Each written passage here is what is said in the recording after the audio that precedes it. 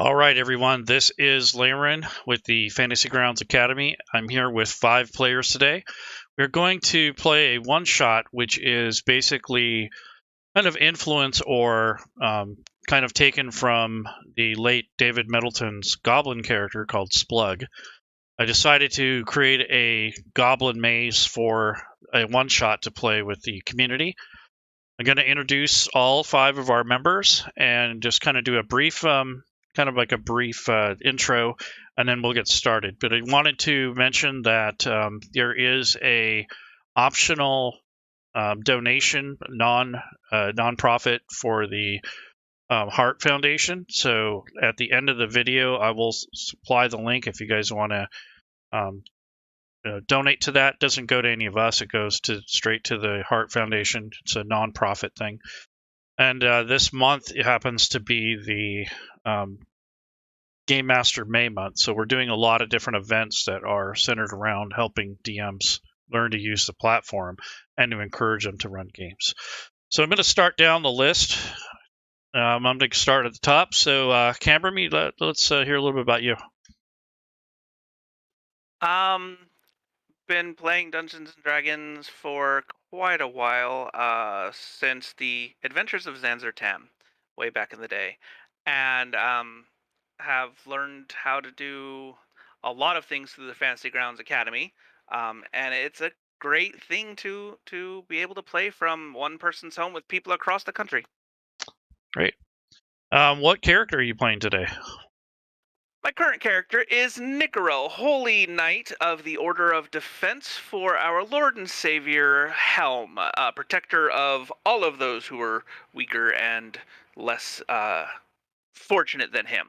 He is the defender of good and order and will maintain discipline no matter what. All right. How about you, J-Boy? How are you doing today? I'm doing pretty good, thank you. Well, I don't really know what to say, so... Well, tell us a little bit about your D&D experience and tell us who your character is. My D&D experience. Well, this is apparently my second time pretty much ever playing D&D. I played with my family a bit. Of course, my family being Camberme and Miss Rabbit. And character I'm playing, we have Seuss Woman, a archer, I believe. Cool. And John, what about you? Hey, it's Caesar here, WMLJOHN. You might have seen me around on some of the Discords. I dabbled a little bit in D&D when I was in high school and in the Marine Corps in the late 80s, or mid to late 80s. Kind of got away from it for a while, played online games, got bored of WoW. Our guild decided to do something else, and I was checking out the digital DM I found him on Twitch one day and started watching. And it's like, what is he using? And I got some of our old WoW guild to start playing some Dungeons and Dragons with Fantasy Grounds. I watched his whole Dave was the inspiration for me to get back in. I watched his whole Lost Mines of Phandelvar, and then I started watching the beginning of his Waterdeep Dragon Heist, and I was so upset that he didn't finish it. I was really getting into it. But yeah, I used to watch him every Friday on Fantasy Ground Fridays. I'd make sure I have my lunch at work, sitting at my computer, put the headphones on, and hang out with Dave and his chicken soup and everything. He was a great guy. I'm playing Caesar, half-elf variant ranger, and yeah, looking to have some fun. All right. You can also I also play on Tuesday nights on Drake Takes channel. So if you guys want to check that out, it's fun. All right, cool. How about you, the Decepticon? Yeah, Decepticon here. I started playing Dungeons and Dragons early '90s. Got away from it. 5e came around. I started playing about four or 5 years ago, and then found Fantasy Grounds. Picked that up about 1.5 years ago. So I've been DMing for a couple different groups. So looking forward to this. I am playing Silvar Marikoff. He is a high elf wizard with the School of Abjuration. All right. And last but not least, Miss Rabbit, how are you doing?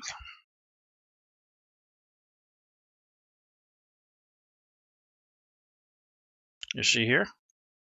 She's just She's trying to on find her mute. push to talk button. Oh, yeah, she's muted. She's semi-new to Discord right now. She Okay. doesn't really know how to do voice chats. Okay, got it.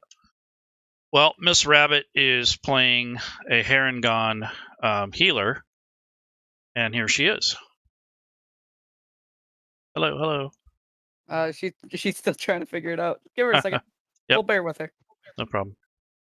I guess right now I'll explain what she is, or in my life at least. This is my mother, All right. the one that raised me, and why I'm here today. Cool. Hello? Yes, hello. We can hear There you. you go. Awesome. Sorry about that. I never got it set back up after I switched to a new computer. My name is Jessica. I'm Jachi's mother. I have sort of limited D&D experience. I've played off and on, but nothing was like really serious. And I'm playing a Harengon cleric. Cool. Crazy flower lady. So, this is our group that we're going to play with today. This is a one-shot, but if you guys want to join any games, if you guys are watching this this weekend of May 13th to the 15th, there are still some game openings for Saturday and Sunday, maybe even late tonight.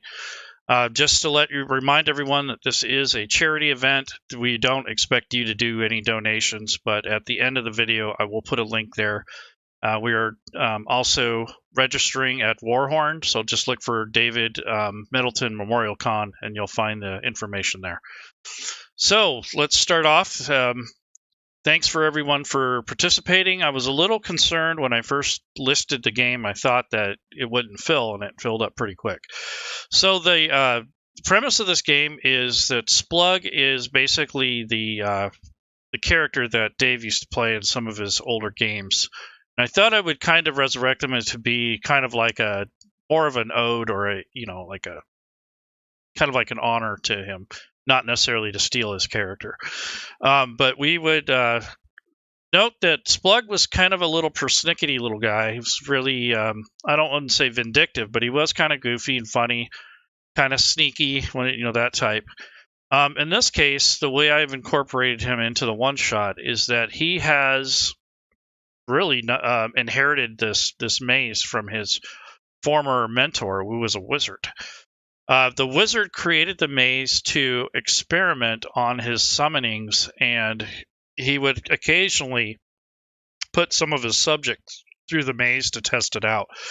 One of the caretakers of the maze happened to be Splug.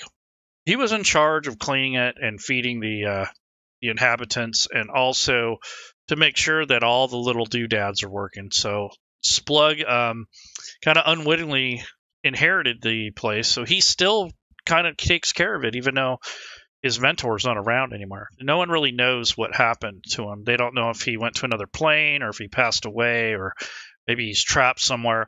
We're not sure, but nonetheless, the gauntlet has been something that has been kind of used to test the mettle of adventurers. And one of the things that the former owner, or the mentor, the wizard, had put forward in a kind of like a post was that he invited adventurers to go through his gauntlet to be tested, so that they could qualify to go on a much more important quest. But he doesn't reveal that information until one makes it through. So unbeknownst to the adventurers, you guys aren't even sure if he's alive or dead, or if it's still a thing. But the ad and the people that go through the maze still goes on. There are rumors that some people don't return, so it is very hazardous. It doesn't have any mercy. It definitely has some things that might surprise you, or they might be really obvious, but nonetheless, this is not for the lighthearted. Being that we have a couple new folks here, or people that haven't played much, we're not going to be playing in hardcore mode. As a matter of fact, willing to stop and talk to you guys about certain things. If you have any questions, go ahead and ask, because this is just a one-shot practice game. Basically, it's not high stakes, and we're not not playing for money or anything like that. So I want you guys to relax, have fun. We'll go for at least 3 hours and see how everyone's doing, and then we'll call it from there if we want to continue. So does anybody have any initial questions before we get started? I don't have any. Is it okay to pop mage armor? Yes. Immediately, since it's an 8-hour? Yeah, sure. Okay. I don't have a problem with that. As long as you check off your spell slot, I'm cool. Yep. Okay. And then that does my arcane ward too. So. Okay. Okay. Yep. That is totally fine. So you end up casting that spell, knowing or have heard of these rumors. So that's why I'm allowing you to do that, because you know this place is really dangerous. So you just immediately cast that spell. The rest of you probably ready yourselves and get ready for some challenges ahead.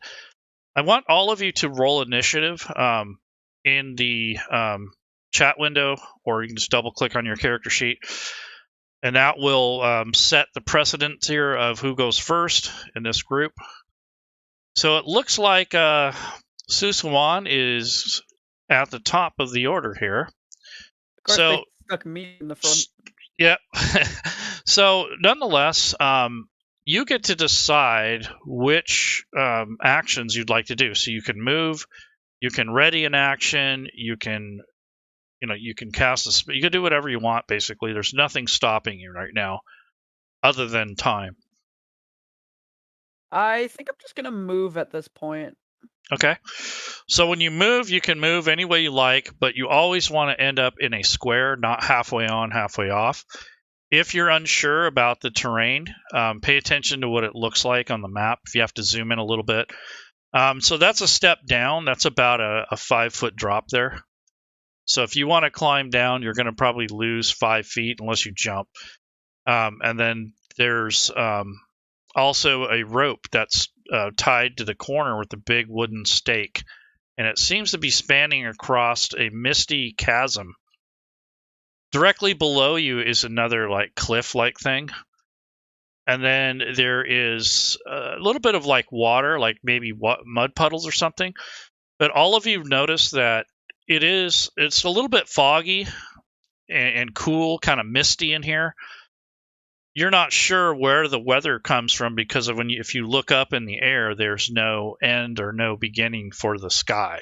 It's just like a misty kind of veil up above. I wouldn't say it's foggy, to the point where you can't see, but it is kind of blocking out whatever there's no sky above you. You can see light, but there's no sky. So you're kind of wondering what that's all about. But, you don't know if there's a ceiling or not, in other words. If you make any noise, it does echo in here. So you imagine it might be from the chasms below. It's kind of hard to tell because a lot of sounds will bounce off the little mesas and stuff in here.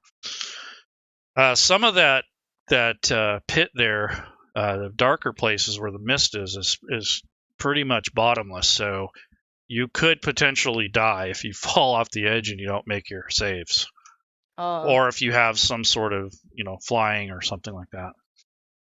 So you could be careful. Okay.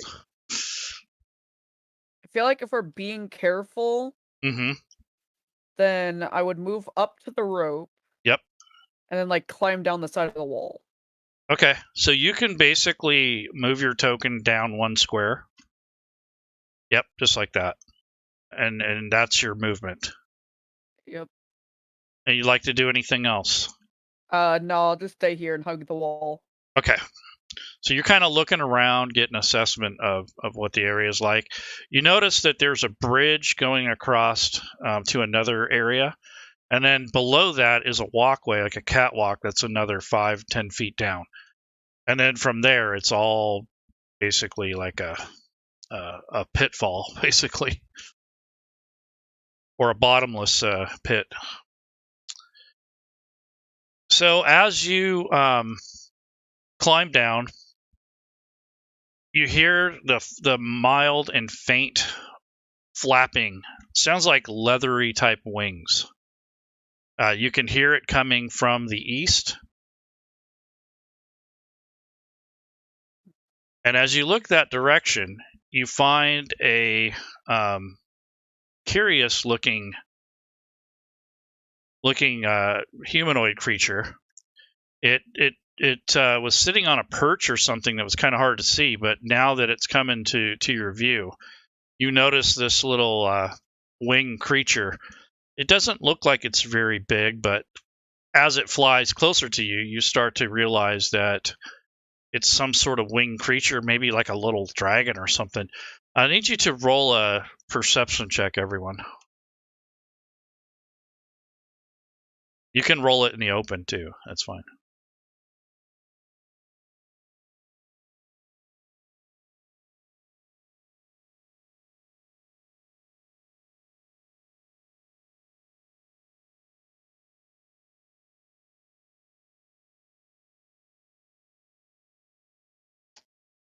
Okay. Just to check, do the others see this, or Yep. am I only? Yeah, Okay. they can see it, too. Everyone sees it. Yep. Fun. So you guys look over and you hear the same thing, and this winged creature, it looks like a miniature dragon is coming this way, but as it gets closer, some of you recognize it as being a kobold, but you're not sure if you've ever seen one with wings. It's kind of strange. Silvar, you definitely know that it's a winged kobold. You've heard of them, but you've never come across one before. The rest of you just think it's a kobold with wings. Just, Yeah, hey, I'll what's just- that in the sky? I'll scream out, yeah, it's a winged kobold? What the hell? So it's flying in your guys' direction. It seems to be not only moving towards you, but also gaining altitude. So as it climbs, it'll get harder and harder to see. Ooh. Okay, Laura?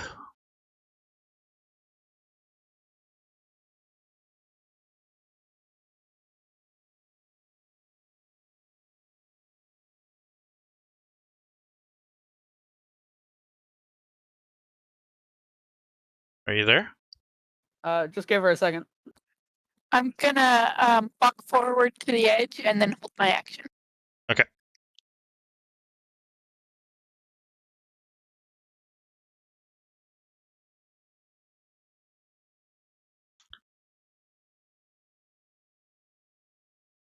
Anything else?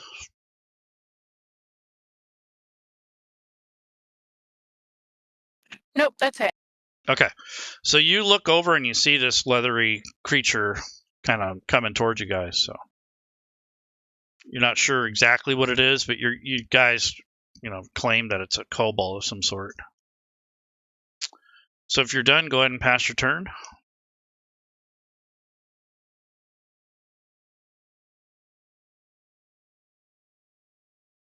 All right.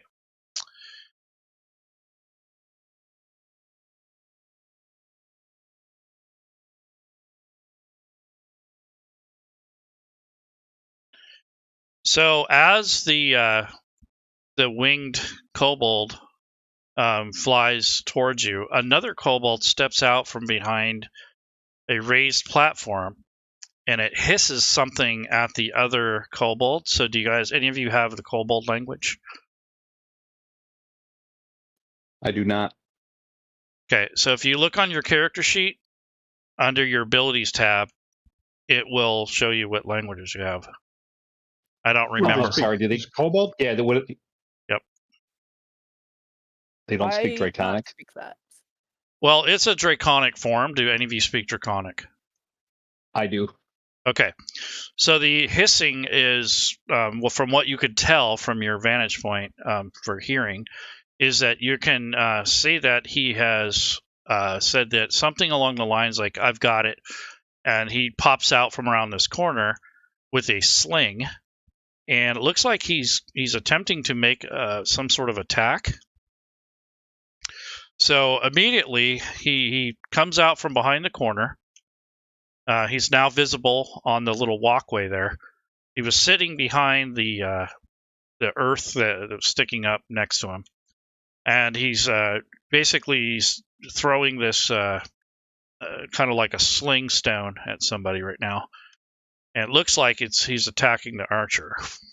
So I'm going to go ahead and do the attack roll. Oh, whoopsies. So he tries to wallop you with the stone, but it ends up hitting the mesa next to you. It doesn't hit you. It kind of goes wide. It goes over your shoulder and hits the wall there behind you. So it doesn't get too close. Kind of freaks you out though. Like, would just be like hiding, like he knew it was gonna hit her. He knew it was gonna hit her, but it missed. Yeah. So like, you know how you hide your face with your hands? Yeah. So it's gonna move back behind cover. So that was its turn, basically. Okay. Caesar. Right. Caesar's now that he's noticed that this kobold popped out from behind a thing and took a shot at one of our party members, you can hear him pulling the bowstring back on his bow to take a shot at this winged kobold. Okay. And he's going to bonus action Hunter's Mark. Okay. And then take his shot.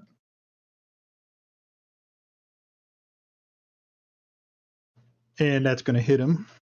Yep. So you hear the shriek. It goes, ah! And oh yeah. Immediately this thing goes plummeting down. You can hear it screaming in agony. Nice. On its way down. So it's like kind of like spiraling down, and it just kind of you don't hear anything for a while, and then you hear like a bone crunching thud in the distance. I just feel and like you're gonna hear Caesar yell out, "I got your friend! Come on out and play!" Are you saying it Draconic or human or? No, I don't speak Draconic. Okay. I imagine when that happens, there's just the Wii Sports nice shot sound effect. Exactly. Okay, Nicro. Well, having seen the one come around the corner and throw a rock sling, I will, with a mighty yell, and, not being subtle or anything, make a very loud, clanking walk over to the edge, kind of hurried, I guess, leap down and stand in front of Susswoman, pulling out my shield, and challenging all to come and let's try that again, shall we? Hopefully giving Susswoman some cover as well. So let me do that. Yes, thank you, Father.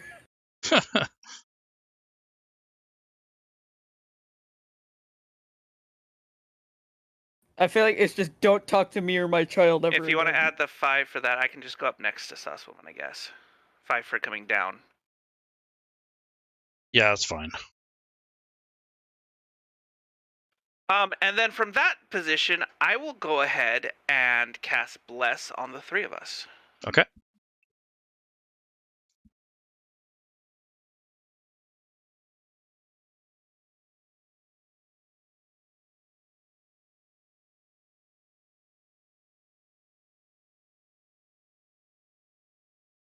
I believe the holy light envelops me, Susswoman, and Laura, protecting us from all... Yeah, whatever. Okay. I'd also like to ready an attack in case anybody comes within 5 feet of me. You can't ready unless you've already used Bless. That's right, I've used the action. Never mind, I'm an idiot. Yep. Okay, kobold number... let's see, where are you? Okay, so another kobold comes out from behind a hiding place. Ooh, yay! To the north, and he sees the paladin there. He heard the noise, the clanking, so he is going to target the paladin, the knight of the Order of Defense, and he lets loose a stone, basically, with a sling. So he hucks this thing with all of his little might. Goes, you can hear him like grunt, and it ends up meeting its mark there. I feel like Susswoman would just see this happening and just be like, the hell? So you were able to maintain your concentration and you took a little wallop, and it kind of bruised you a little bit. So another goblin appears out of the mist across the way. It appears to be moving along one of the catwalks, the bridges. Yay, more goblins. Kobolds. True. So he moves a little closer, and he also strikes at the knight.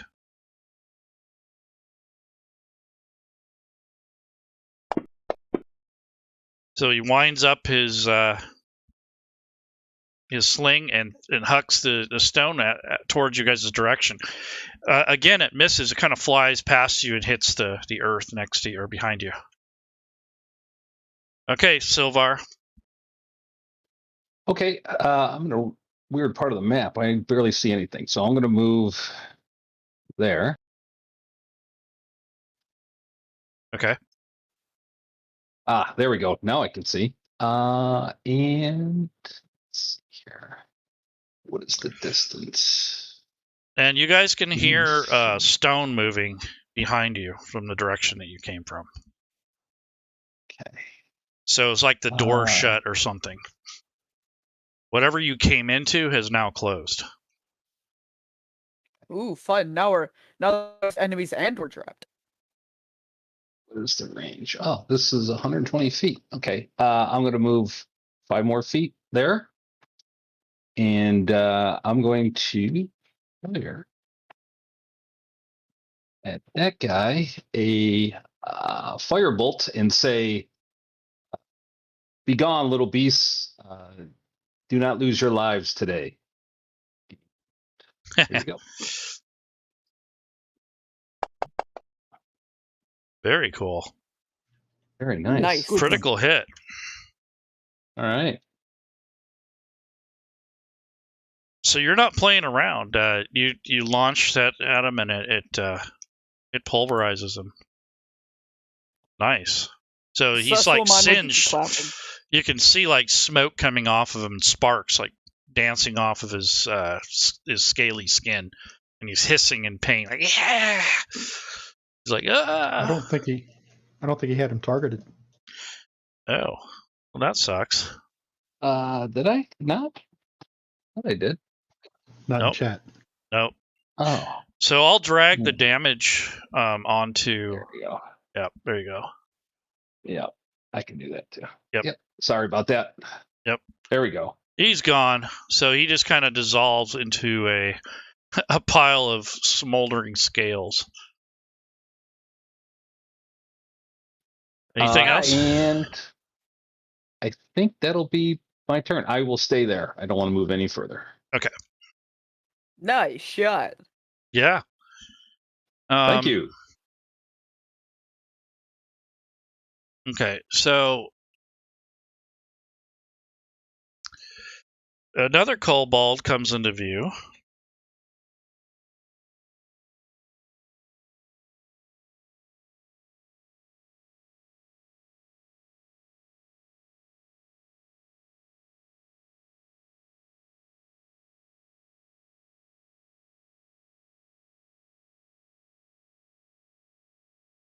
And he moves into the on top of this bridge-like structure. Climbed up onto the edge there where the plateau was. And now he's on one of the sky bridges. And he takes an assessment of the battlefield. And it looks like he's going to make a run for it. So instead of attacking, I'm going to have him make another move. He doesn't want our power.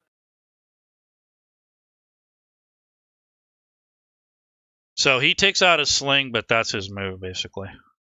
He doesn't want to try our power. Yeah. We've already killed 2 of them.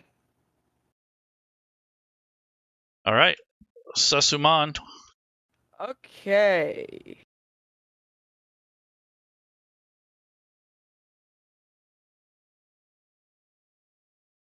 I am going to target Cobalt 3.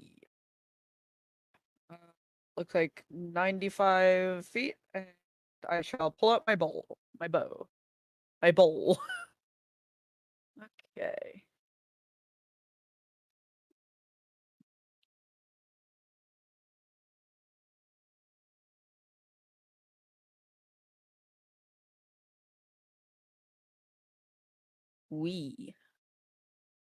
Hit.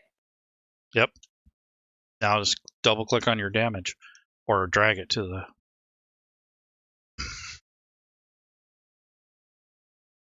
Wow, insta kill. Nice. Told you we didn't want any of our power. No, they Nice shot. yeah. It took him out in like no time at all. I feel like Seswoman would just be behind the paladin going, yes! Okay. So that bless helped a little too. It looks like the divine guidance guided the does. arrow to its target. It does. So if you're done, or you want to move, or what do you want to do? I think I shall move. Like, I guess just... Well, I guess I won't move, so I don't have... I'll stay under the cover. Seems like a good idea. I have nowhere to move anyway. It's not like I need to move right now. Yeah, I mean, you could move forward, but you know, what for? Yeah, exactly. Okay, so you can pass your turn if you're done. Yep. Okay, Laura, Rana.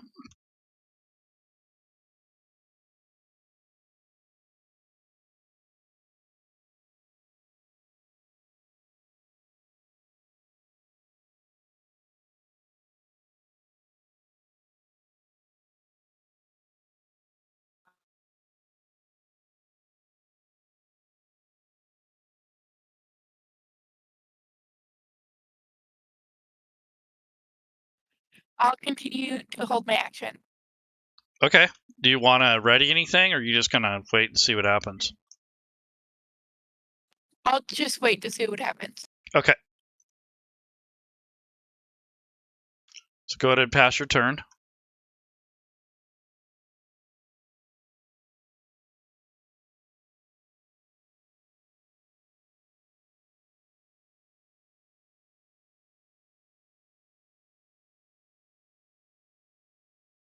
We haven't even tried to attack Cobalt 2 yet. Yeah, he's switching targets now. He's going after the knight. So he winds up his little sling there and just misses by a mile. He like almost drops it as he's slinging it forward. Kind of sounds frustrated. You can hear him whimper. Missed again. Yep. Okay, Caesar. All right, since he's still out there in the open, he's going to target him. Bonus action, move the hunter's mark onto him. Okay. And take another shot at him. Or take the first shot at this guy. Hmm. And I'm going to do it without sharpshooter this time, so let me hit the +5. Okay. Oh, would have missed him anyway. Yep. So close. So you kind of, I think you had got too excited there or something, or got in a rush. Right. The first one was so easy that this guy just, I don't know what I was doing. I think you got overconfident. Yeah, that's what it was. And then Caesar's going to move 10, 15, and you said it's 5 to get down, so that's 20. You can jump, but you got to make a roll for it. Athletics check. That's 25 right there. 25. And then he'll go over here to, come on. Well, it doesn't stop. He'll go over here to 30. And then that'll be the end of his turn. Okay.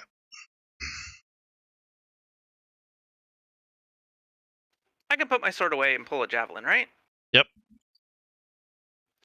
I personally don't like getting rocks thrown at me. I don't know if the couple could even understand, but he'll understand the javelin coming his way. He'll understand it when it's in his head. Yeah.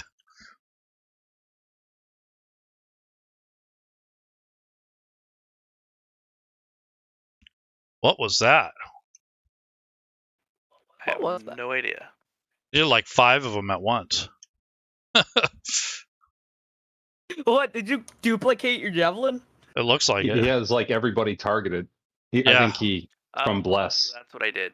Yep. Oh. Yeah, you didn't untarget everyone when you were done blessing. That's what. Okay, let's try that again.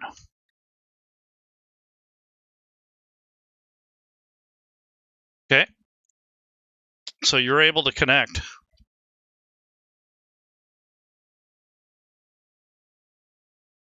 Ah! So you just launch that thing and it just goes right into his chest and he falls over, gurgling blood. Nice. So he's gone now. So far, I think we've insta-killed everything we've attacked. Yeah, so Either that insta-kill or missed. yeah, so that lance or whatever, that thing that you threw, was that was a Just a regular javelin. javelin. You can recover that. And anyone else that's using like arrows and stuff, you can recover half of them if when the time comes. Except for the one that fell into the abyss. Yes. There's no getting that back. Nope. Silver. It's now in a pile of bones. Yeah, Silvar was like, I can't see this last guy. I don't know where he is, so I am going to. Is this a step down here? Is Yep. this? Yep. Okay. Is that extra movement? It's just 5 feet if you want to climb, which Okay. is safer. If you want to jump, you just have to make like an athletics check. But if you Okay. fail the check, then you might fall and take a little damage. So Okay. Yeah, I'll climb down to okay, there. okay. And I'm going to ask everybody, where's this last guy at? I can't see him. Oh, hello. That would I be a can't good s- question. The only sound that I heard was something running away. The only Okay. sound that I heard was multiple goblins dying. Well, he's out there. He's just not in your line of sight. Yeah, yep. So I am going to go 5. I'll go Probably there. more northwards. That's 25 feet. Yep. And And you see the rope kind of just above your head there. okay. Yeah, I'm not doing that right now. So I will You can go duck 5 under more it. feet. Yep. Yep. 5 more feet. And I will hold a firebolt if I see a kobold jump out. So Okay. I'll ready that. Okay. And that's my turn. All right. So go ahead and click on the ready action for your spell.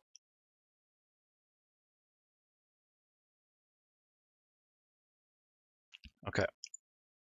All right. So you're going to get your opportunity. He moves into range. So you can go ahead and make your attack. Okay. And that's just a firebolt. Hmm. Here we go. Oh, that's a miss. Mm-hmm. So close.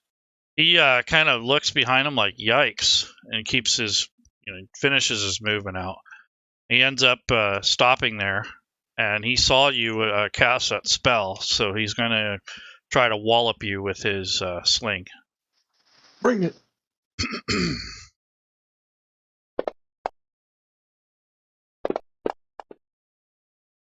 Oh, he's bringing it. Oh, he brought it. Ooh. He brought it and sent it. Ooh, Right ouch. between the eyes. Ow. So he's like, Wow, thunk, max damage. right off your skull. Right. Thank You're God like- for those 9 temporary hit points. No doubt. So he's kind of like, I guess he's proud of himself. I don't know. He's looking around and seeing he's the only one left. Okay. So I feel like Sussman is seeing the dude get hit, run this Thunk. way, Yeah. right here, and then pull out her bow Mm-hmm. and see if she can dunk the kobold. Basically like a return to sender. Okay.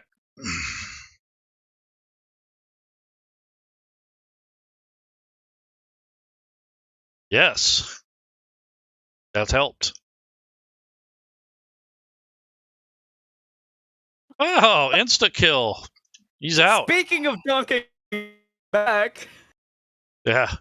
It wasn't address unknown either. Looks like get into that square.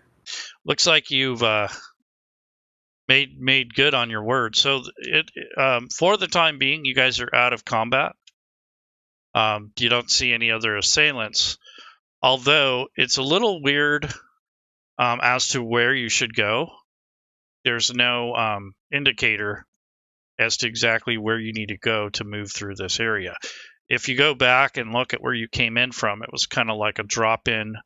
There's a sealed stone wall of some sort or cover, so you can't go back the way you came. So you're kind of forced to explore this area, and it looks like most of you have decided that you wanted to deal with the kobolds first. So Lord Arcana moved. Do you want to say or do anything?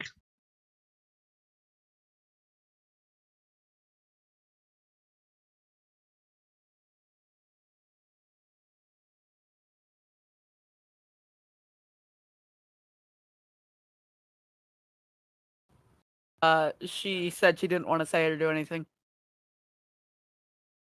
She's just figuring out Discord right now. All right. Okay, Caesar. Caesar's going to look at the party and say, really, there's only one way to go. And then he's going to start moving. Okay.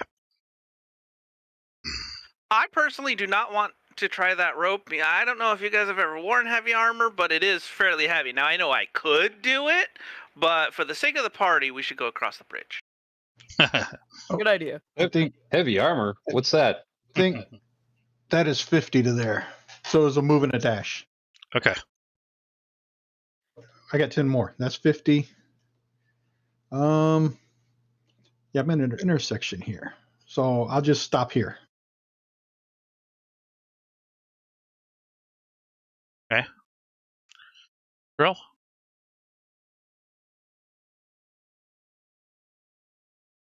We'll do a move, and I'm going to quickly look around and see if there's anything new here, but I'm assuming there isn't. Doesn't look like it. Go ahead and roll a perception.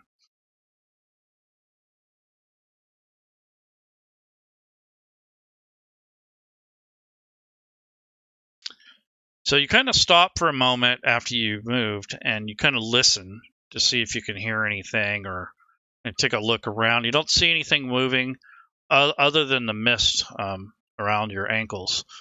It appears that the mist stays pretty thin and kind of more below, but if you look above, there's also mist up there. So it's kind of hard to see for a long distance, but it's not like you can't see halfway across the map here. So sounds good. With that being said, then we will go ahead and move forward and join our compatriot right there. Okay. Silvar.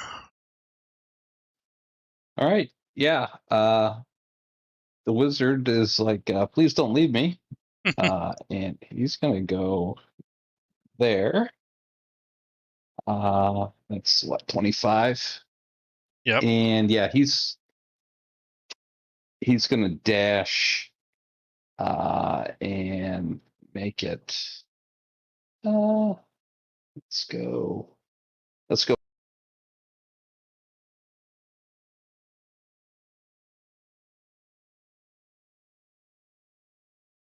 Okay, me turn. Yep. I think this woman is going to move right up at the end of the bridge. Now you can't move that way. You have to move actually with the contour. So follow the map, in other words. Because you went across the air. So we'll go here and then. Yep. Close enough. I feel like Seswoman would just look at why can't I speak? Sylvar and just say, "You're welcome." I'll give you a salute. Thank you.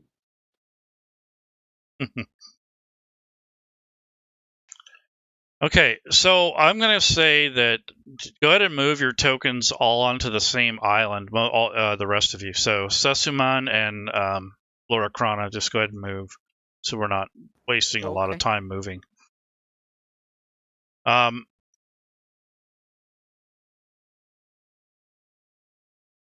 looks like as you get closer to, across this area, there happens to be a little bit of light coming from the northeast corner, so the opposite end of where you came from. And you can see these really tall, like stone walls kind of leading up around the edge. So it is some sort of massive chamber, but you're not sure how it was constructed, or it's kind of amazing, actually. Get it? Amazing. But it Very is funny. it is one of those things where you're not quite sure, but you hear waterfalls to the east, and there appears to be two separate waterfalls on the eastern side, like kind of falling down into the chasm. And then when you cross the bridge there to get to this next little island thing, you heard water too coming out of the west side. So there's some kind of waterfalls dumping into this chasm. You don't know where the water goes, but so there is a faint chasing waterfalls. That's right. Sorry. And it's faint, kind of over the sounds of you guys walking and making sounds, but it is there. You can hear the water. Sometimes as you get closer, it's almost deafening. Like it covers a lot of the sound too. So as you get close to within like 20 feet of a waterfall, it kind of sounds. A lot of your sounds are dampened. So you might want to keep that in mind if you ever wanted to kind of move silently, I guess, or stealthily, is use the terrain to your advantage. Very fun. Yep. So what's next? You guys are all in this next little section here. You notice there's a little like an overlook on to the west. There's another pathway that leads across over to another platform. You have a rope bridge and then another wooden bridge to the north. Okay, well, first, I think Seswoman would notice this rope here and see if she can get across it without dying. Okay. So that's going to take a few checks. So basically, you're going to be grabbing onto this. We're going to use your athletics to get across. So you have to basically climb down and shimmy down onto it. I don't know if you're walking across or if you're going to shimmy or how you're going to do it. So let me know. But you're going to make 3 rolls. Each roll is going to count as like an action. So if this was rounds, it would probably take you 2 or 3 rounds to get across because of the difficulty of it. But if you fall, you'll be given a chance to make a dexterity save, and if you do make one, then you're able to recover.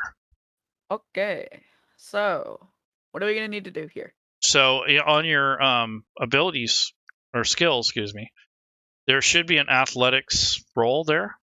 Yep, and there's a total number there. All you have to do is drag and drop that to the dice tower or into the chat. You can do it in the chat. Woo.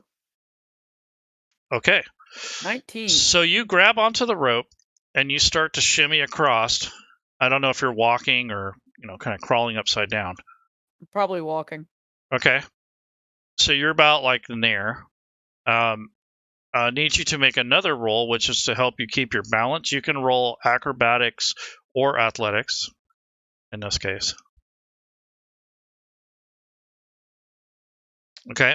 You have a couple close calls, but you're able to maintain your balance. Okay. And now for the last roll, it's kind of like the dismount, like how you jump Make sure off. I get off safely. Yes. And that's how we're going to do these ropes. Is we're going to. Okay. make sure I jump onto the cliff and not down the hole. That's right. Alright, roll I'm gonna make. So you can do acrobatics or athletics. Ooh, okay. So as you are jumping down, your foot catches on the rope, and you end up like kind of doing like a belly flop in a sense. Go ahead and roll a Dexterity Save. So on the front of your character sheet, on the right-hand side, there's a Dexterity. It says Dex. Save. It says Dex. Yeah. Let's hope I don't die. All right. So what happens is, as you're falling, you're able to use your other leg to kind of grab onto the rope. So you're hanging by one leg. And, so you're going to have to either pull yourself up, which is going to be an athletics check, and then you're going to have to roll again to make it off of the rope. I think I'm going to do the athletics check. And 3. You need some help over there? So it looks like you've sprained your leg, like the muscle in there. You've torn it by trying to use your, basically you're using your entire body weight on that one leg. So you kind of have a Charlie horse on the, you basically tore the muscle on your leg, trying to break your fall and pull yourself back up. So you're stuck there. Yeah, you're basically stuck there in that position until somebody either helps you or you find a different way to get off.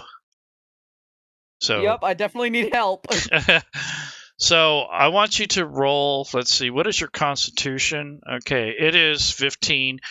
So you roughly have about 2 rounds to figure out what you're going to do before you lose your strength to go down. So that's how long you have to hang there. So we'll just say we'll count that as the rounds will start now. It's not this doesn't count.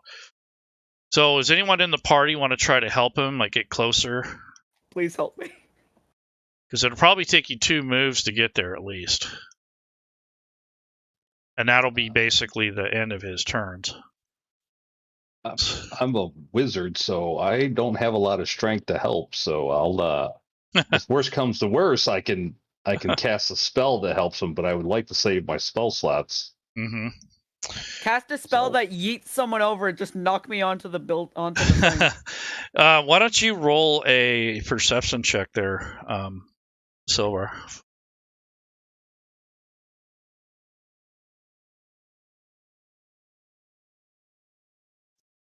Yep. So you look over and you kind of shrug and go, I don't know, it's beyond me unless I use a spell. Exactly. You're kind of like, he did that, or she did that. Looking at him like, I saved you from a kabobble. Okay, so the rest of you can decide if you want to do anything. Caesar and Nickrel and. Well, Caesar is thinking about that arrow that's stuck in the wall. So he wants to go retrieve that arrow. And as he's running by the dead kobold, I want to do a perception to see if they might have anything worth value on them or anything. Okay. So go ahead and move your token where you want to go.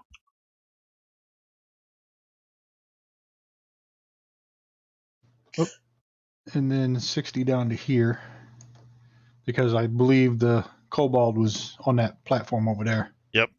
So you're kind of looking around. You pass the one, right, and you were able to recover the arrow. All right. And you're heading off to where the other one was. Yeah, I'll check him too when I get there. And you heard that was the move and dash. You heard Sesuman kind of struggling on the ropes. Help me! Okay. Is there a javelin over here too? Yes, there was. The instant you said I'll pick that one up too. Okay. What, you plan to use me as target practice? Okay, Nickrel, what do you want to do? Well,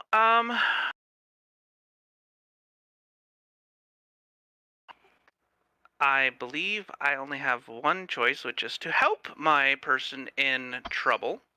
And knowing that my last statement is now null and void, I will mount the rope and try to make my way across. All right. Okay. So the first roll is going to be like an athletics. I will also stow my shield so that I have a hand free. No, stow both of them. So I'm Okay. I'm not doing this with a shield and a sword in my hand, is what I'm saying. Right. So you can remove the shield bonus if that's the case. Yep, I'll get that in a second. Let me do athletics first. Yep. Okay.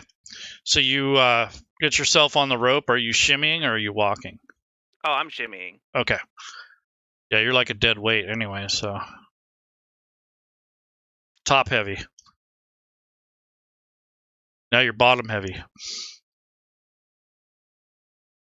I think that's just So called the having a next big roll dump truck. is Mhm. either acrobatics or athletics, right? Yep.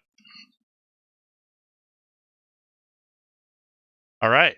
So that puts you about halfway there.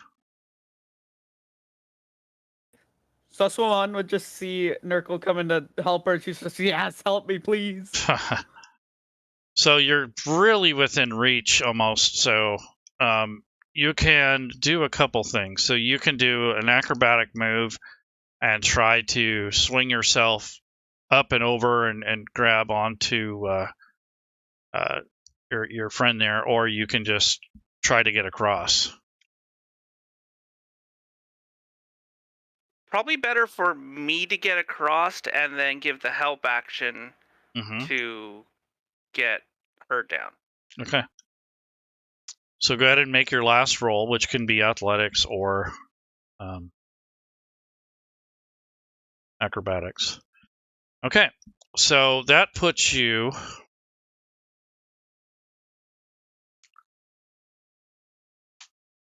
right about there. You had to go kind of be very careful and kind of move around the back that's just hanging there by the leg.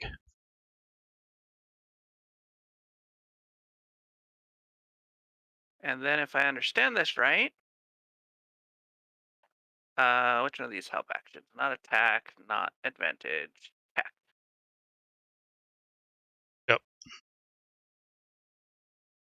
Yep. Okay. So Susamon, you got your chance to pull yourself up. If you don't, this is going to probably be pretty fatal. Okay, what check should I do for that?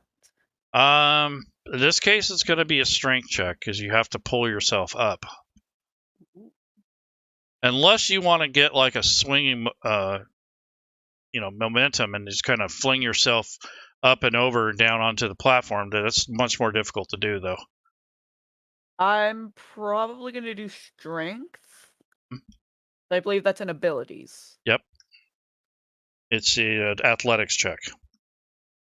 Yes. So you're going to use your might.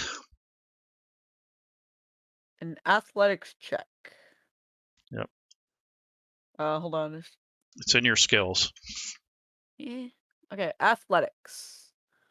You should have an advantage. 17.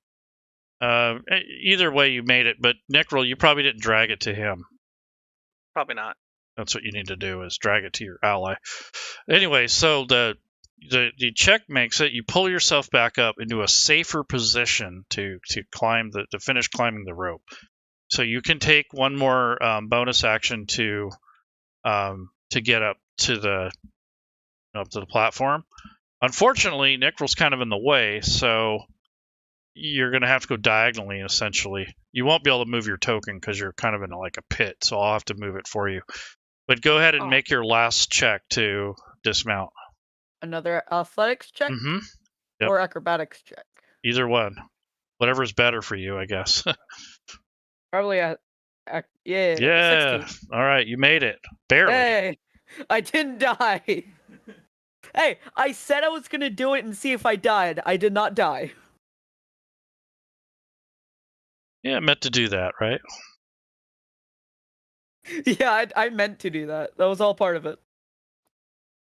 Silvar will say, you could use just the walkway right there. Suswoman would look at him like, that would have been a lot easier. That happens. Laura Cranham, what would you like to do?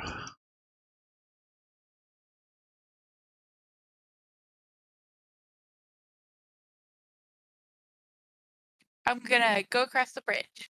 Okay. Why not come join me on the rope?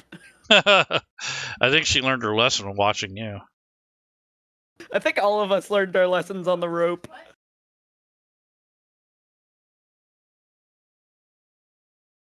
All right. So go ahead and move. Yep, there you go. I'm not really paying attention to rounds as much unless it's something precarious like what we just went through, because we're not really in battle. But like if you're moving through your allies, I'm not gonna penalize you too much because we're not in combat. I am surprised how easily we dealt with those kobolds. Yeah, they're kind of a low level thing there. They weren't too bad.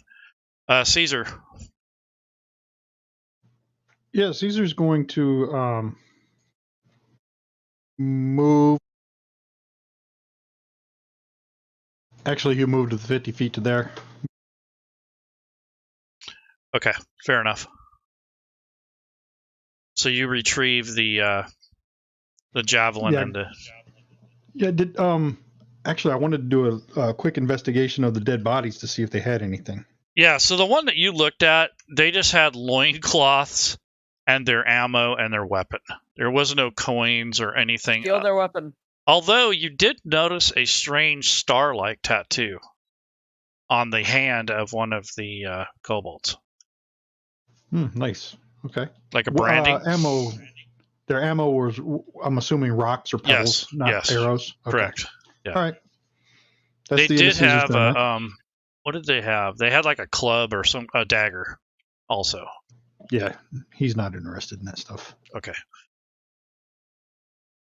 Okay, Nickrel, you just helped your friend there, so what do you want to do next? I believe we're going to... Is this an up to get on top of the bridge? Yes. Okay, then that's 15 to there. I'll clamber up on top of the bridge. Okay. You want to move anywhere else? I want to start heading across, so... Okay. 25 there. Okay. All right. I would then like to look around again, now that I have a different angle. Is there anything new that I can see from this side? What you can see is there is like a kind of like a worn pathway across the way there and over in that corner of the northeast. It looks like earth has been trampled a little bit. Perhaps it was where the kobolds camped. It looks like there's like a little pond right next to it. So you're not sure exactly what. I mean, there's no campfire or anything, but it just looks like there's been foot traffic in that area. Maybe they were running from something. Yeah. Okay, Silvar. Okay, can I do a on the brand, do like a investigation check on the brand to see if I know it or who it might be? Or... Sure. Go ahead and move your token to where, like, maybe onto that other platform. Okay. Yeah, that's fine. So you go over there, and you probably heard Caesar say, hey, this one had a mark on it of some sort. Maybe you went over there to investigate. I'd like you to do an Arcana check. Okay.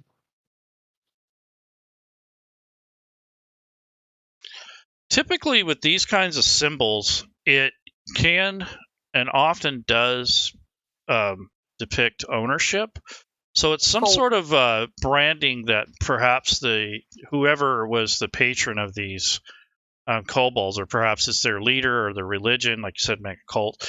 Whatever it is, it's some sort of branding that occurs on this one. It's scarred, and it looks like it's been there for a bit.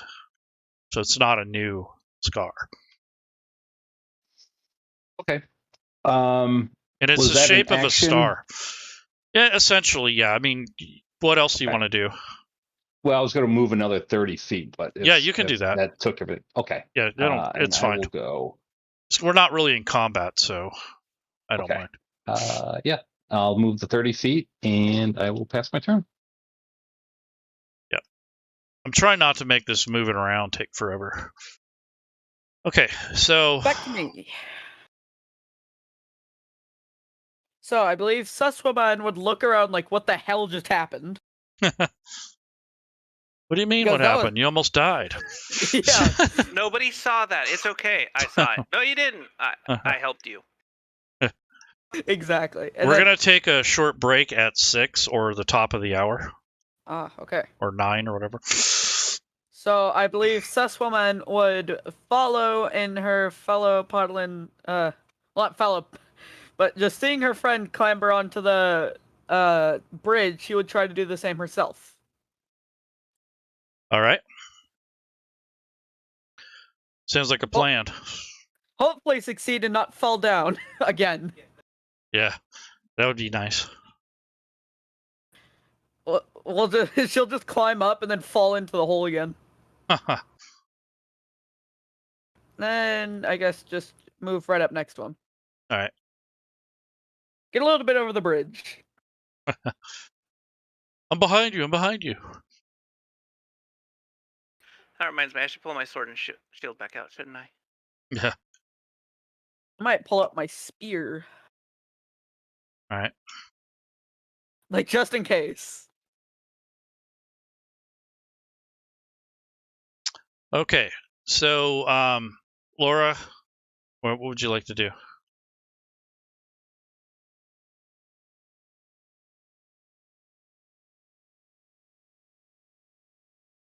Gonna continue to try and catch up to everybody. Okay.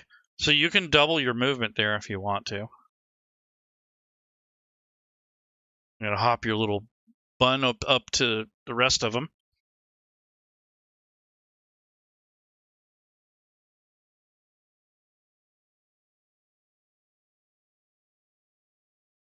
Okay. So you're able to catch up. You were just very easily able to just jump up onto that platform. No problem. You hopped up there. So you can kind of ignore some of the elevation. Suswoman would just be waving over here to Silver. It's like, hey! We're over here. Okay. Hi. Caesar. Well, Caesar's going to run over here and jump over this 10-foot gap with his 12 strength, and try to catch up with everybody. Okay. Just jump the chasm. Yep. So that's with the climb up onto the bridge. That's 50 plus the climb up. Okay. I'd like you to make just a quick athletics check to jump across, just in case you lose your footing or something. Make sure you don't do the same thing I did.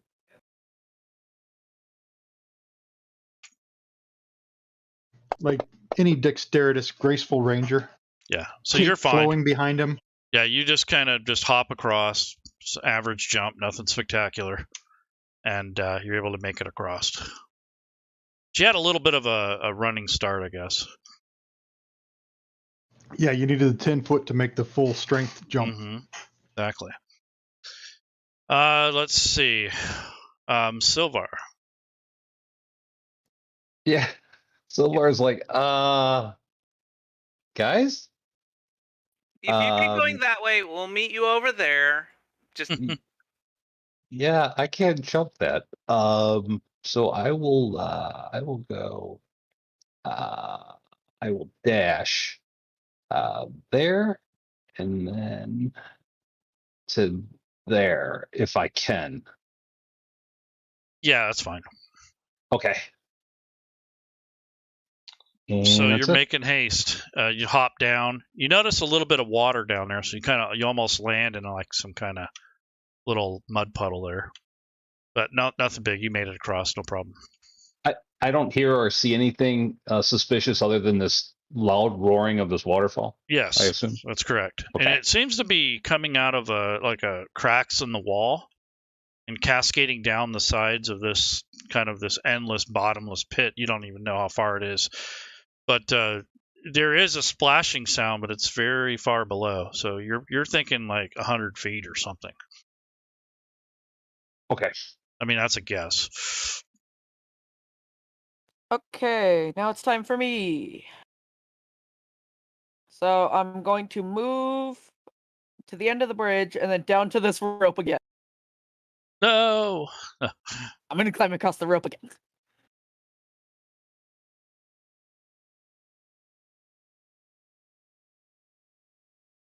You're kidding. No, I'm not. Silver goes, I'm not saving you. Nah. So This woman just like, this is going to work. It's going to work this time, I swear. So you could potentially, like, if you didn't want to go across the rope, you could go to the edge of this catwalk, and then there's a little dip there, and then another rise or jump across. I guess we might be able to do that. Yep. If you do fall jumping that area, it's a lot less of a... Yeah, I think this woman would try to attempt that instead of almost dying again. Yeah. So Alright, just I'm guessing make we're gonna need a roll. Yeah, just make an acrobatics or athletics check. That's what you need to do. Whee! Hey! You made it. So go ahead and so you made it across. Okay. And I guess that I'll just end it there. Okay.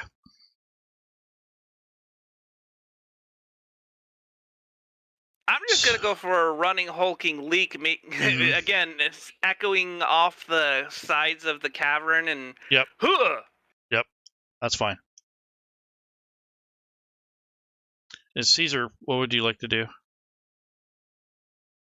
Yeah, I'll be going that way too. All right. Can you make a roll there, Nickrill? One moment. We're all just jumping Fine. this one chasm. I do this 60 Okay. or 55 feet to there. Okay.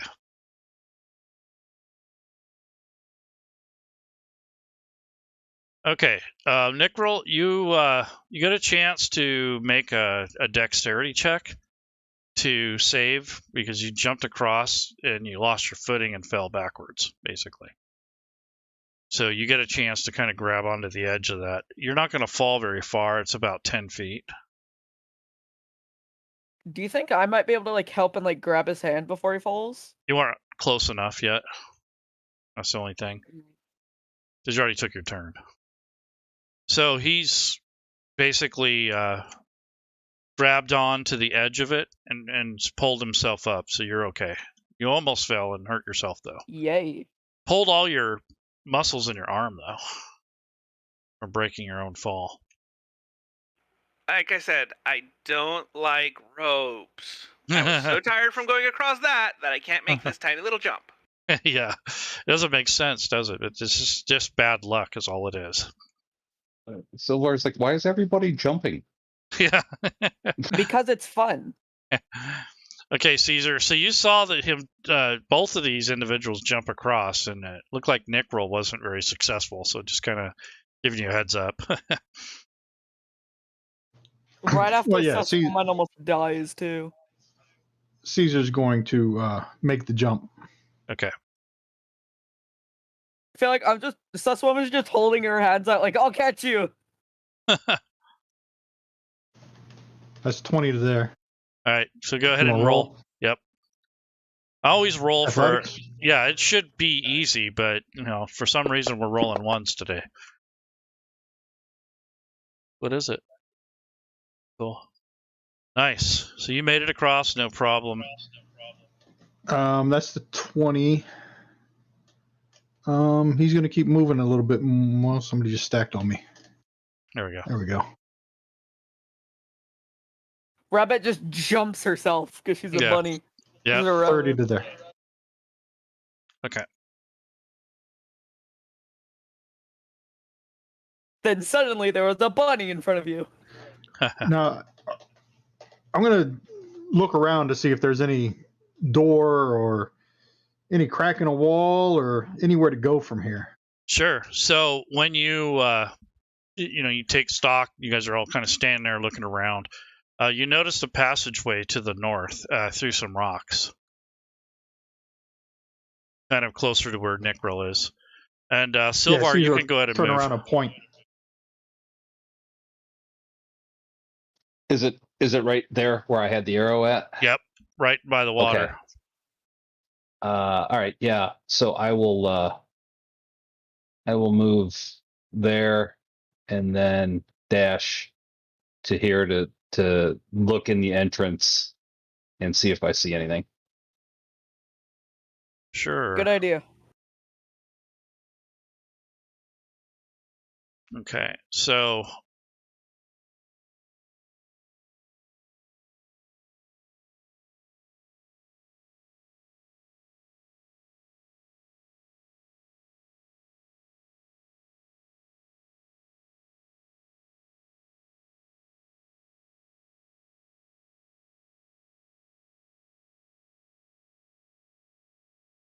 do you see the map, Nikril? I sure do. Silvar? Yep, I see it. Okay. I think I had a little bit more movement. That's fine. Like 15 feet. So, Okay.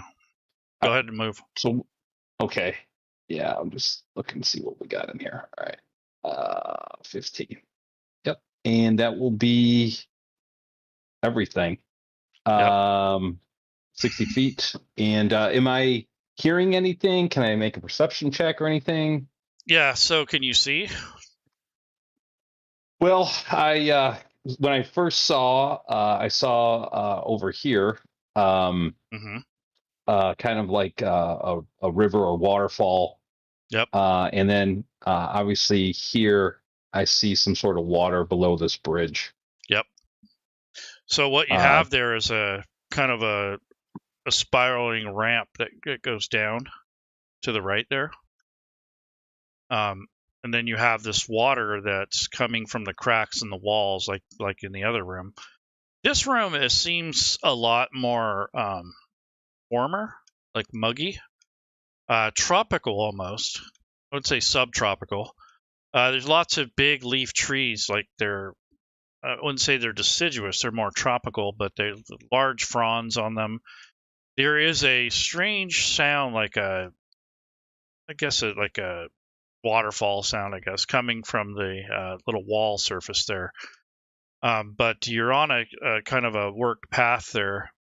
That bridge just kind of leads you there. You have a choice to go down to the right and kind of underneath this structure. And then there's an opening over there that looks down over the waterfall, which is about 40 feet down. Okay. Yeah. So I'll yell back out to the party. Hey, please get in here. I don't know why the wizard is leading, and that'll be my turn. Okay. Okay. So I'm going to move the rest of us onto the map. So I'm assuming you're all going to go through there. Does anybody have anything else they want to do on the old map? No. No? Going once? Try not to jump down. I'm good. Try not to die on another string, hopefully. Yeah.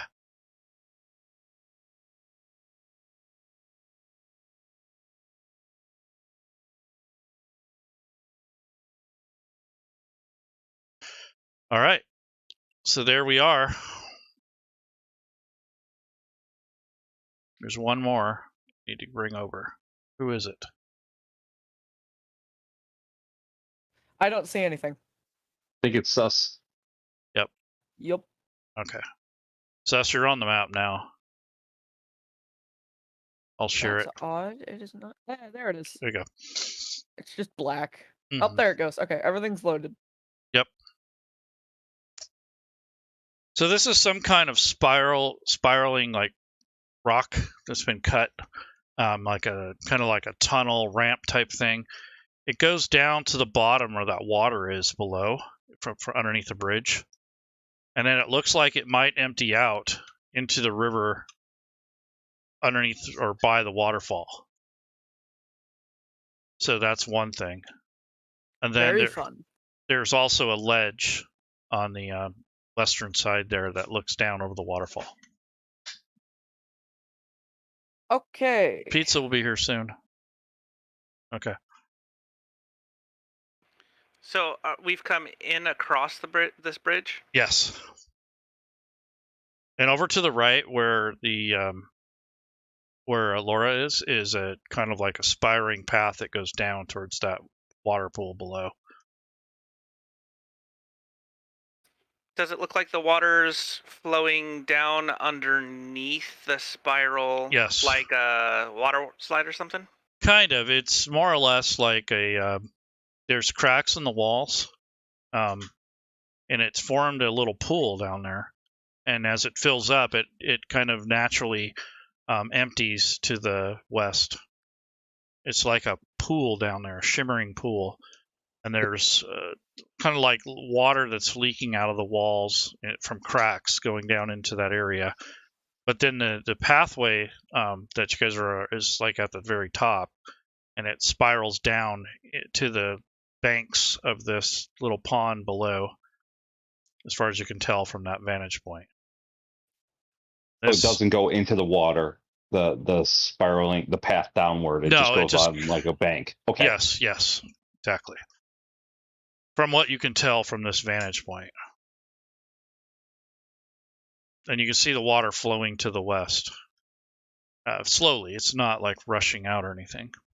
Okay, so I believe I'm going to move. And there's dripping sounds of water in there, like a grotto or something. Yeah, I wish to look down into where the pool of water is. Okay. So you're going to need to move a little closer. Yep. Okay. So you take a look down and you roll a perception. Yep, that's what I'm going to do. All right. So you kind of, I guess you get down on your knees and you kind of bend over and look. And scanning around, you do see the embankment there. It looks like you can see some kind of tracks below.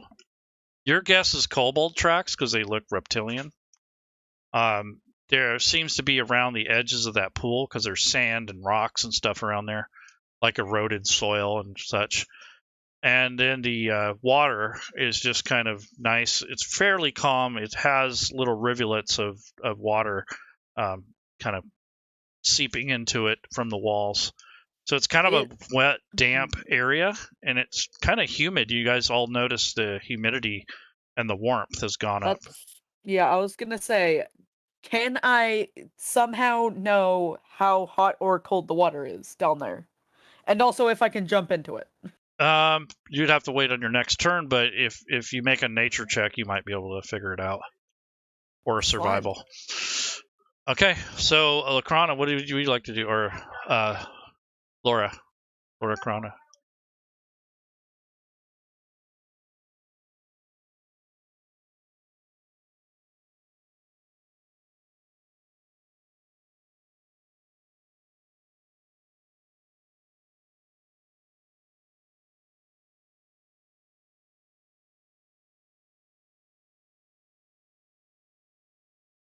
I'm gonna move over here in the ground.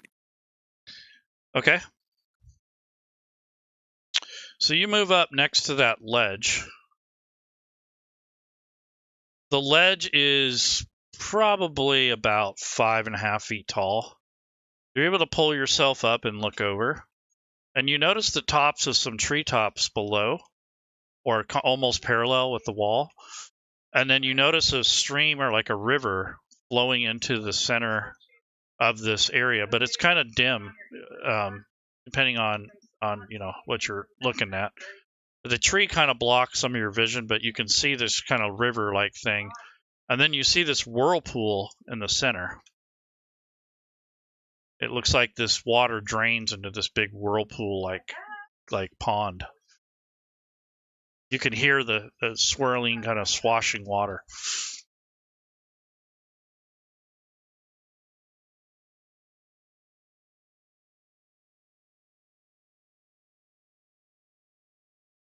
I mention everything that I see to the party, like, hey, there's water this way and trees.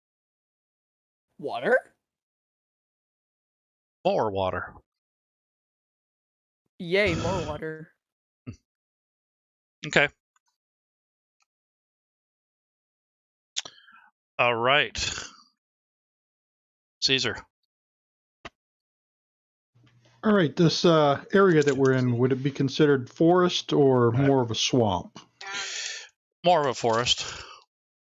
Okay. I would like to use my natural explorer ability then to check out these tracks that Susuman Okay. found. Okay. And see if I can determine what they are exactly, how many in the number, the size of them, and how long ago were these tracks made. Okay. You'll have to get a little closer. So if you go down that ramp, you'll be able to go down below to examine them better. All right. So that's probably about 30 feet down. Or you can rappel down if you have a rope. Let me see if I got a rope. For game mechanics reasons, I'm going to cancel Bless. Okay. Yeah, I've got 50 feet of rope. Okay. Tie it off to the bridge and trying to shimmy on down there and see what I can find out about these tracks. All right. Yeah, go. So make a survival check. So you tie the rope off of one of those, probably where the other ropes are tied. And instead of walking all the way down the embankment there, you notice a large number of tracks, maybe a dozen, different size, different types of kobolds, even little baby ones. So it looked like at one time they may have come here to bathe or perhaps to feed or something like that. But then you also see signs of claw marks on the edges of the embankment there that leads into the water. So it looks like they were trying to climb out of the water. It's kind of hard to tell, but the depth of the claws and the amount of them gives you the impression that there was some sort of struggle here. So it's like shimmy on back. It's like the Go ahead. kobolds had problems or something. I'll come back up that rope and relay this information that I've learned to my group. Yeah, you're not feeling too good about that, what you just found out. So the claws and the track marks, are they old marks or are they just recent? Kind of old. Okay. I wouldn't say they're super ancient or anything, but they're not yesterday either. Right. Yeah, I'll relay all that information back to the group and maybe let a them know week. that there might have been a kobold family trying to take a little bath down there and something scared them and they tried to struggle and climb up the walls and Yeah, I they don't know tried what's to get going out on here. So It we're looks going like to assume there the was a water is struggle. bad then, for right now. Okay. That's when man would just look at him like, just go like a little bit pale and wide-eyed, like, maybe I don't jump in water. Yeah, you're kind of Yeah, like... there could be something down in that pool. Thanks for the Okay. information. Okay, Nick Rell. So I'm going to walk over to this edge, knowing that Laura went to that edge, Mhm. and see what I can see around the corner. I'm assuming it's going to be more water, but Okay. Yep, and you're able to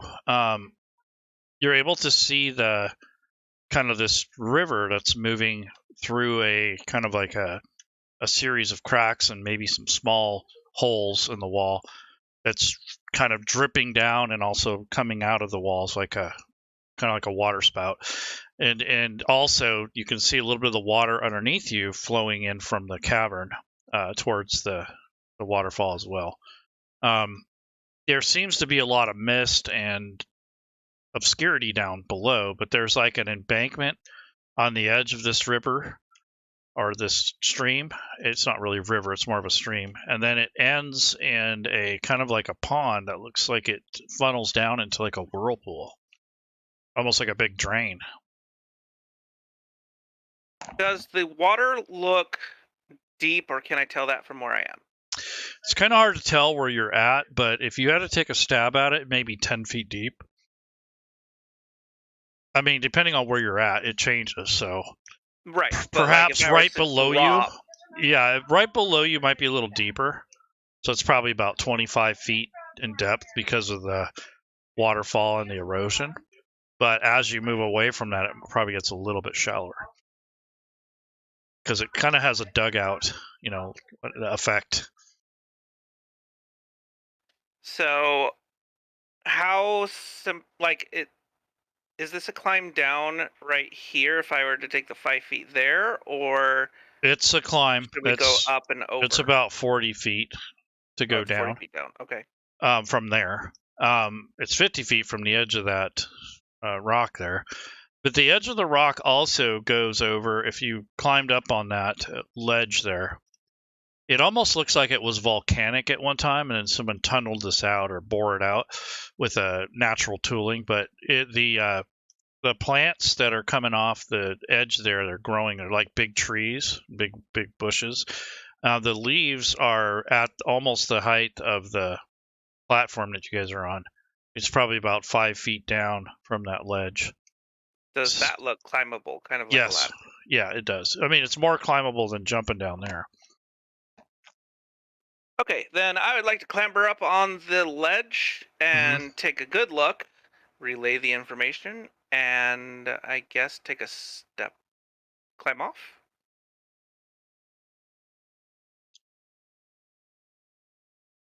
I really can't see the whole map's like dark now. Yeah. So that can hamper your vision a little. So part of it is because the trees. Mm-hmm. It makes sense. We're inside a tree. There, you can see that. Oh yeah, that's better. And now that you're up here, you have a little bit better vision of what's going on. But the tree itself, I need you to make an athletics check. Just kind of monkey around on there.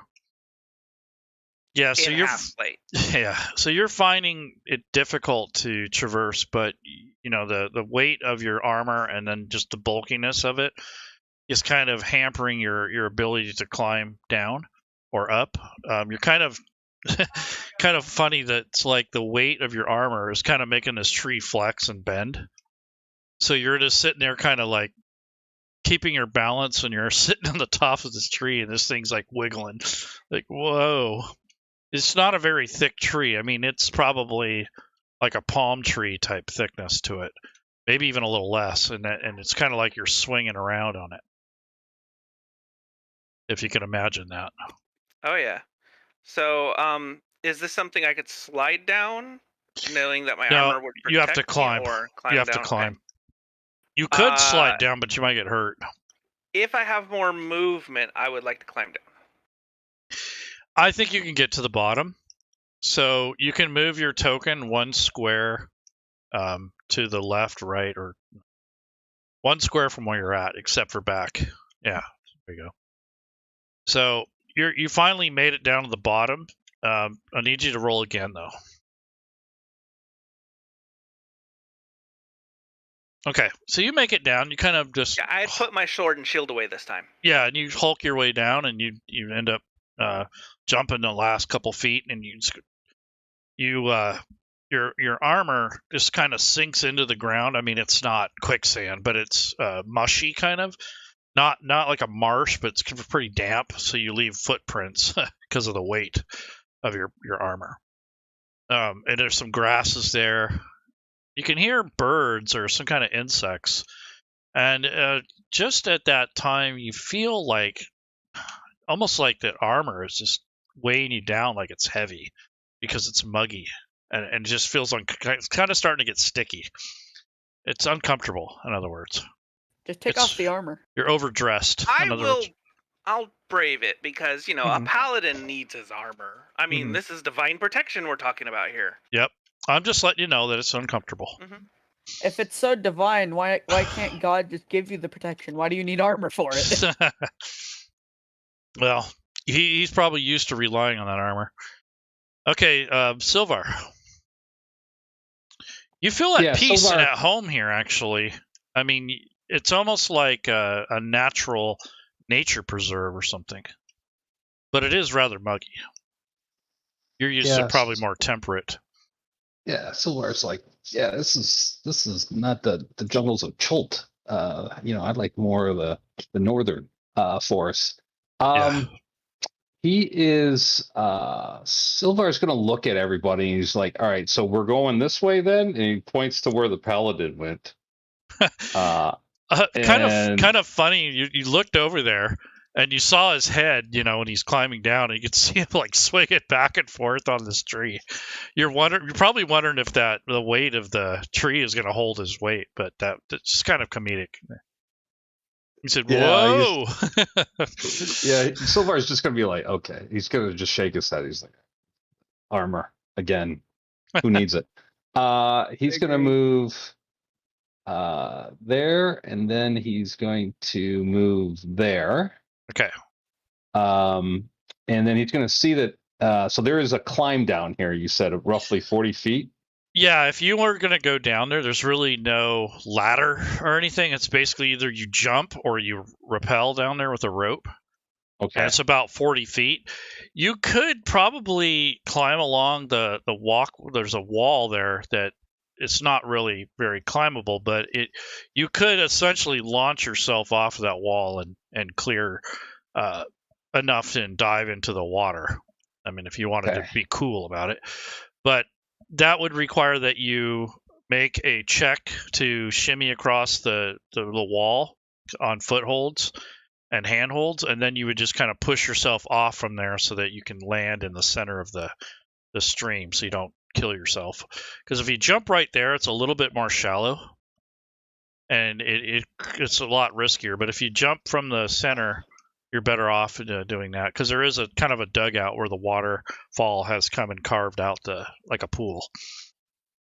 Okay. Yeah. Sylvar's like, all right, so we're all going down this. He is going to cast Featherfall on me and the other 3 that are up here. So we can just jump off and just so I will mark off the spell slot. I guess that's way less complicated than my way of doing it. Yeah. So we're just he's just like he kind of sees the paladin and he's like, all right, let's just jump off and Featherfall down. I can just see say, should have waited. Yep. Should have waited. You guys feather falling down. Okay. I'm like, really? That? Okay. Yeah, I'm going to move your tokens for you guys just a bit, roughly where you guys are at. My idea was I was gonna see if there was any land on the side of the river, and then kind of like ride the river down and use my spear to like stick into it and have the spear as something you can hold on to. I've been way too complicated. Featherfall. As Caesar goes over the edge, he's gonna start doing like a swan dive, like a diver diving off a cliff, and do a couple flips and loops as he's going down, and then land in the superhero pose. Yeah, that's funny. Would just see that and just thumbs up, like nice. That's funny. Sylvar, as he's going down, he's going to pull out a spell book and just start thumbing through it as he's kind of slowly drifting down. Just reading up on some casual. Spells. Like, dum diddy dum dum. Okay, so and that'll be my turn. Okay, that's great. So I'm going to let's take a break. Let's be back here at a quarter after, or maybe 20 after actually, and then we're gonna start a new round. So go ahead and or a new initiative order. So I'd like all of you to roll initiative and then take a break. Initiative time.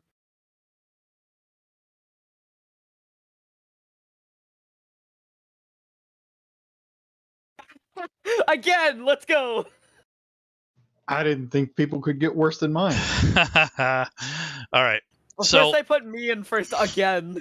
All right. So if anyone's watching out there in interwebs, we will be back here at 20 after.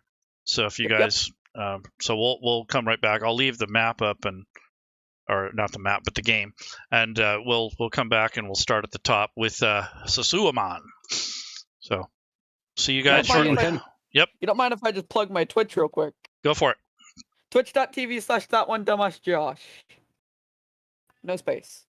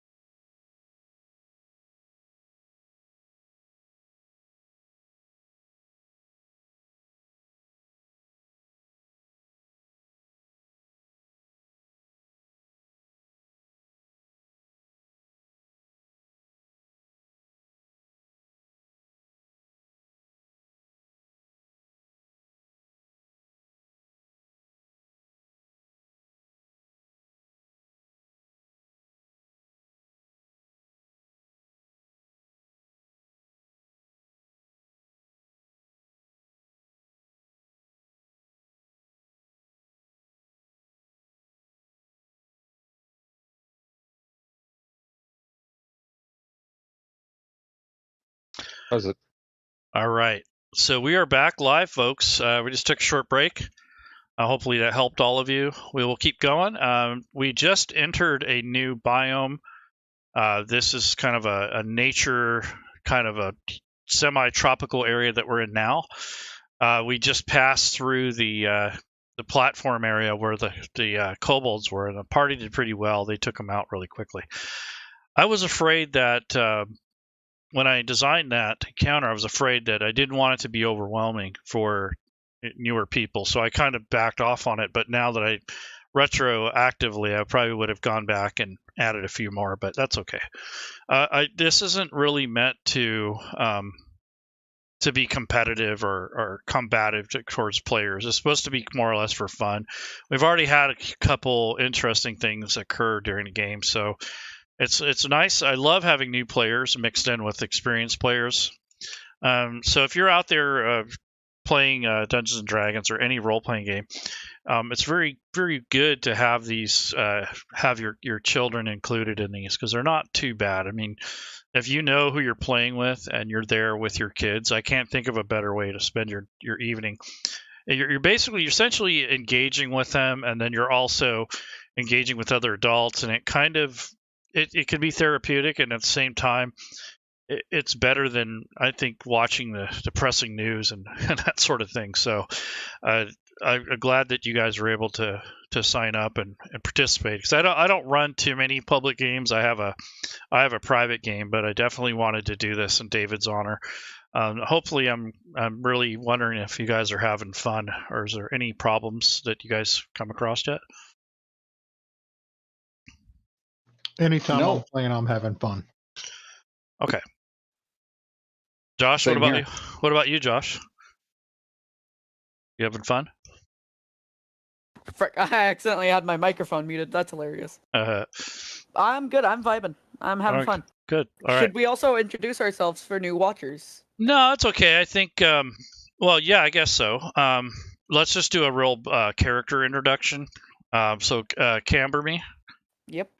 Rep Mac, Holy Paladin, Order of the Guard. All right. And next, Josh. Okay, my name is Seswuman, a archer who's just kind of here. Almost died once, but I mean, that's fun. And Caesar, John. Caesar here. He's a half-elf variant ranger, outlander. And Decepticon. Silvar Marikoth is a high elf wizard with the School of Abjuration. He is the dealer of crits and the taker of crits as well. That's true. I had to Miss save Rabbit. him one. Yeah, Miss Rabbit. I'm Laura Krana, a bunny cleric. Yep, she's playing a Harrigan, which I haven't really played with them much. I thought I would give it a chance or a try, because I didn't want to have this cliche healer. I thought it'd be kind of interesting, and I never really made the connection until today when you signed up for the thing. I was like, maybe that was subliminally implanted on my brain to create a rabbit, but that was not by on purpose. So, Are you sure? I am positive. I swear on my mother's grave. Okay, time traveler. Okay, so we are back. I'm going to bring the map back up. So we have just entered a new area in Splug's Goblin Maze. I guess it's not really a Goblin Maze.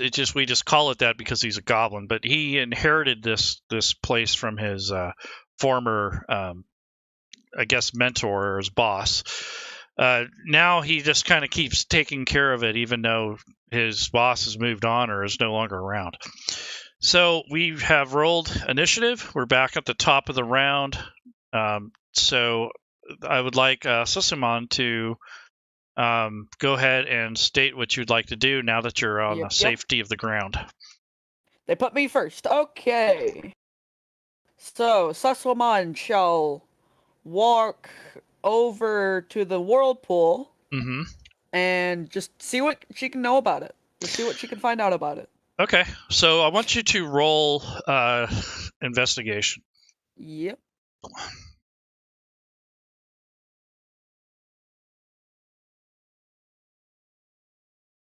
I'm just trying to figure out how to do this. Go to your skills tab, and then look at the investigation skill, the total number, and drag and drop it to the tower. You see the dice tower? Actually drag the number and drop it in the dice tower, which is at the bottom of the... I don't know what you did there, but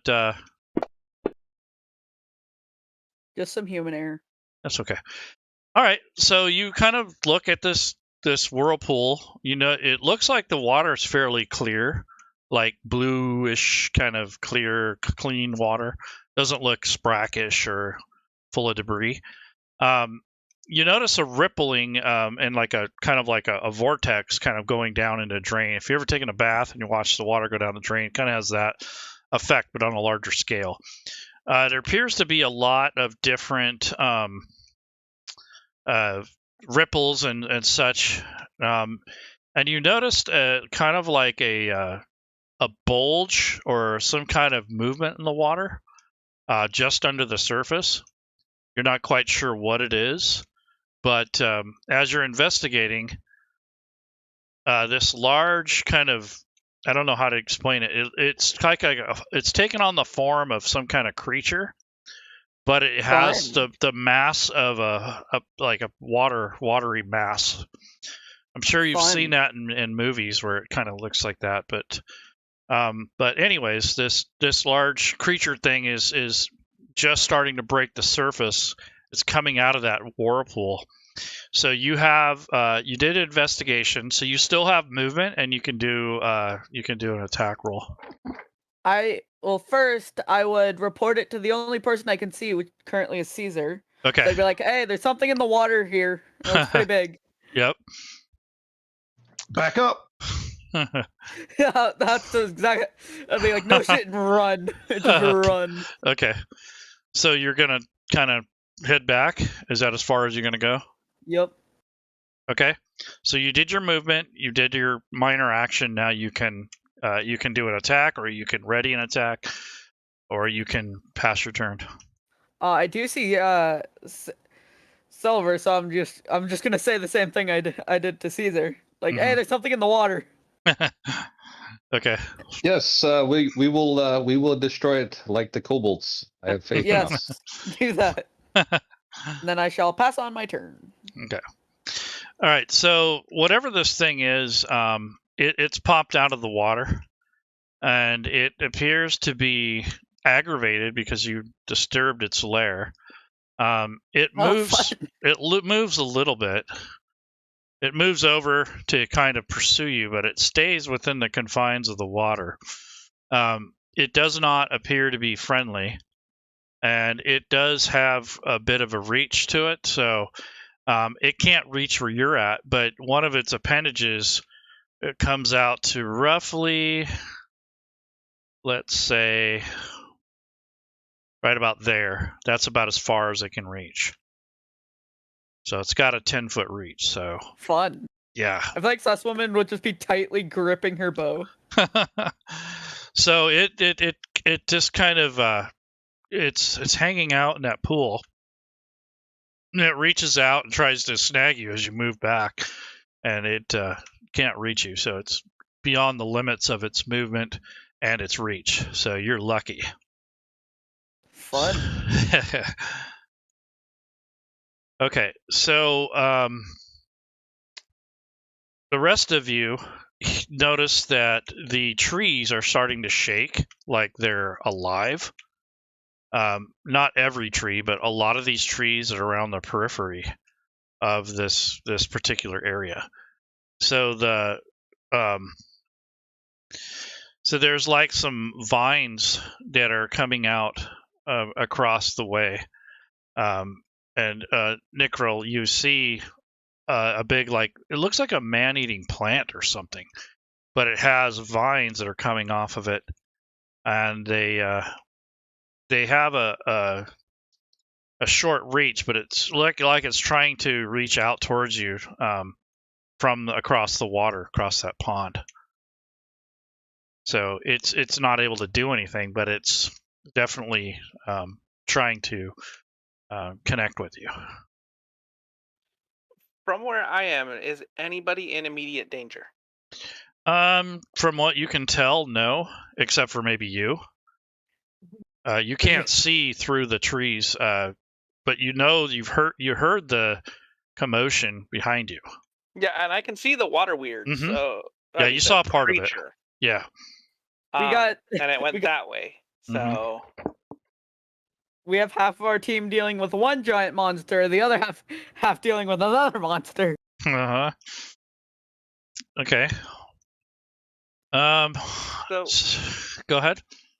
I was gonna say, I would like to use my Divine Sense cantrip. Are these fiends or just generic? They're not holy or unholy, is what I'm saying. I don't think you get the sense of holy or unholy.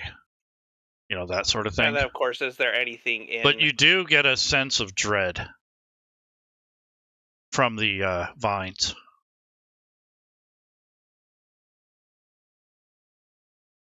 I would look over at Silvar and be like, you probably want to hug the wall along the way behind us, because if this thing's coming at me, it's probably coming at you too.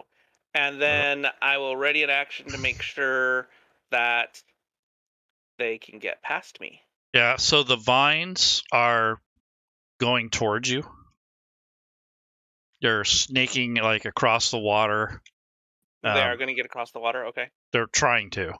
They're kind of washing down with it, but they are still moving your direction. So I'll just let you know. I'm going to put my sword away and pull out a torch. Okay. And Sounds if the good. vines get close enough, I will stab at the vines. Okay. Burn the vine. Okay, Caesar. So you're witnessing like the water pool is erupted with movement, and you see this kind of this watery type beast or creature. And then along the edges of this map, this biome where the plants are, you notice these masses of plants and these tentacle-like, well, not really tentacles, but they're vines, kind of reaching out from the jungle. Now me and Caesar have to deal with two enemies. Sorry, real quick. So Caesar is going to light the torch.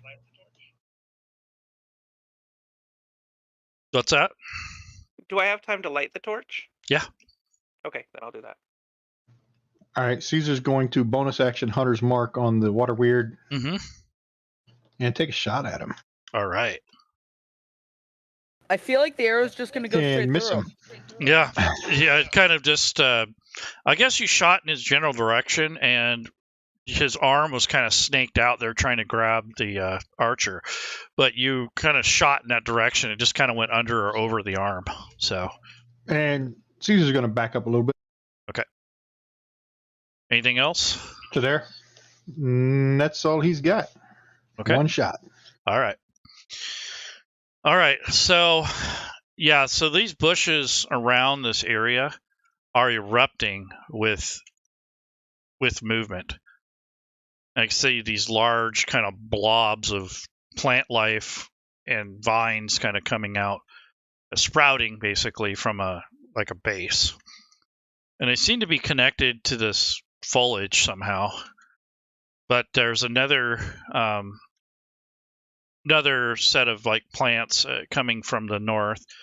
There's another one next to where you guys are at, and the last one that awakens or comes to life happens to be right smack dab in the middle of you guys, kind of. So How fun. Yeah, isn't that fun? So it's going to reach out to Arcana. So it makes an attack. It erupts from the ground and sprouts outward. And since she's the closest one, it tries to grapple her. So Good luck, Laura. So I'm going to make an attack roll and see what happens. I think since it's in, because I can see it, would Susswoman see it trying to grab Laura? Maybe. So let's see.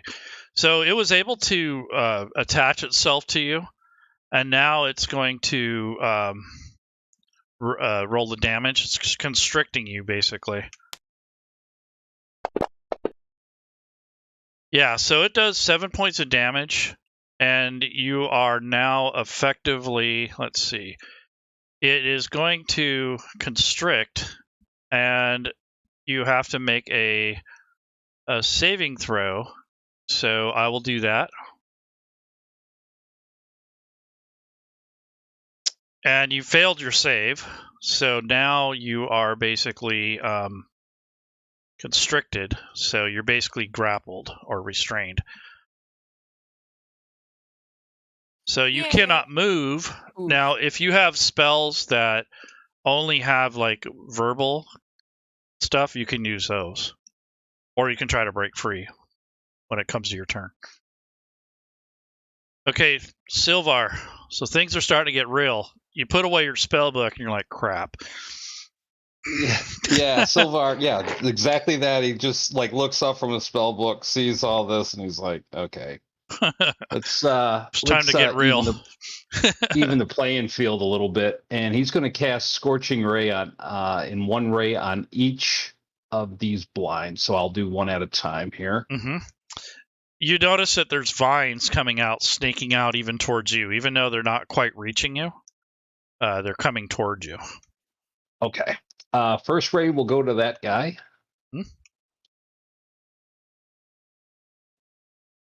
Yeah. All right. And he's going to take that. So you hear the sizzling and popping coming off of these vines, and you can kind of like hear in the kind of subtle like shrieking sound, like a high pitched squeal.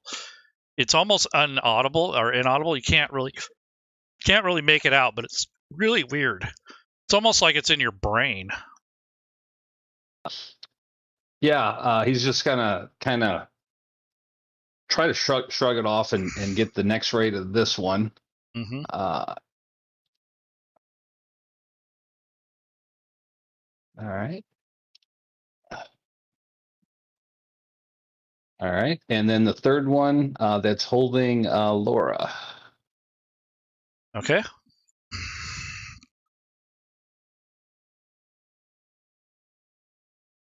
It's a deadly spell. Youch. All right. Marked off the spell slot, and yeah, so he sees and he's like, "Huh, they didn't die, any of them," and he's going to stay there. Okay, so that was pretty good attack there. And don't forget, everyone, you still have your your bonus there, your inspiration. Yes. Inspiration. Yep. Okay, Laura. So you're kind of sitting there. You can't move. You're restrained. However, if you have any spells, like I was saying earlier, that just require, a voice, basically, you can do that, or you can try to break free. I'm going to try to break free. Okay. Since I was holding my action for Silvar to move and Silvar didn't move, can I take the 5-foot step to give a help action? Okay, I'll allow it.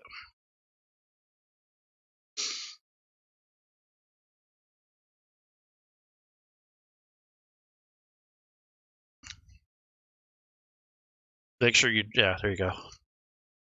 Could I possibly help by seeing if I can shoot one of the vines with my bow? When it's your turn, yes. So, Laura, are you going to try to break free? Yes. So make a strength check, and you're going to have to beat the roll that the attack was from. So go ahead and on the front of your sheet, you can do a strength check. You can double click on the strength modifier, or you can try to. Okay, so you rolled pretty well. Let me see if that takes care of it.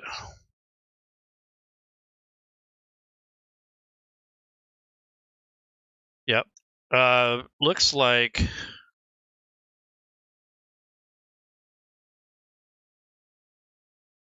Yeah, you weren't able to break free, but you're definitely struggling against it. So it didn't work. In other words, did you roll with advantage though? I think she clicked the Nope. save, not the ability check. Okay, so Laura, go ahead and roll again, and we'll take the higher of the two rolls. Oops. Yeah, it didn't quite make it, but still, you're still stuck, basically. So unless you have any verbal spells, you're kind of sitting duck. I think I have maybe one that's a heal, but Okay, well, if you want to heal yourself, I mean, that's one.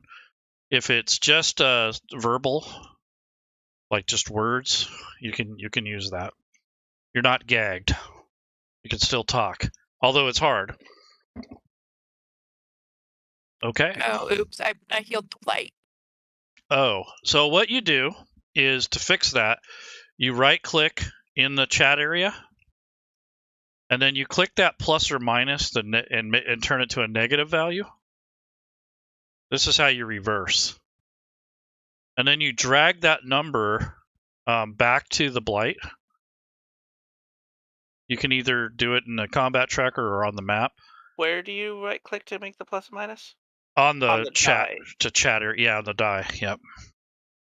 Okay, now go ahead and drag the damage to the correct target, the same damage.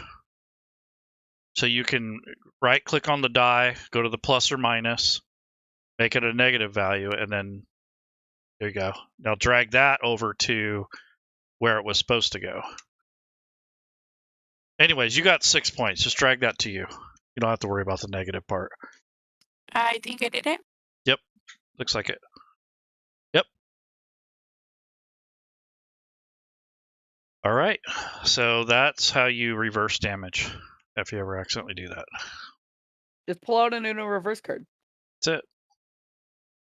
So you healed yourself, and there ain't much you can do. You can't really move, so.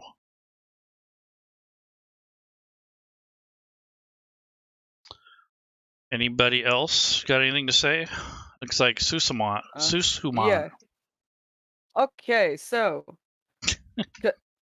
while seeing all of this commotion just happen in the corner of her eye, while looking at the water weird, she turns, looking at both Nicole and Laura, and then seeing the Vine Blight 2 or 4 pulling out her bow. Okay.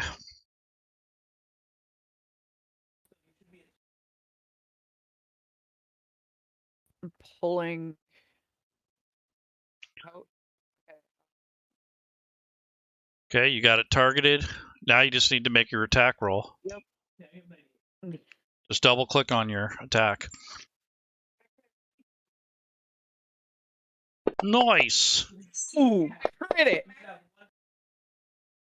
Nice.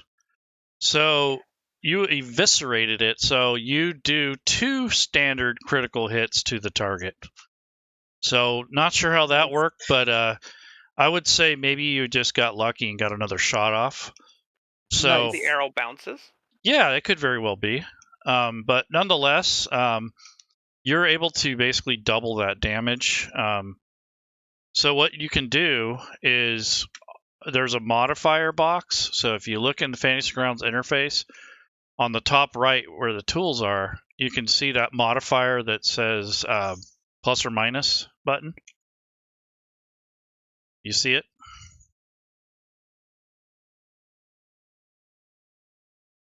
It's up on the top right of the interface. There's a plus or minus button. Yeah, I have it up. I have it up.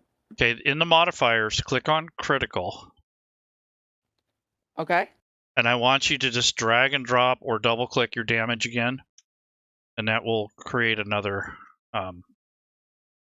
critical effect. The damage. Yep. So, there we go. There you go. So that really hurt. You got pretty lucky there. So someone sees the vines capturing Laura, pulls her bow, shoots. The arrow bounces off the wall and hits it again. And she's just like, okay. I meant to do that. Yeah, I meant to do that.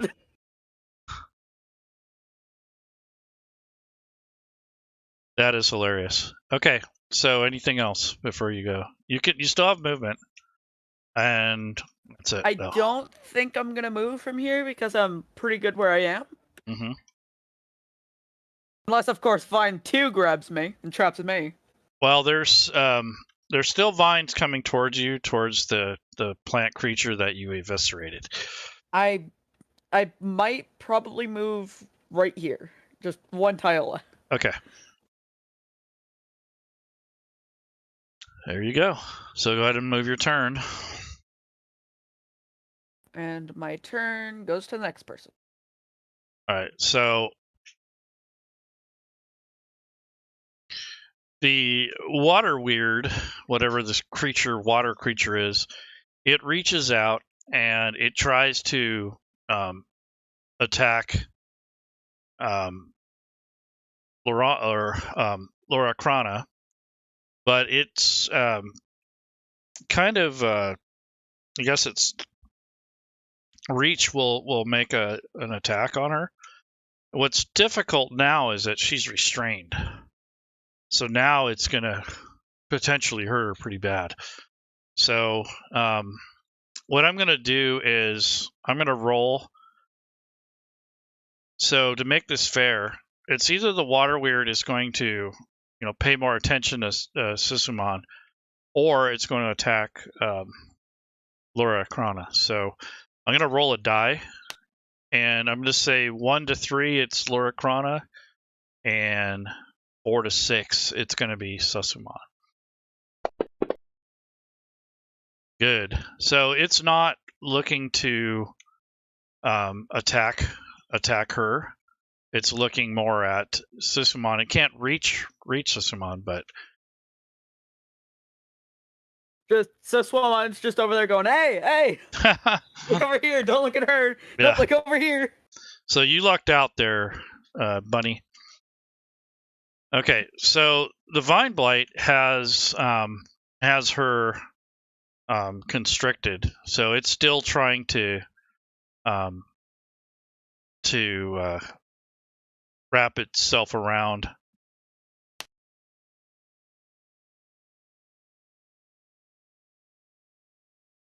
Let's see. Okay, so the blight can't it can't hurt her, but Vine Blight. What's that? My turn order in the combat tracker is the Vine Blight 3, the one across the river. Yeah, you're right. You're right. Sorry. Yeah, so all it does is it moves up and it tries to move its vines towards the group here. Now Vine Blight 1 moves a little. The one that got hurt. It's still kind of shaken by that blow. Or whoever you attacked. Why does that one not have any damage on it? You must have hurt that other one. Okay. So, Nick roll. If I set the Vine Blight on fire, will it hurt Laura? It should not. Because you're not attacked. All I have in my hand is the torch right now, so let's use that. Yeah, go ahead and thump it. All right, so you're able to connect. Just whoops, I dropped my torch. Oops. And don't forget to put the light effect on you too. I did. Well, that's okay, yeah, it looks like you did. And it has 1 damage of fire, but I don't know. Yep. So you. If this isn't singed very it. effective, I will then drop the torch and pull my sword. Yeah, I don't think it's very effective, but you did thump it, and you singed it basically. A lot of sparks flew. I saw it. Yeah, but these plants are not like they're dry. It I takes saw quite a bit. a little bit of sparks. through the Does tiny this bit I can count see. as a melee hit? Yes. Divine Smite then. Okay. Dun, dun, dun, dun. Just see a little bit of sparks flying through the bit I can see over there. I'm just like, the hell is happening over Otherwise, I there? would have had to click on it already. All right, so how do I roll the damage? You can't really because you've already rolled. So go ahead and roll another damage. I'll just take one off. You can do a -1 in the modifier box. Yep. Well, I think. Yeah, oh, just do -1. Re-roll the damage. Yeah, it's just a torch. It's not a melee I attack, see. so Fantasy Grounds will be confused. I see. Yep. So, I think in this case, I think you just wait till your next turn. My and do god it. is confused as to what's going on. Maybe you thought you could, but This is a plant. It's not. Yeah. yeah, exactly.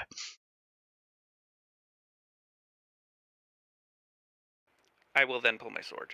You could, yeah. Anyways, that's fine. Pull your sword. You're like, screw this. You still have the torch, by the way. Well, Caesar's going to take another shot at this water weird. Okay. Yeah, it's acting weird. Yeah, he's going to hit him this time. All right. Thunk. And then that's the end of his turn. Nice. So you're able to pierce right through that water embodiment. Okay. So this guy, he just moves there.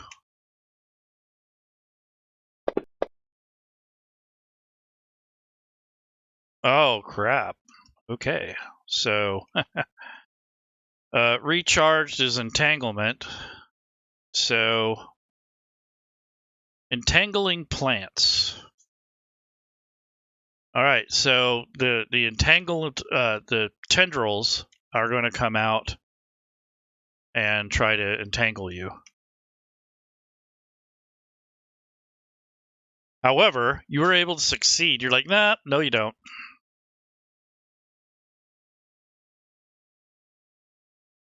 Okay, Silvar. So you're still seeing a lot of hot action going on here. Yep. So Silvar, he's kind of going through his head here, and he's like, "All right, I don't have that many spells left, so I'm gonna have to do some cantrip here." And he's going to target this guy. Is there any minus because he's got to shoot through stuff? Any modifier? It would be a on that? -2 if it's an attack roll. Okay. Right. Yep. He's gonna do a. He's gonna wiggle his fingers a little bit here, and he's gonna do a firebolt at Okay. a -2. Okay. Ooh. Ouch. All right. Fumble effect. You critically hit an ally with a basic attack. If the action is impossible, your original target gains an action point. So what that means is that you essentially hit your ally.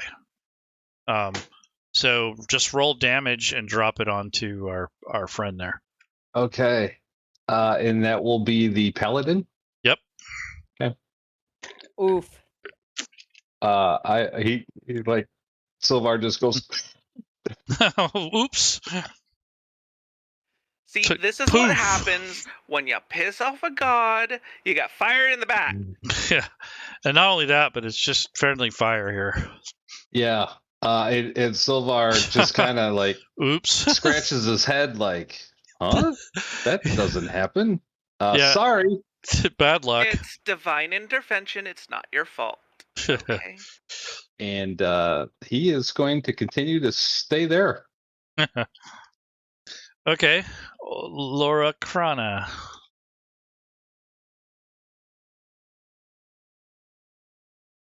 I'm gonna try and break free again. Okay.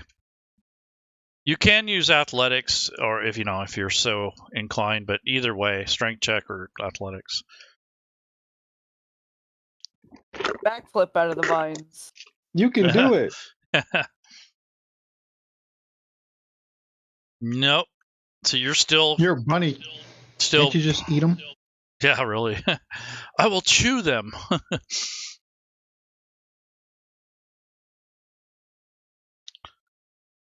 I would say you could do that, but it would just be like 1 point of damage, though. Yeah, because they have thorns on them, don't they?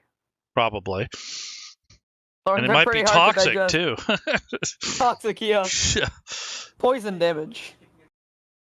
You good, Arcana? Yeah, I guess so. You're filling the squeeze there. Susamon. Yep, that's me. Okay, so I think I'm going to move up a bit to see if I can see the vines again. Then hopefully, yep, I can. Okay, perfect. We're gonna do the exact same thing I did. All right. We're going to. It's already Actually- targeted, it looks like. Yep. Ooh. Ooh. Wow. Okay. Now do your Roll- damage. I'm gonna roll the damage. Nice. And, Oh, took it Bonk. out. It goes down. and it's gone. It releases from you, by the way, Arcana. I just yell, "You're welcome!" Anything else?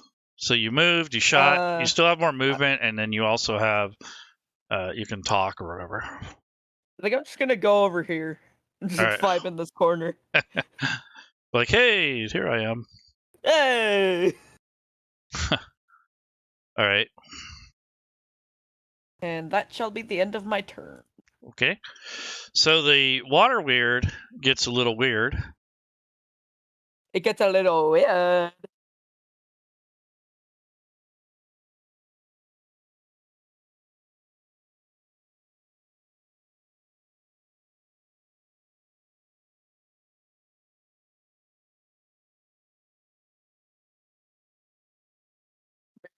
Silence.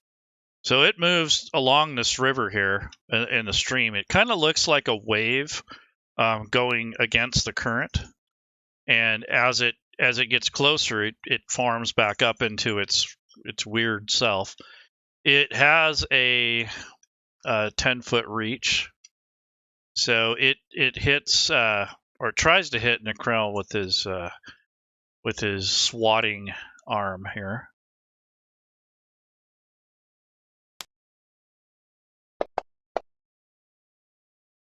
And it misses. So you're able to sidestep this thing as it kind of lazily drops this big column of water at you. You hear the splash, and it comes crashing into the bushes. Okay, so Vine Did Blight. anybody else just lose audio? No. Yeah. Okay, so you just you basically this column of water just come crashing down and missed you. You're able to sidestep. So that's what happened there. Sounds good to me. So Vine Blight number 1 just moves over a little, and it looks like he's trying to line himself up with the two to the south. Okay, Necrel. With the holiest of all holy commands, I will. Am I 5-foot range? Yes, because of the size. Yep.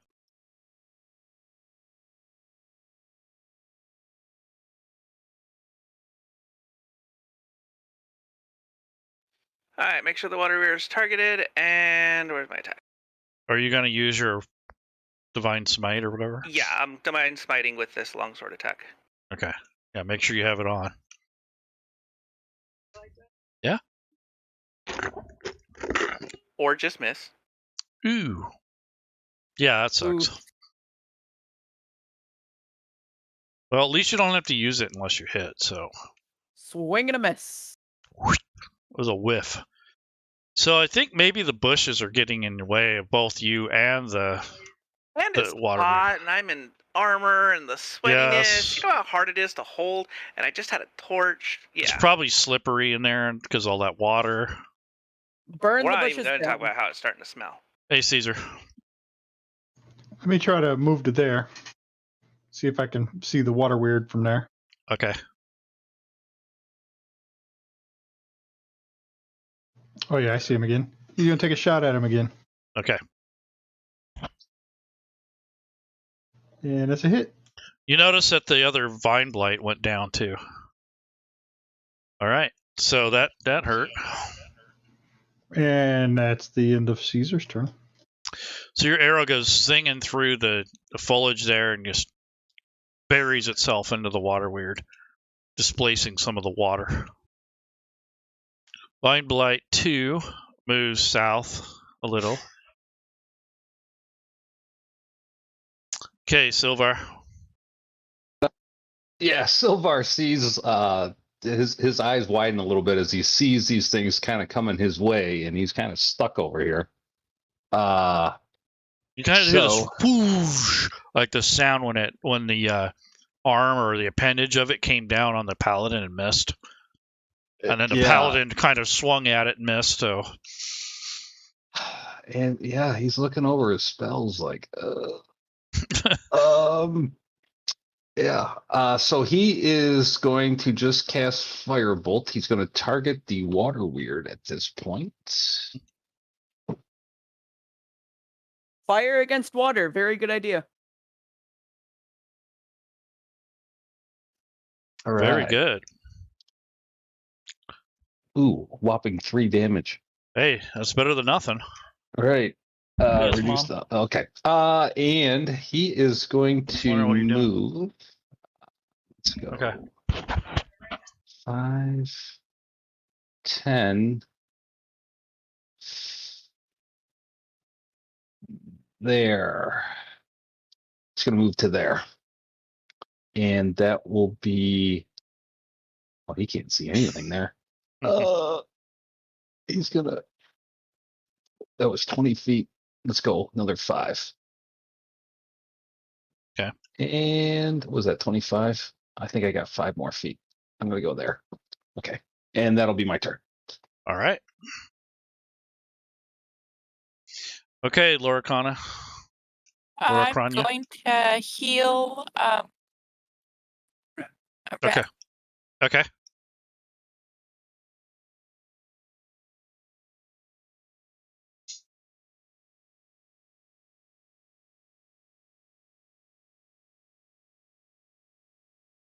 All you have to do is drag it on him or in the combat tracker or wherever you want.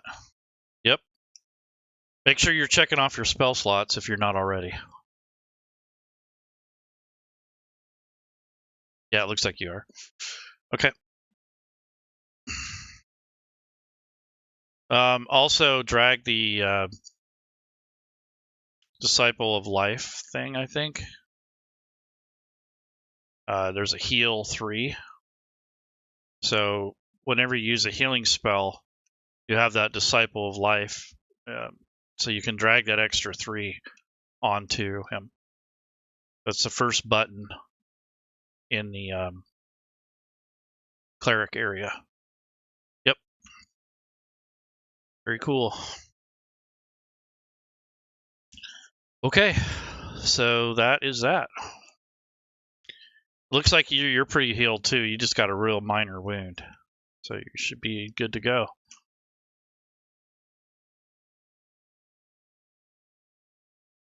Right back to me. Okay. I've been planning. Golden.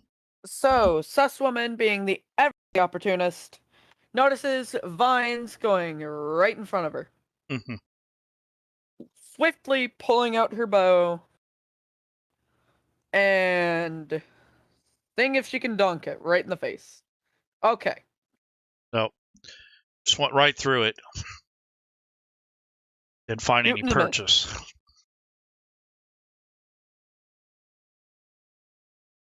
I might be able to use another attack.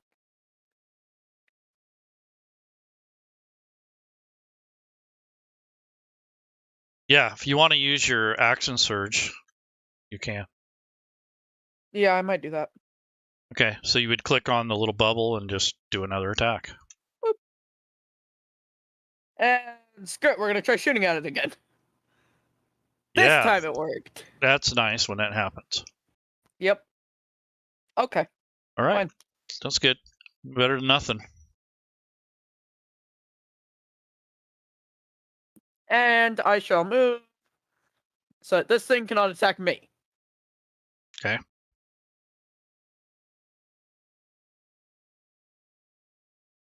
Bolt just up here.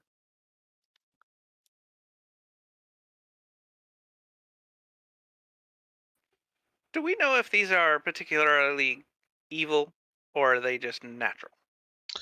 I don't know if any of you have detect alignment, but Well, they're trying to kill us. one of you did a divine sense and got kind of a sense of dread. So I imagine that at least the blights. At least they're trying to kill us, that's for sure. Yep. Okay, Sussman, are you done?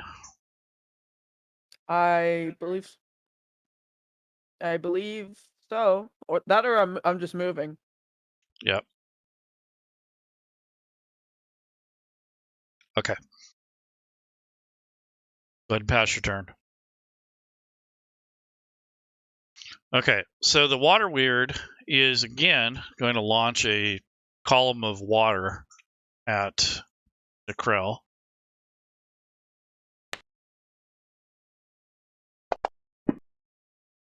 And he Our misses. team are now all in range of each other. So he comes down and with this whoosh, and it just washes over the bushes and misses. So it looks probably frustrated by now, if it has that sort of mentality. I don't think water has any mentality. Probably not. But it looks like the Vine Blight has reached its distance there, so it can't really target anyone with its entangling plants, which is good. And same thing with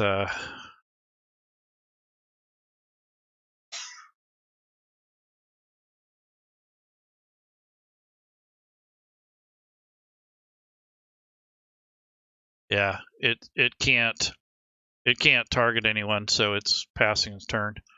And it's not going to move anywhere else, so. Okay, Necrel. I can add inspiration to my attack roll, correct? You can add it to advantage or disadvantage. So yes. I can gain advantage on the attack. Yep.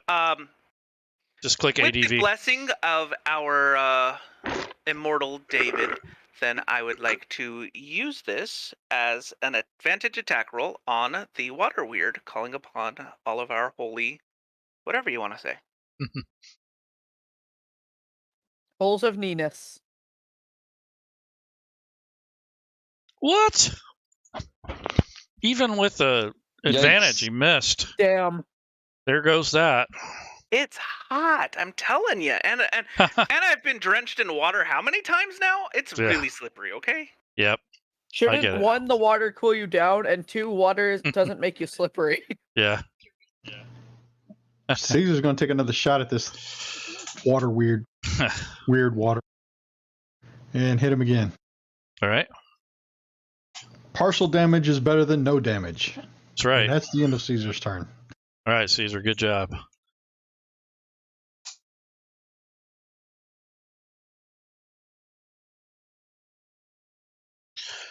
Okay. Vine Blight 2 doesn't really have any actions. So, Silvar. Yeah. So I'm here. I'm behind some trees. So I can't really see much. So let me go up 5 and see what that does for me. Okay, that opens up everything. So, yeah, Silvar is going to go, okay, well, this is going to be my last second level slot. And I'm going to do Scorching Ray again.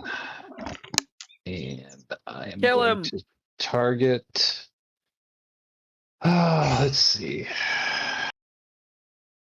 You just hear Susswoman behind him going, kill him, kill him, kill him. That one first. Caesar's going to yell out, he's heavily damaged. If the paladin would just convince his gods to hit him.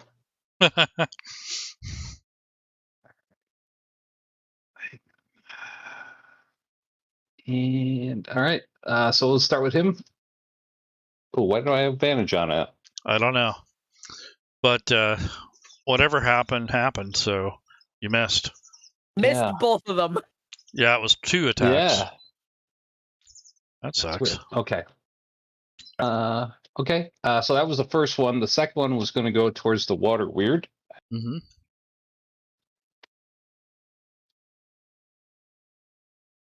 Oh my god.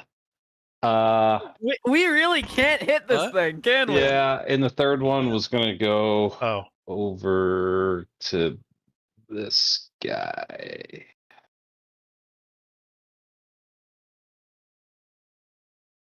Okay. Let's see. Oh, there we go. Finally got one. Didn't hit the right thing though. Yeah, I know. Yeah, and that's my last second level spell slot, and I'm just gonna sit there and contemplate. missing. Yeah, just be like, okay, actually, I'm gonna move back 5 feet, right there. Okay. Okay, that's my turn. All right. Okay, Laura Krana, you're free now. Okay, I'm going Thank to cast Spiritual Weapon. Okay. Do you know how to make the little circle thing?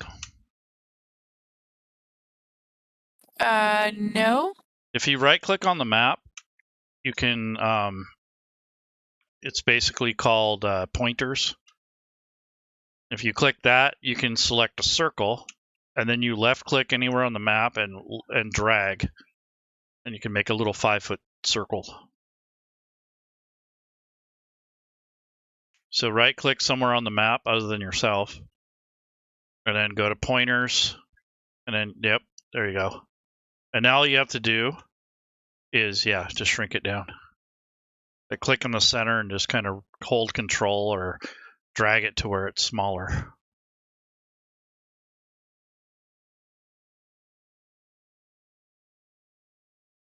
There you go. So it cannot occupy the same space, but it can be right next to them. So just move it like probably behind them, I guess. Maybe over to one more to the left, like diagonally. That might be a good place. That will work too. Okay.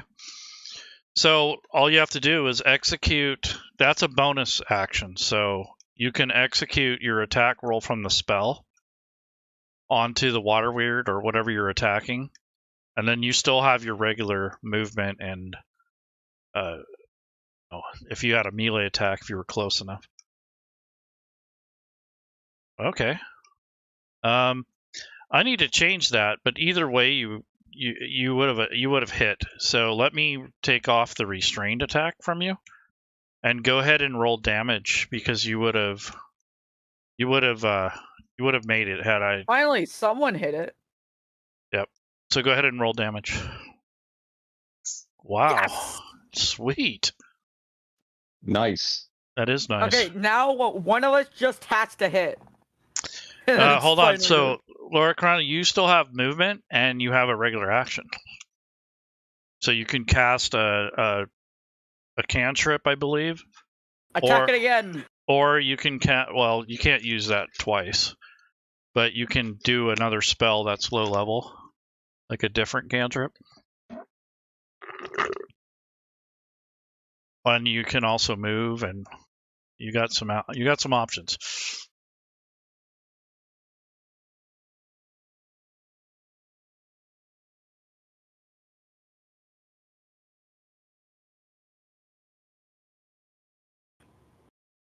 Okay, I'm just going to move and then wait. Okay, so you're just focusing in on the your spiritual weapon. Mm-hmm. What does it look like the shape or whatever? Big carrot? I was going to say, I see a giant carrot. Yeah, totally a giant carrot. Although carrots are bad for rabbits, actually. Giant, very, very, very sharp carrot. All right, are you done with your turn, or are you good? I am done. Okay. All right, Sasuman. Yay, my turn. Okay, so first we're gonna move up here with my friends to fully see the water weird.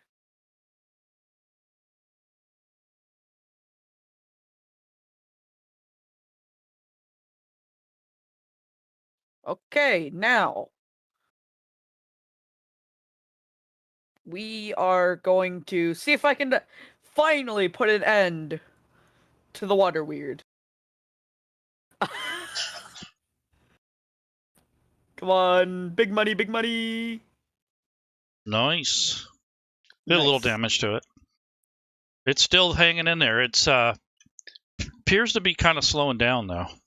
It's like not as spunky as it was before. Well, no shit, it just got hit by a giant carrot. Yep. So anything else?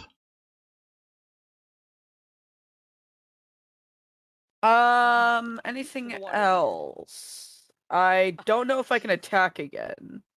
Come on. So probably just Nice. nothing. Just Did a stand little there. damage to it.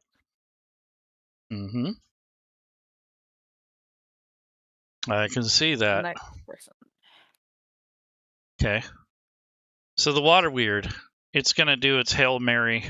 It's no. Doesn't have much else it can do.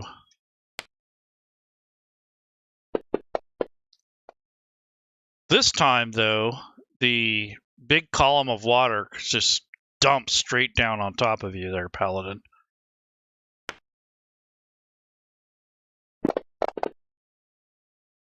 Youch.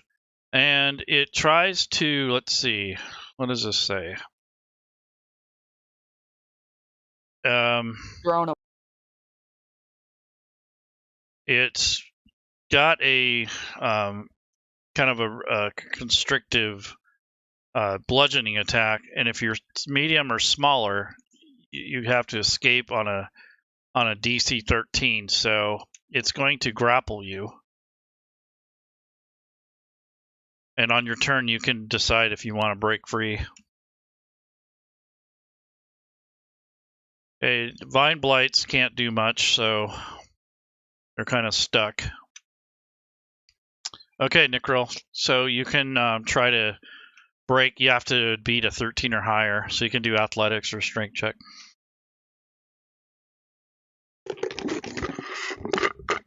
But that'll take your turn.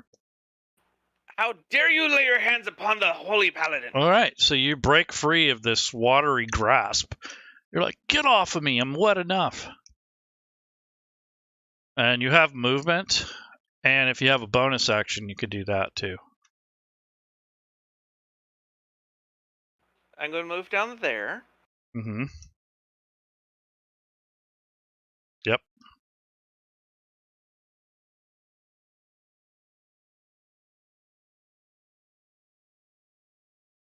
Nope, my lay on hands is an action. I will wait.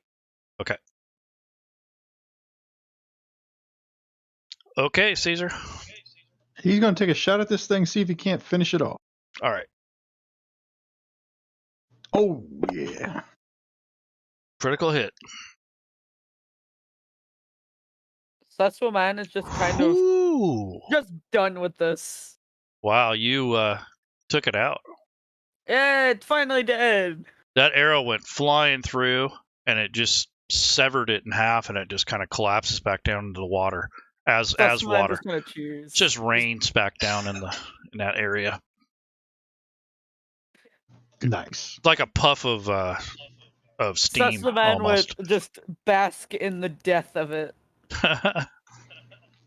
That's the end of Caesar's turn. He's just going to stay right there and kind of look around and see what's going on. Okay. So far, you just noticed that the vine blights are kind of at the edge of the forest there. Yeah, he's taking note that they're not advancing any further than where they're at. Exactly. Just stay away and hit him. So I got to get rid of Nickrel's grappled effect. Okay. So Silvar. Yeah, Silvar is he's gonna pat Caesar on the shoulder and say, "Nice shot." And he's going to move up 5 to there. And he's kind of do a firebolt at, let's see here. Well, let's go to this guy here. Okay.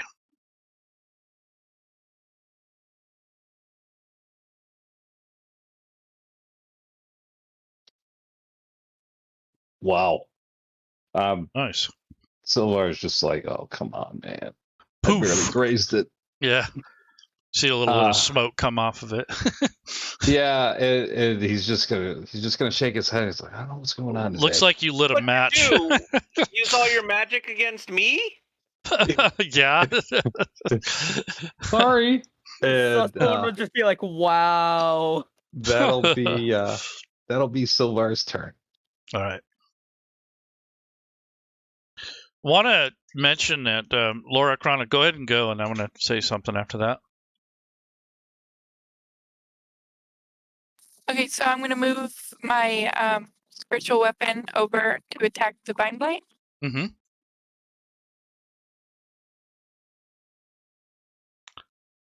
So you can move it 20 feet, and there you go. So you're like, take that. Carrot to the face. Very, very sharp carrot to the face. And you Ah, missed. it missed. I think Sharp carrot to the face hits the wall behind him. I think you thought you were hitting it, but you just end up hitting the ground next to it. They're kind of hard to differentiate between regular plants and the actual blight itself. Well, it'd be easy to find if it was killing you. Yes. Okay, Susaman. Hold on a sec. My turn. Let's hold on a sec. So I wanted to thank you guys for coming and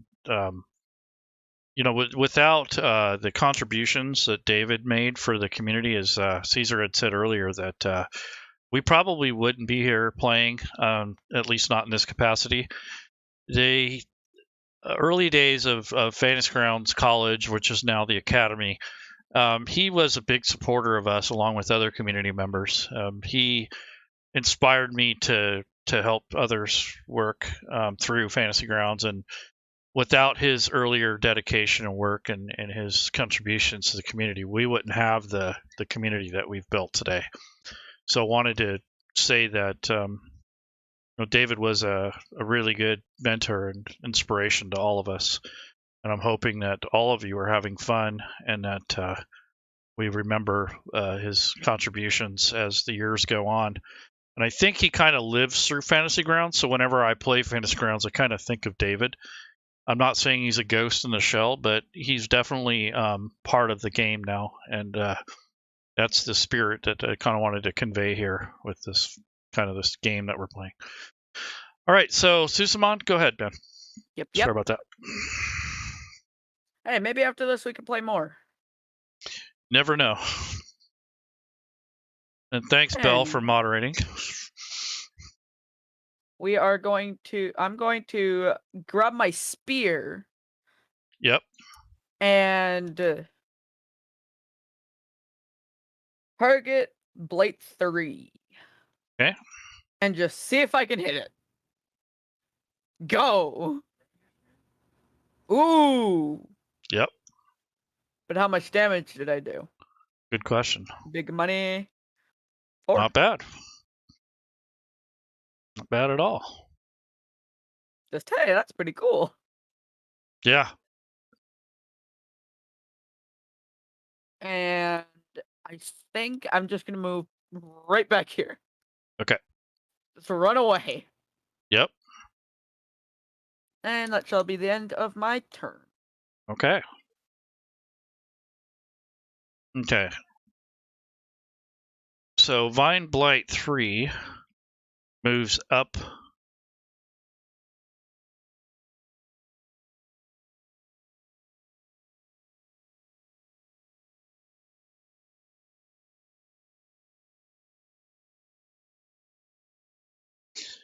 Okay. So that's his movement. They're very slow, by the way.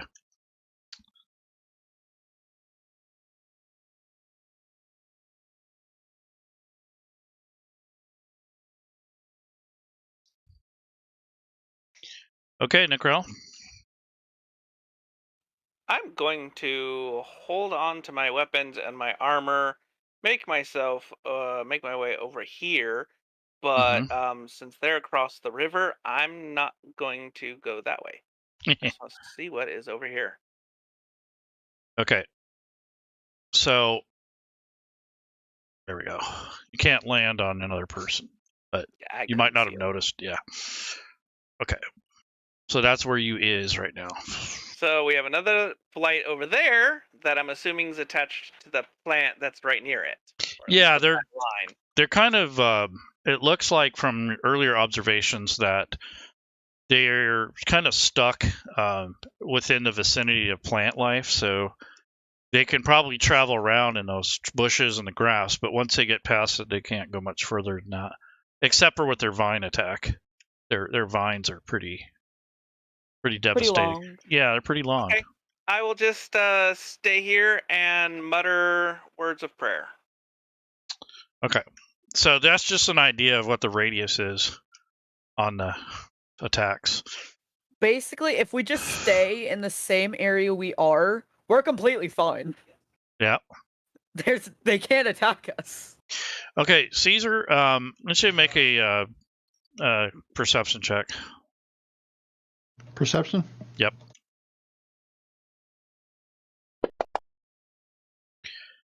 Okay, you've made the same assessment that these plants, like creatures, are kind of confined to the forests or to the brush and the plants. But you see a doorway, a wooden or stone doorway, it's stone, to the right, next to where it says 15 feet. There's a big stone doorway there that you didn't notice before. It was covered with vines. All right. I'll point that out to the group here, and then he will bonus action the Hunter's Mark over to Vine Blight 1 and take a shot at him. All right.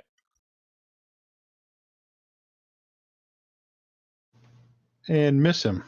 Yeah, so it kind of sails through it. It's like you shoot at it, and it's not a solid target, so you don't really shoot straight into a solid object. So it kind of just passes through it.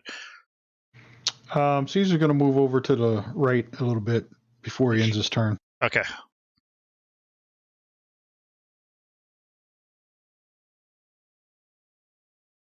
Okay.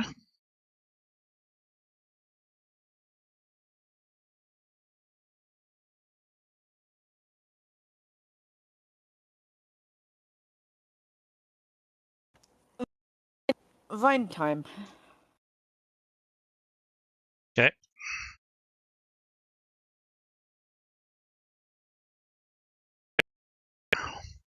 Okay. Yeah. So I'm gonna move.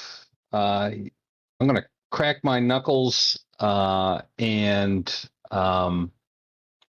do another firebolt at this vine blight. Okay. Oh my goodness! Oh, I hit. Made it. Okay, great. Yay! Finally. I thought that was a 1. All right. And I'm gonna do some damage. Yay! Nice. Yeah. So this time, sparks and stuff fly around. You're like, yes, about time. Yeah, and I'm going to say, let's finish this and get through this door so we on, and that'll be my turn. Yeah, you at the moment that Caesar had gone over that way, you noticed the doorway too. Okay, Arcana, you've got your active. Yep. So you've moved. You still have your bonus action and a regular action if you're so inclined. I'm going to use my spiritual weapon to attack number 2 again. Okay. You can kind of tell that Susswoman just wants to leave. Wow, she took that out. So that thing just collapses to the ground. The big carrot comes down on it and squashes it. Nice. Carrot carnage. Poof. Carrot carnage. Very cool. Okay. You can still Nice. move it, actually. We just need to deal with 1 and 3. If you want to move your holy or your spiritual weapon, you can. Because I don't think you've moved it in a while. You can only move it 20 feet at a time, so you have to kind of count it out. So There's just a magical giant carrot floating in the sky. yeah, so right there is good. Yeah. I want to pull out my crossbow and attack that one up there. Okay.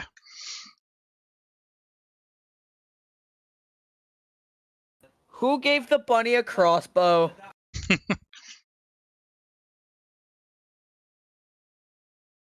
That would be the dumb DM.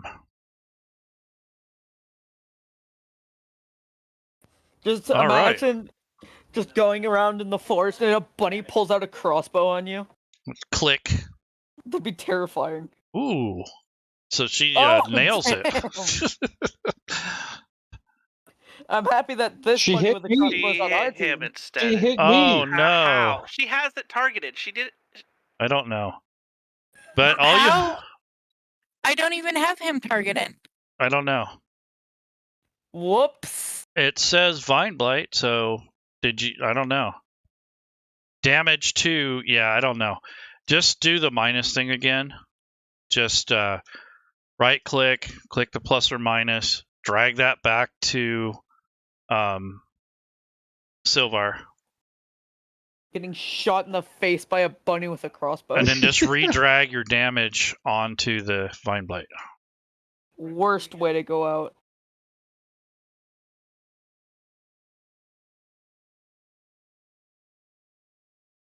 Cool. Yeah, nice. Okay. Well, that hurt. The thing shuddered after you hit it with that. Nice. Like, it started shaking like a leaf. Or like a branch. Alright, Sasuman. Oh, fun. So I'm gonna move right here. Okay. Just to get a view of this last one. Because we have 3 and 1. So I'm popping over here to 3 like, hey, hello, how you doing?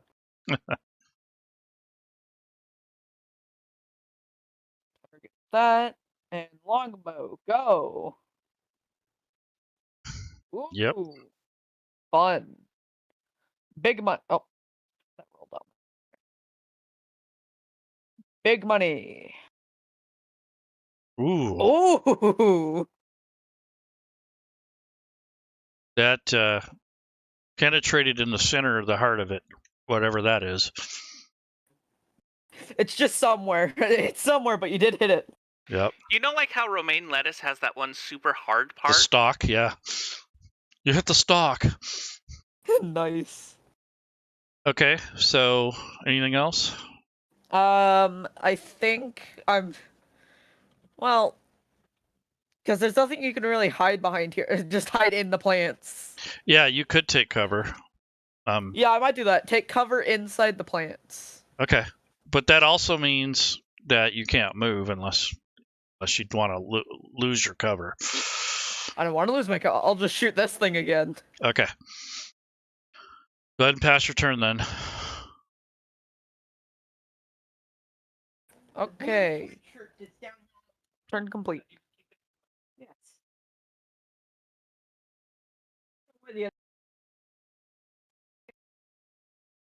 Nope, it runs away.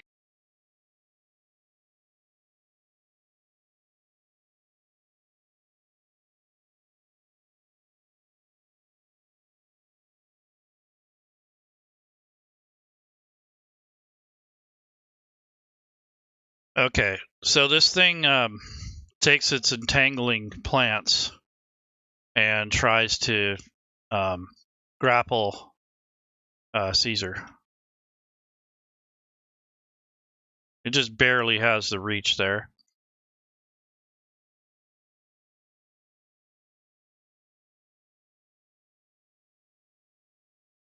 Not like I can do anything. I'm over here fighting this one.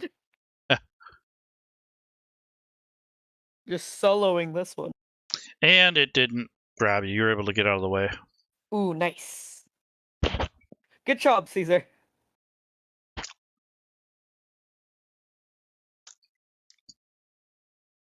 Okay, Nickrel.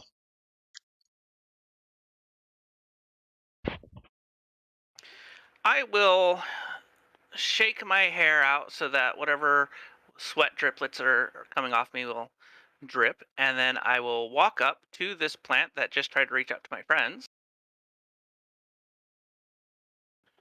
And Commit a Will give it Smith some on it. divine justice. I'm not using my divine smite.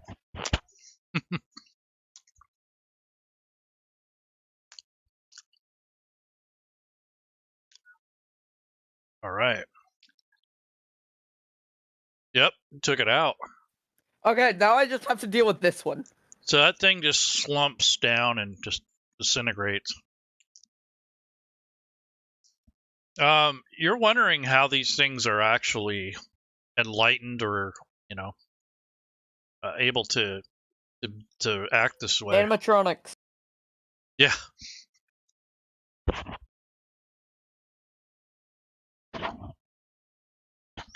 So Caesar sees that Nickrel took out this vine blight that just tried to attack him, and he's going to do a flip over to this area.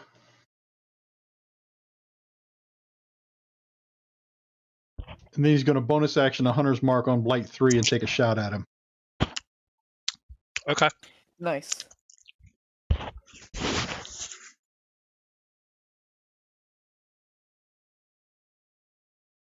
And he's going to miss him again. I feel like Sus Woman. Hey, watch where you're shooting those things. I am right in the way here. Sus Woman not seeing that he's shot, she just yell over to a team like, hey, you know what you should do instead of messing around over there? Come help me kill this thing. Okay, Silvar. Yep. So I'm going to move 5 feet to the north there so I can get a little bit better shot. And I'm going to say a few words, wiggle my fingers a little bit, and cast Firebolt. Just hippity hoppity hi-yah. Ooh. Nice. Dum dum dum. Took it out. Hey, we did it. I'm going to blow on my fingers a little bit and rub against my robe. You just make a finger gun motion. No, I just blew on those fingers and just on my robe there. Tickle, tickle, twink. Okay. Anything else? We You did it. still have movement. Yeah, so I'm gonna this door here, is it like right here? It's actually where the road is, or the. Oh, okay. Yeah, so I'll just go there. Yep. Okay.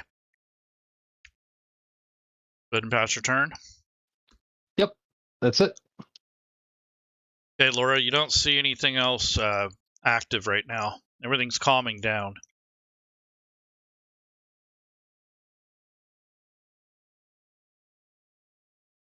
Okay, I'm gonna move over here, and then I'm gonna use the heal on Mac Nickrel. Okay.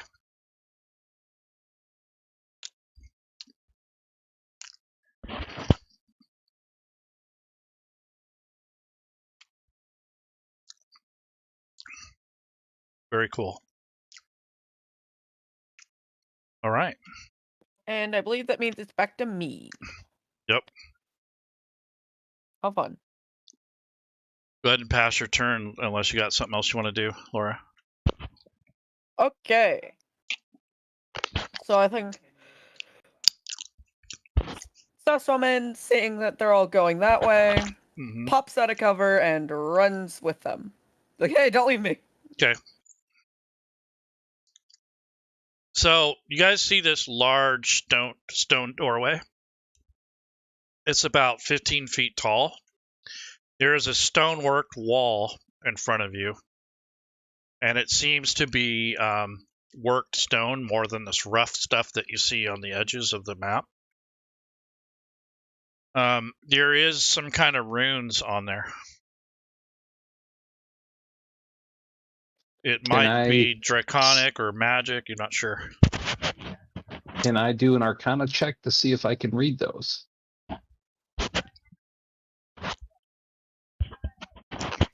And I'm also assuming they don't look anything like Holy Scripture, right?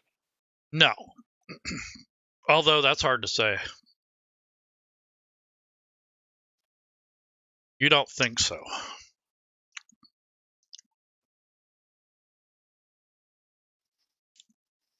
Well, sorry, I didn't hear you.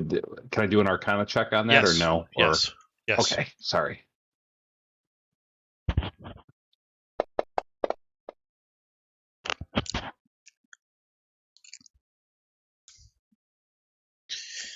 Well, what you see is some kind of script. It is some sort of form of language, but it might be beyond your study, but you know that it's some sort of riddle. Is it Elvish, Goblin, or Sylvan? No. Caesar's going to say, where's a damn dwarf when you need him? Is it Draconic or Goblin? Nope. Okay. Is it Dwarvish? Because I can read Dwarvish. Nope, it's not Dwarven. Although it kind of looks Dwarven. Is it Caesar, Giant Script? Would you roll a perception, please? Or investigation? Imagine we just read it and it says don't kill anything or the door won't open.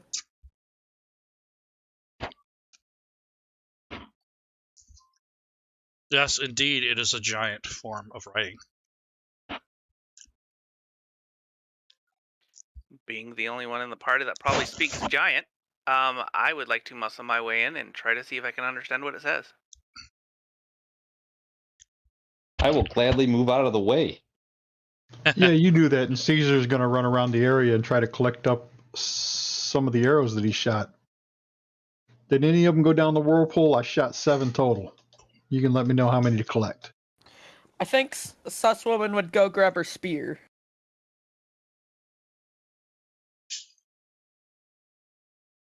Okay, so it seems very simple and rudimentary, the writing. From what you can make out, it's kind of stupid. It says, what kind of stone, what does it become once it touches water? That's the name of that's what the riddle says. Throw the door into the water. I will look at it slightly confused and just say wet and shake my body at the door because I'm very frustrated. Okay. As you do that, the door opens. Sus woman just looks at Nico like, the I hell? give a smile like, I meant to do that. Just like, what? Yep. The answer was whetstone. So you got it. I like how many I meant to do that moments there's been.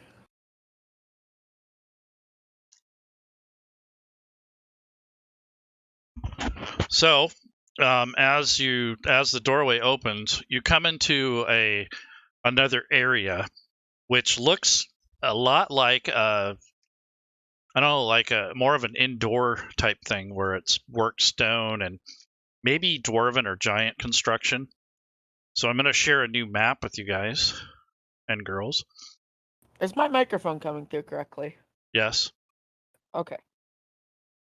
Hey, Laroon, how many of those 7 arrows can I recollect? You can get 4 of them. All right. You think I could go grab my spear? Yes. Alright, so I shall go do that. Weapons that are thrown are a little easier to get back I see. than at least that's my homebrew rule. Can I get Okay. some spell slots back? I'm just kidding. If you guys want to do a short rest, I will allow that. Yeah, I think we should do a short rest. Since we did it in real life, you guys can have a short rest before you move on.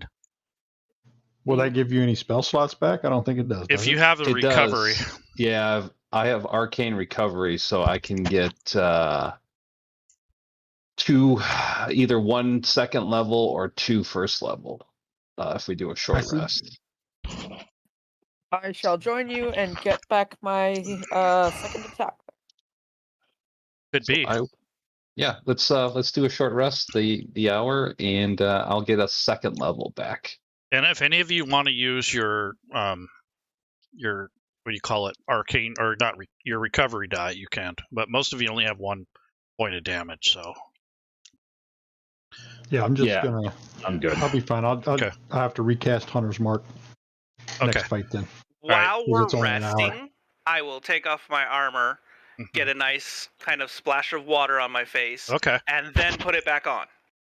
You just got multiple splashes of water on your face. Not the refreshing kind. There's still splashes of water though. In doing so, you have avoided a level of exhaustion. So That's a good job. Yeah, you're rewarded with something like that because you're cognizant of what I said and not just taking it for granted. I was just waiting for an opportunity. Yep. There you go. So that is that. So let me take the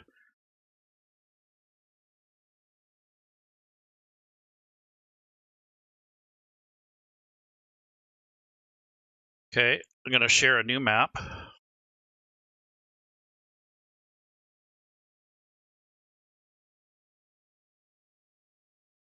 Yay!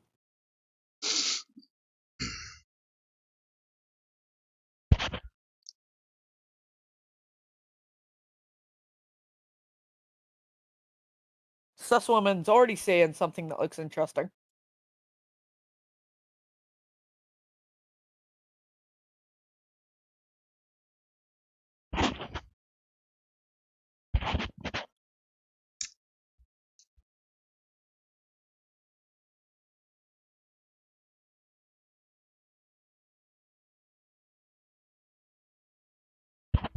Are you guys all good with your changes and such? Yep, we're Yep. good. Okay. I'm already seeing something that looks fun. Are we supposed to be inside that little room? You can move in, yeah.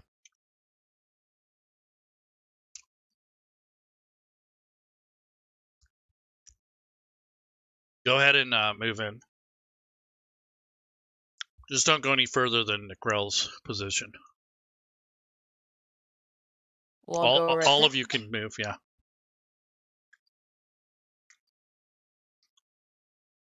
Everyone pile on Nick.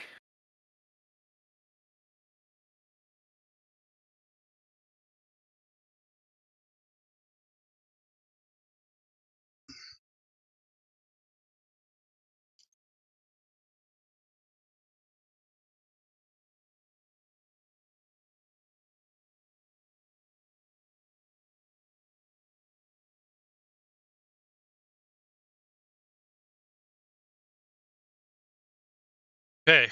Again, as you guys move in, the door behind you closes. Yay, we're trapped again. I don't like Where'd these the page self-closing doors. go? Did that look magical to you? Or do we think that's mechanical? Susswoman would Good just question. look at him like, I don't know what the hell it looked like. Silvar's just going to go, well, doesn't matter if it's mechanical or arcane. It's closed. You ain't wrong.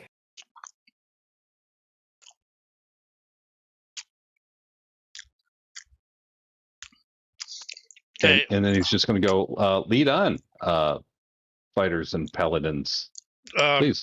Go ahead and roll initiative, everyone. Oh, Yay! Maybe I won't get first this time.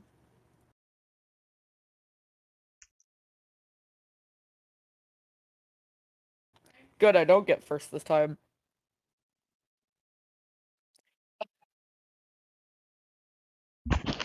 This time the healer is front. Yep. So So someone was just like, "Hey, Laura, you go. You're good. Good luck."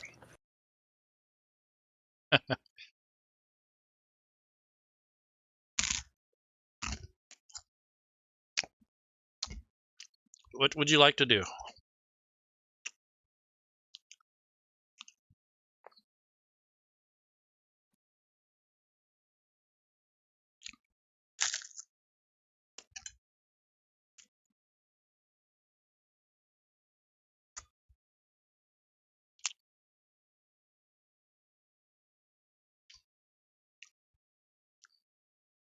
I'm just gonna wait for everybody to move ahead, and I'm gonna hold my action.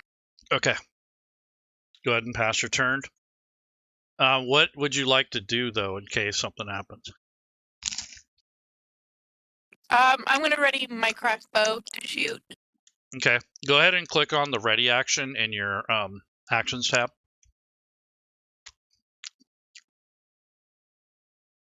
That puts a note on your character. And if you don't use it before your next turn comes around, then it just rolls off. I still haven't used my inspiration yet. Okay, Caesar. I'm going to move up to 15 feet here and see what I can.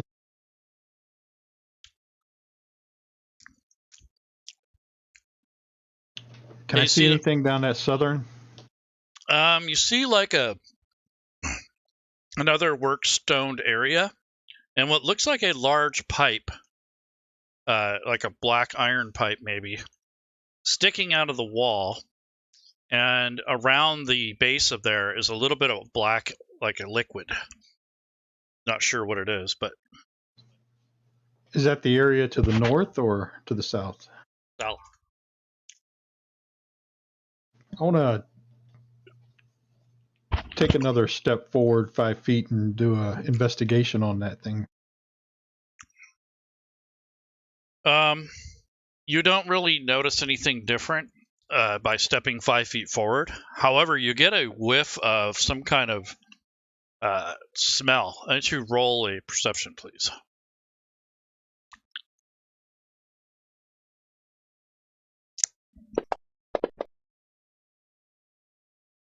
Okay. You're not sure what it is, but it doesn't smell natural.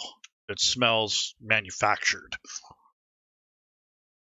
And to the north, you just see another passageway, and then directly to your east is another large doorway. So that's 5, 10, 15, 20. 25, 30. I'll move 30 to there. Okay. What is the blue area I'm seeing? It looks like some kind of void. You're not sure. It looks ethereal, like almost like the first chamber, except for there's no natural formations. It looks like it's either magical or perhaps dimensional, maybe. You're not sure. Yeah, but so Caesar's going to stop. Caesar's going to stop here and say, one of you magic guys come up here and check this out. This is weird stuff up here, man. Yeah, and there's a like an iron or stone post, and there's a rope going through the wall and through the post and then across. Yeah, this is definitely some magical voodoo up here. Okay, Necrel.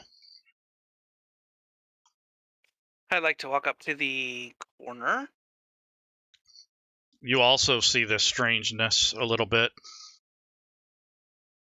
You're not sure if it's mechanical, magical.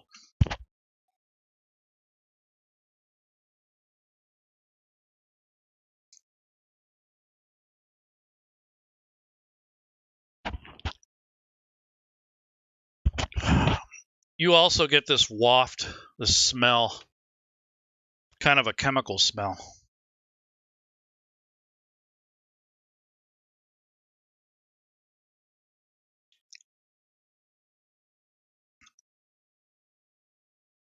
Is there no map farther south? I don't know what's going on. Hold on.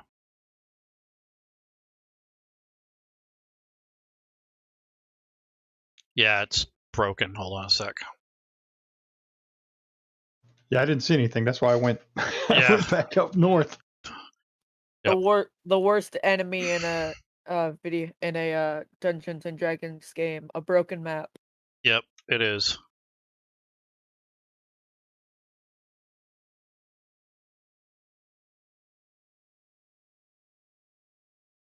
You can't play your campaign if there's nothing to play your campaign on. That's right.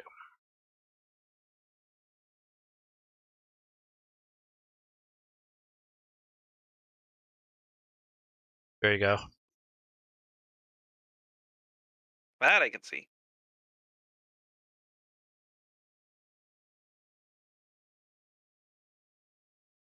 So you can smell this kind of manufactured kind of chemical smell. You want to roll a perception, please?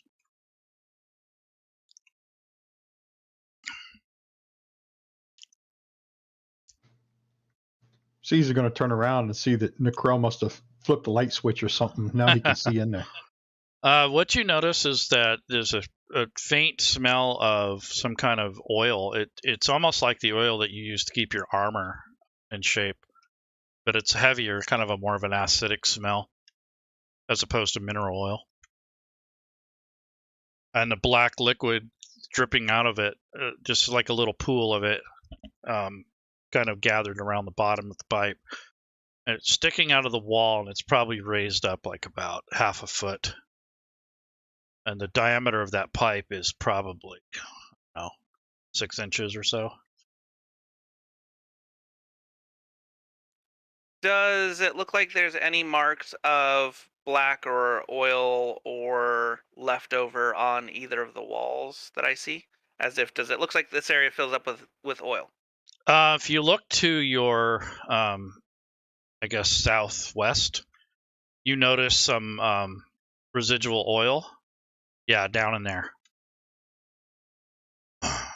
And you also notice a nice wall of spikes down there. I will definitely mention the wall of spikes and say, this side looks like it's a little slippery coming out this way. And if he sees a rope up that way, this is going to be interesting. But that's That wall, that wall where I put that pointer is transparent. You see through it, just to let you know. Which one? The one to the south? No, in the north. Right. Oh, that one? Yep. Okay. I don't know what happened to these things. Oh, yeah, it is.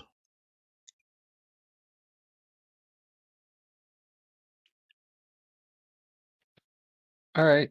Silvar is going to go up when he heard, hey, we need some. So hang on there. And then he's going to go here.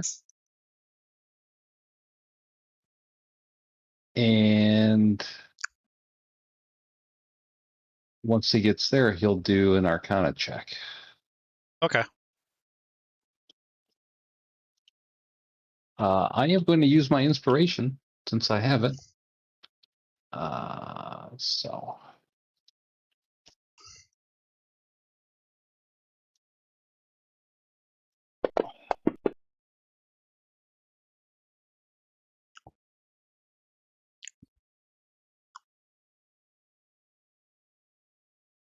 And I'll see what I see. Okay.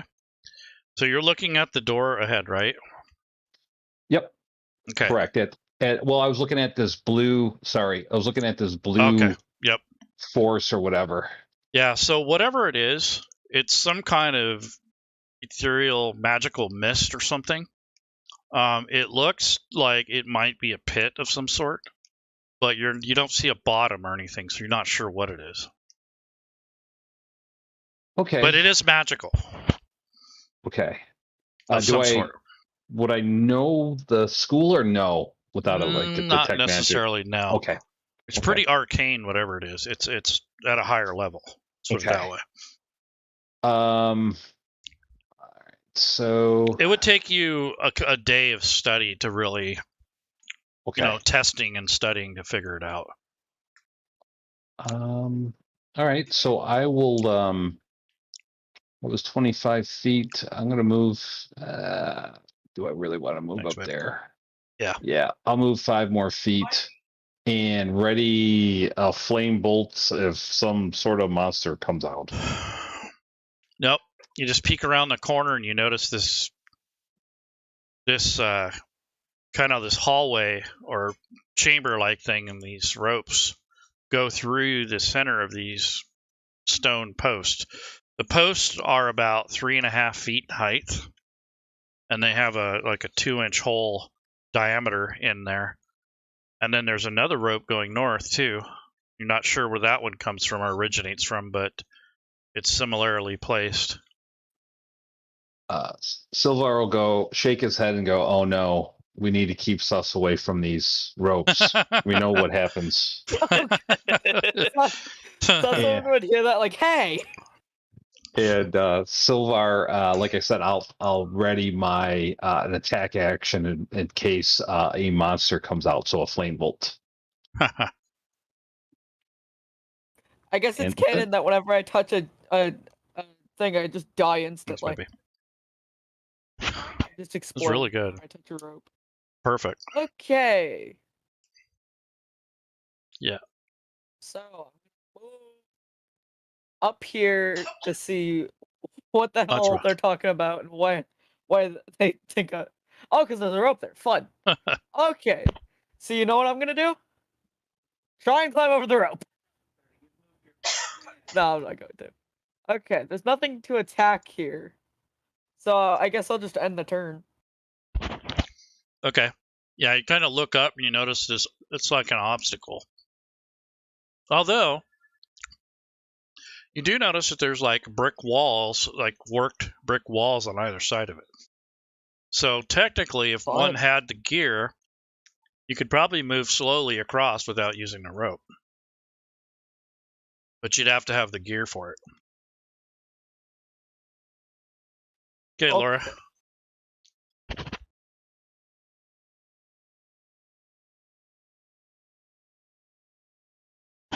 I have.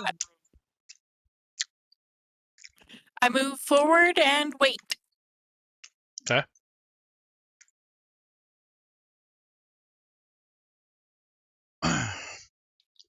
Okay, Caesar.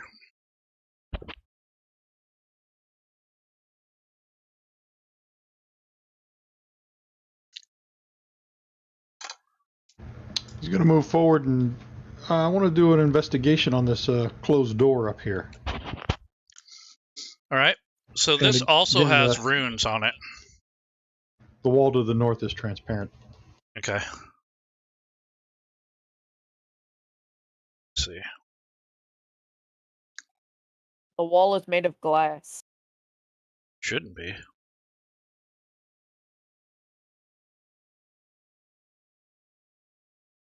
There you go.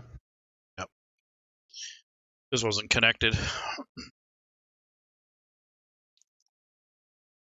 Does it look like the same ruins as the other door? Yeah, it looks like the same manufacturer, except for the runes are different. I mean, they're the same language, but they're different riddle. Looks like more giant writing on this wall, this door. Can I see it from What's here it since say? it is giant writing? It's a little far for you to see it, to discern it. And then Caesar's going to pass his turn from here. He'll actually take the dodge action just in case something happens. I will go over and read the riddle. Okay. I want you to roll an intelligence check.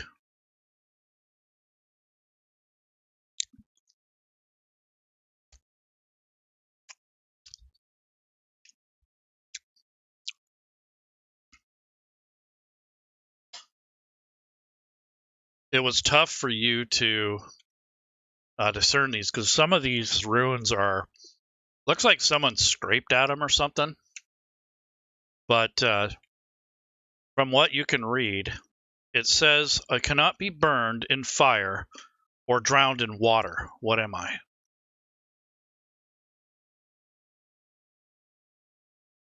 And you only get one guess.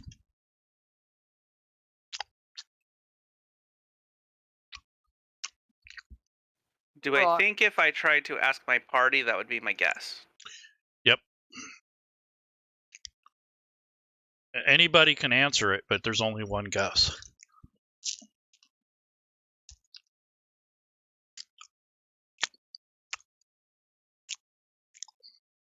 Rock can't be drowned because it's not alive, and it can't be burned in fire. Well, unless the fire's hot enough.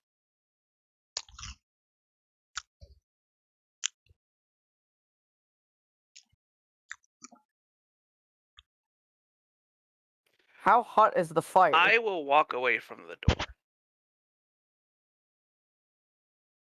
The rest of my movement. I'm going to go down this, what I'm assuming is going to be a slippery way.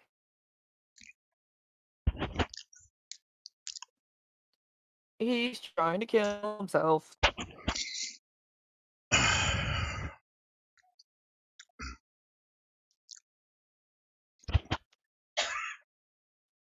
Yeah, Silver can't read that. And I would assume he didn't say that out loud, the riddle. Maybe. I think I would have said it out loud because I was trying to suss out the words. Okay.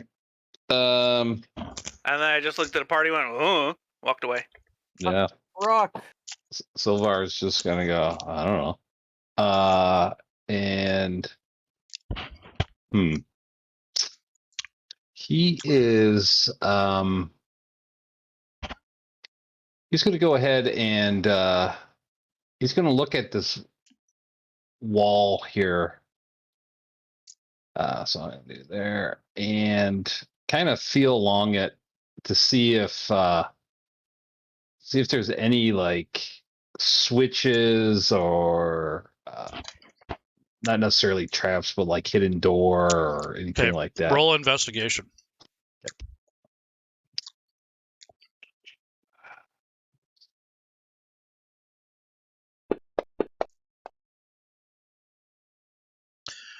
All you can tell is that it's work stone. Your guess is dwarven or maybe even giant. Probably dwarven because of the size. It's put together with mortar and stone, so it could be human. Because generally dwarves don't use a lot of mortar. Okay.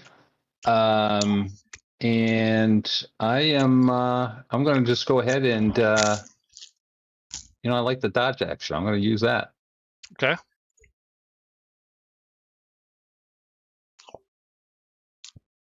Susuman. Yes, that is me. Okay. So. I will attempt the rope. Okay. So as you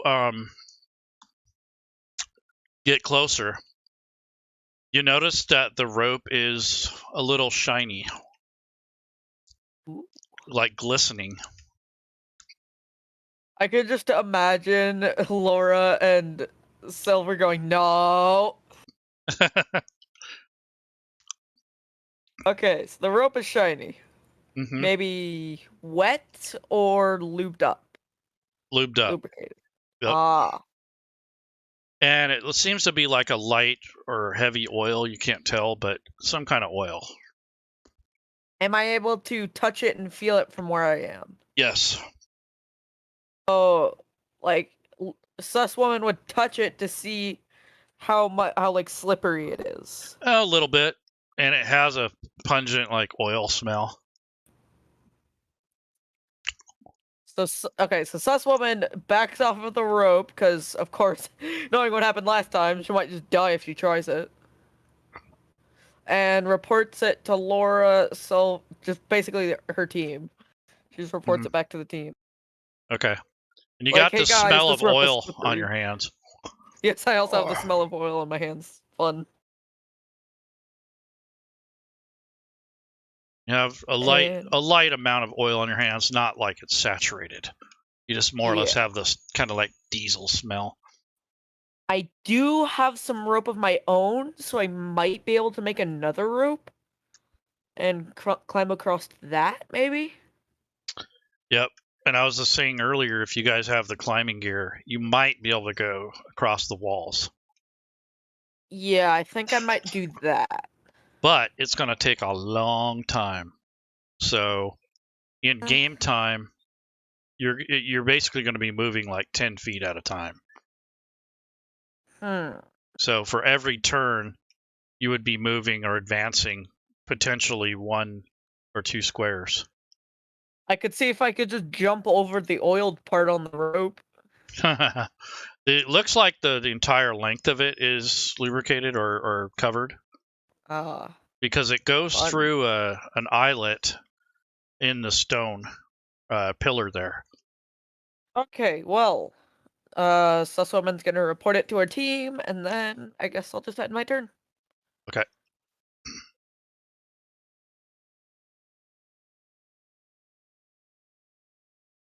Okay, Laura. So what do you think? You got this thing up to the north, you got this thing to the south, and then you got this door that basically needs a password. You don't have the open sesame word, so nobody's taken a guess, so I would say that maybe you're saving that.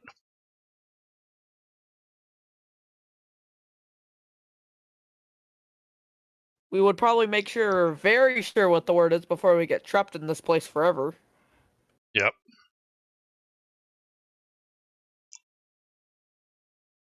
Well, nobody tried the doors. They just assume they're locked. So just because they're shut doesn't necessarily mean they're locked.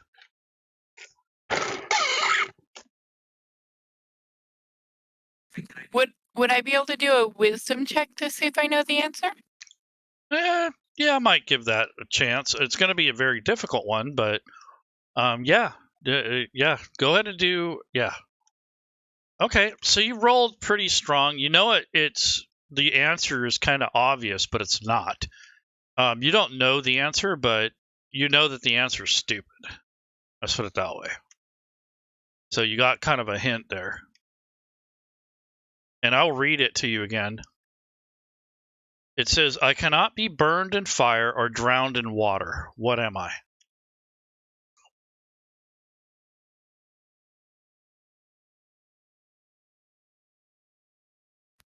Is it ice? Is it ice? When do you say that out loud or do you just guess? Because that would be the answer. I mean, you would be the one answering in this case. I say out loud, I think it's ice. And as soon as you say that, the door opens. Yo, let's go. Oh, I would have said rock, but I mean. So the door rumbles open, like goes upward into the ceiling. Away it goes. So there's a chamber beyond there. I feel like Susswoman, before she leaves, she'd use her like dagger to cut the rope and take a piece of it as like a souvenir. So anything else, Laura? Nope, that's it. Okay. Okay, Caesar. All right. Caesar's gonna come peek around this corner. All right. So move my map. What you see is this area of flame coming out of this grated floorway. The flame seems pretty intense. You can actually feel the heat as soon as that stone wall opened up. And there's a little bit of smoke, like soot, coming from it. It's almost as if there is magma or maybe some serious briquettes. But the entire floor is like an iron grate. It almost looks red hot, to be honest with you. And the fact that the heat that comes off it is pretty alarming. And beyond that is kind of hard to see, but there's mist forming on the opposite end of there, and it may look like another pool of water or something like that. You're not quite sure, but it's strange looking. And it looks like these things were placed here intentionally, like the rest of the things.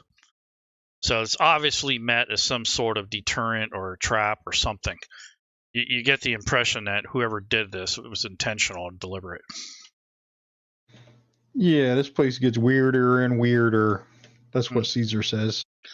Yeah, So- thinking back at when you answer the call to go on this thing, you didn't have any expectations. It's certainly weird. So Caesar's going to backtrack a little bit. He went 10 there. That's 30. Yep. 40. As you walk by me, I go, hey, Caesar, do you have any rope on you? Yeah, I've got rope. 60 to there. Okay. I like how he just goes, yeah, I got a rope, and it just keeps walking. I have rope. So as What you need rope Find for? the rope. as you get closer, I need you to, let's see. Okay, so you slip and fall, and you end up going down into that pit. So I need you to make either some kind of athletics check or a dex check to slow yourself down. Well, there's a pit there. Yeah, it's kind of this is a kind of a slope that goes down into this area. So it is partial pit.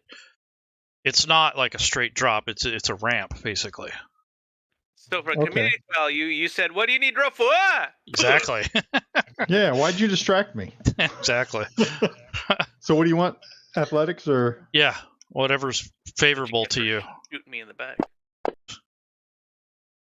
Okay, so you basically scramble, you try to flail and grab something, and you fail. So you end up going down into this like gully. It's not that deep. It's maybe 12 feet. I don't know what the degree of angle is, but basically you run up against those pointy oil-covered stakes, basically. You take roll a d6, and that's basically how much damage you take. Okay, so I'm just going to manually take that off of your sheet or add it. So you took 5 wounds, so you got a nice bruised puncture wound with oil. So you're not feeling too hot down there. And you're coated with oil. Down at the very bottom, there's probably about a foot of oil down there. And you notice that all the stakes are kind of oiled and lubed up. And they go all the way up to a lip that is probably another hallway that or not really a hallway, but like a kind of like a ledge. And you noticed it when you were walking towards the sloping floor. And it's kind of dark or dim in this area, so I don't blame you for kind of marching in there and not really paying attention or close enough attention. Plus, you didn't have the full description. So you were just kind of walking in blindly and slipped and fell.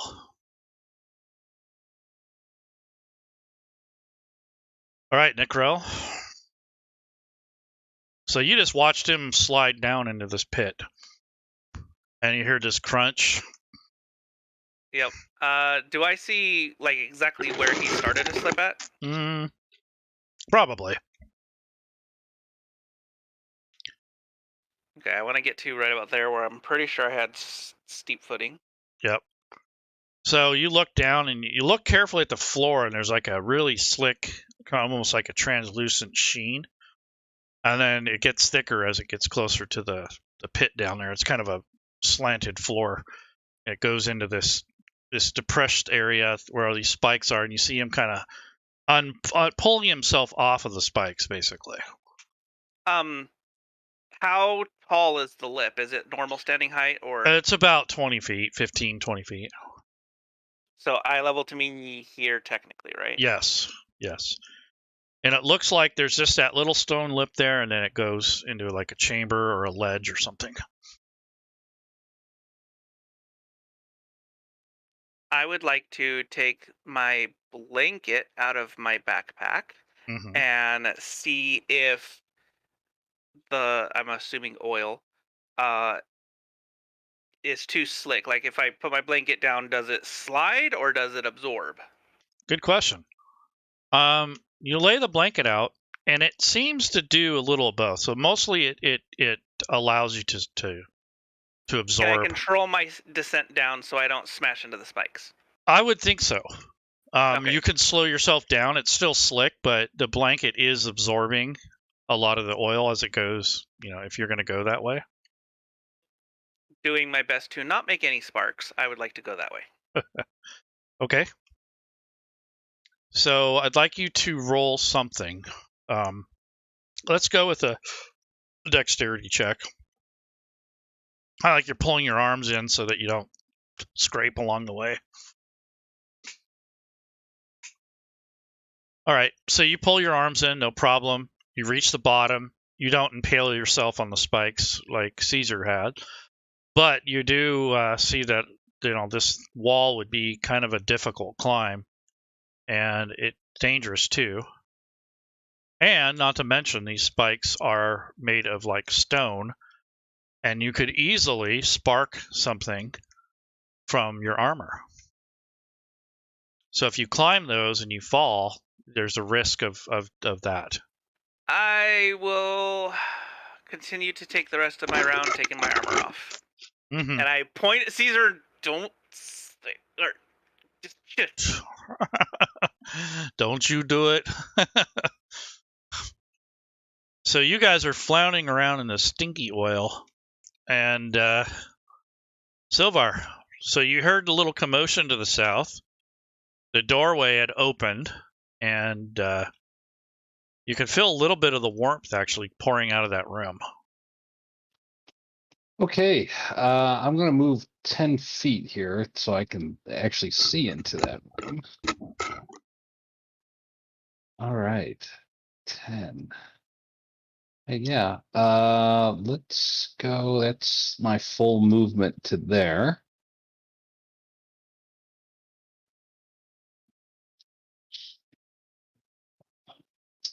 And once I get there, I'll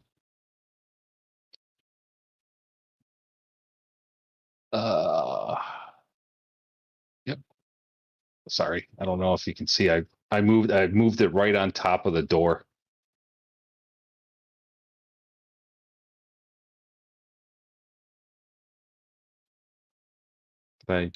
Yeah, that's fine. Okay. Yep. Okay. Yep. The door's not there anymore, so you can move there. Okay. So I see like there's a pool of water there. Correct? No, this looks like a iron grate. Okay. And there are flames kind of licking out from underneath. The grating looks like a metallic iron, and there's intense heat coming off it and some kind of a little bit of sooty smoke. It appears to be almost red hot, the grating. It goes from one wall to the other. There's nothing above it other than just a bunch of heat and some black stains from the smoke. But beyond that, you can kind of see like a pool of water. You're not sure exactly what it is, but kind of hard to see through the obscured smoke there. But there's some kind of liquid back there behind there. Okay. Maybe boiling water or something like that. Wow. That's not good. So that was 30. All right. So I'm going to use my action to move there. Oh, sorry.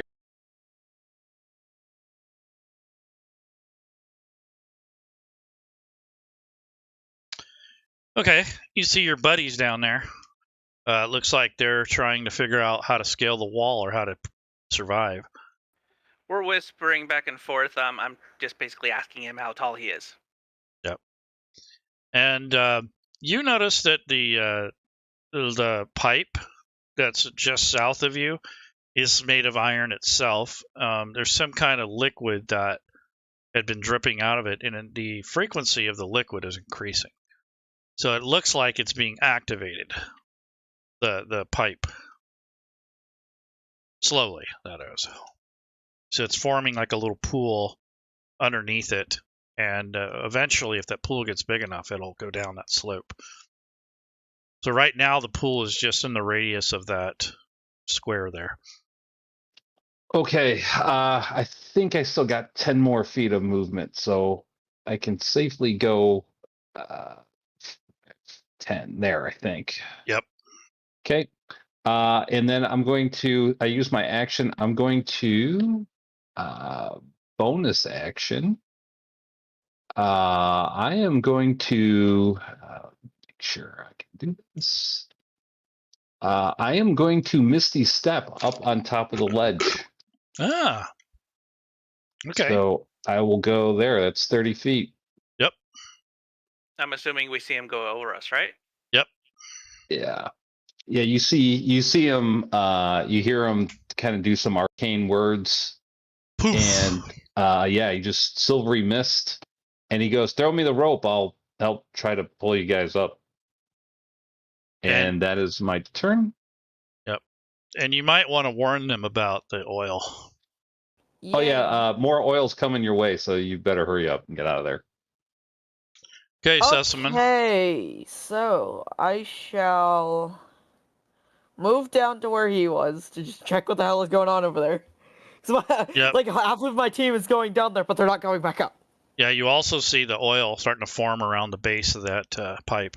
Okay, so I see the oil. I also see them down there. I asked them, guys, do you have any rope that I could grab?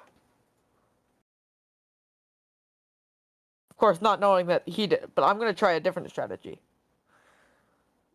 So... Are you trying to come down here, or trying to get us out? Because we want to go up.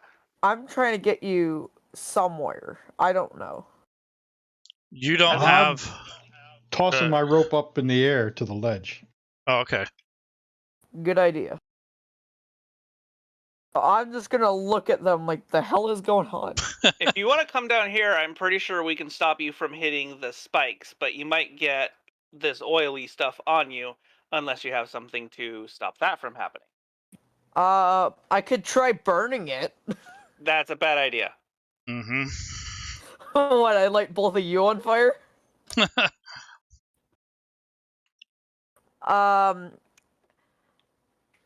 I don't think I have anything that could stop that.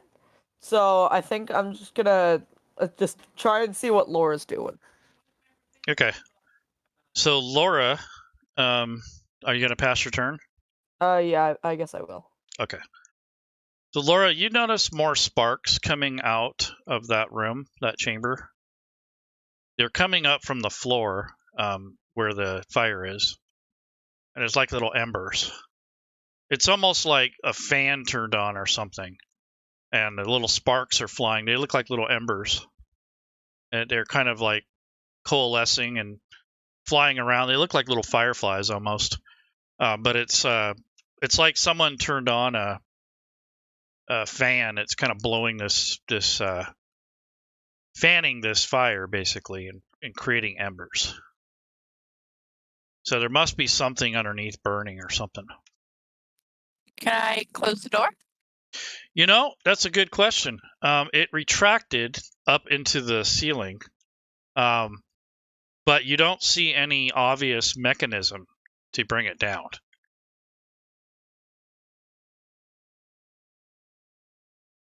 That doesn't mean you can't try to look for something or improvise, but I'm just saying it doesn't look obvious.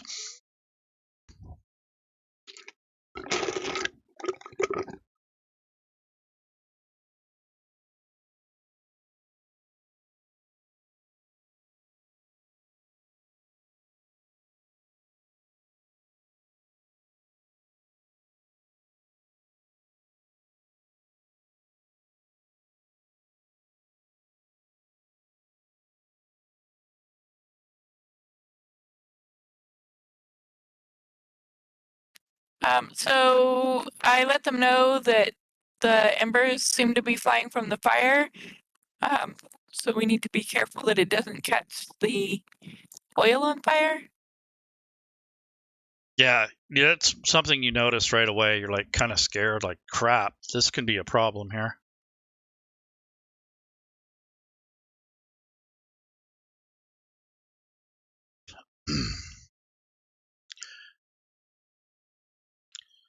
Anything else, Laura?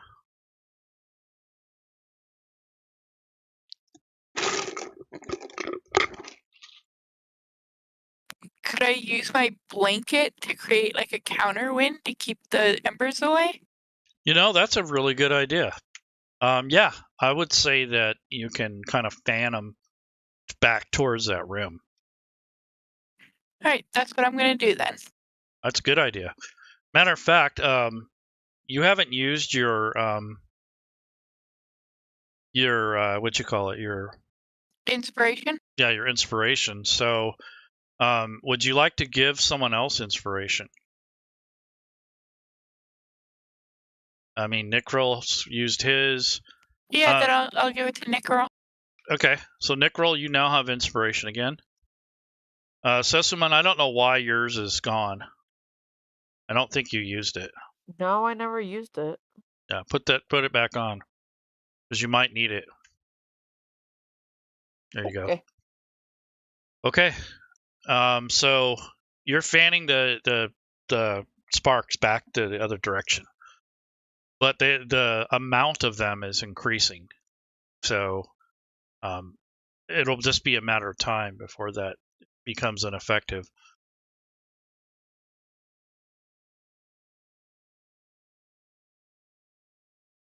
Okay, Caesar.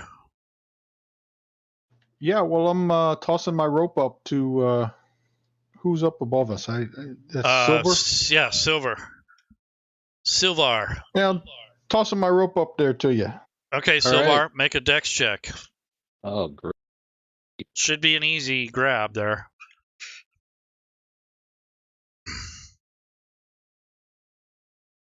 Yeah, no problem. He throws it up, you grab it. You got a hold of it. Now what you like to do with it? Yeah, I will. There's nowhere to tie it off or anything here, right? Correct. But if you look around that corner, or if you check out, maybe move a little, you might use the corner of that wall to give you some leverage, and then maybe use the help action or something like that to help them up. I'll look up and say, how about if I toss you a piton? However you say Piton. them. Yeah, A piton. piton. I have no way to hammer it in. I have a dagger. What else do I have? A quarterstaff.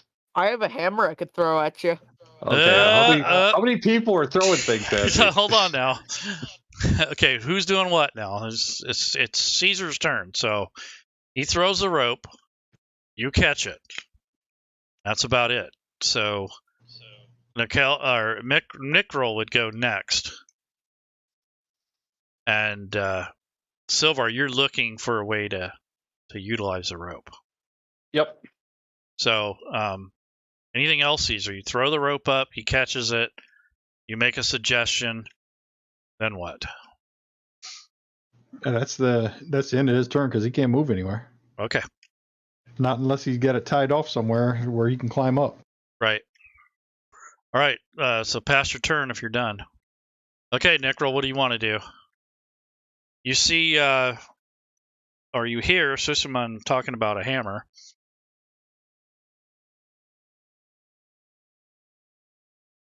Let's have you hold on to your hammer right now. I think what we can do is if Silvar can get around the corner and brace themselves so we don't pull them down, I can lift Caesar up, and with that, should be able to get up out of all of this. I will take my blanket and stab it into the spikes so that it makes it easier to grab on. Okay, fair enough. And then I will ready my action to lift Caesar once Silvar gets into place and it becomes turn again. Great. Good playing on the blankets, by the way. I hadn't thought about that, but it makes total sense. Okay. So yeah, that's fine. You're able to do that, no problem. Yeah. So Silvar, he's going to grab the rope. He's going to move down to here. Okay. And what the heck is that? Okay, so as soon as you step in that area, you hear a clicking sound, mechanical. You want to roll a perception? Yep. Okay.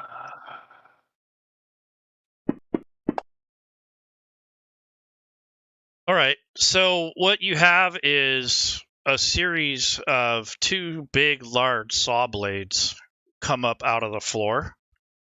They both come up on either end of this thing, and they start circulating around in that groove. They go back and forth essentially, and to the ends. So they both have like a half cycle, and they're timed in such a way that you'd have to time your walk to get through the rest of it. So in other words, you can't be rushed through there, and the blades are probably almost 5 feet in diameter. So when they move, they're pretty heavy and bulky, and they look like they're oiled, and they're ready to go, and they're spinning, and they're rolling kind of on that track there, and they're making some, a little bit of mechanical noise. You're not sure how it's propelled, if it's magic or some kind of dwarven thing, or gnomish maybe. It's kind of what you're thinking. It might be gnomish design. Whatever it is, it's deadly, and it's going to take some patience and some rolls and such to get through there. So that's what you're at. Okay. Am I in reach of any of the blades from here? Okay, no, good. You're All fine, right. unless you move forward. I mean, you're good. Okay, yeah. So what I'm going to do here is I'm gonna try to position myself here and have the rope. I don't want it too tight so that it's grinding around this corner here. Mm-hmm. But I'll give the help action whoever wants to climb up. Okay, that's fine. So, yep. So that would be.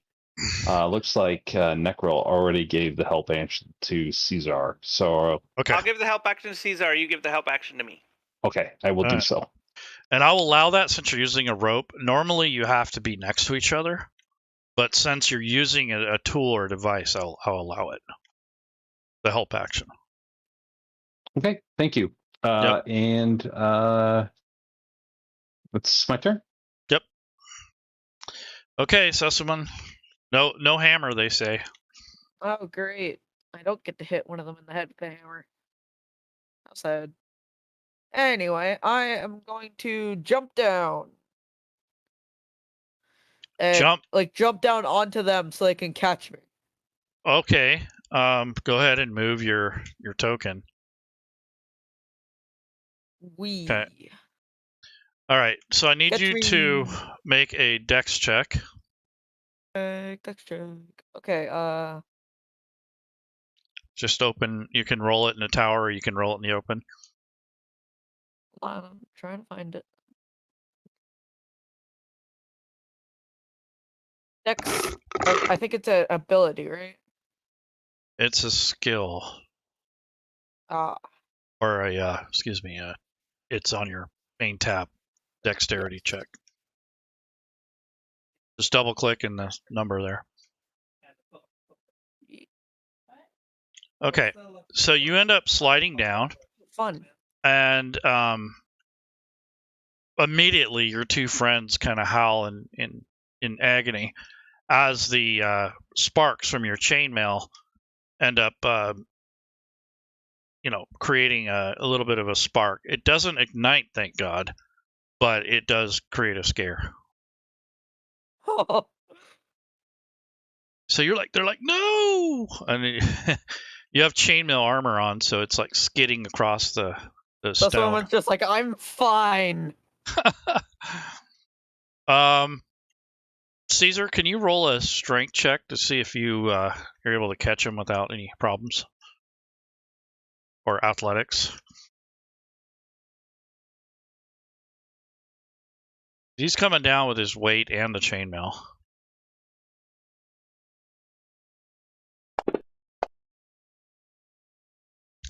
You got advantage, but oh yeah, I shouldn't have had that help to catch him.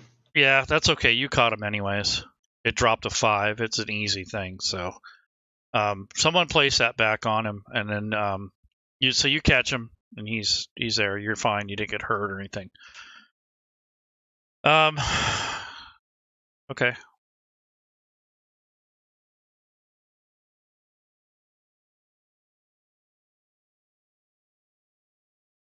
Okay, so I shall complete. What's that? I didn't hear you. I'm just gonna end my turn since that's all I really want to do. Okay. Let's just jump.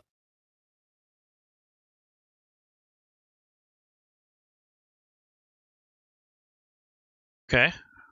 Laura. Still fanning them flames, or the embers.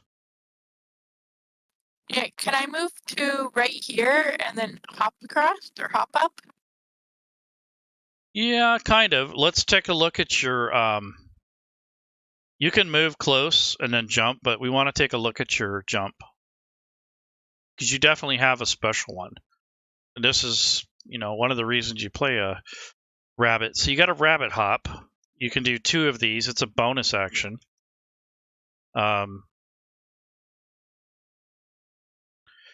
You can jump a number of feet equal to 5 times your proficiency bonus. So your proficiency bonus is 2. So that's 10 feet.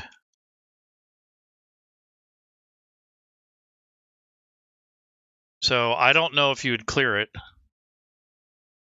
or if you can get close enough to clear it.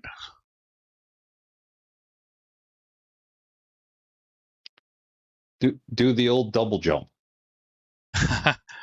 Yeah, I mean, you could do it. You could try, but if you fail your dex thing, you're just going to slip down into the muck. Okay, I'll try moving here. It's 25 feet.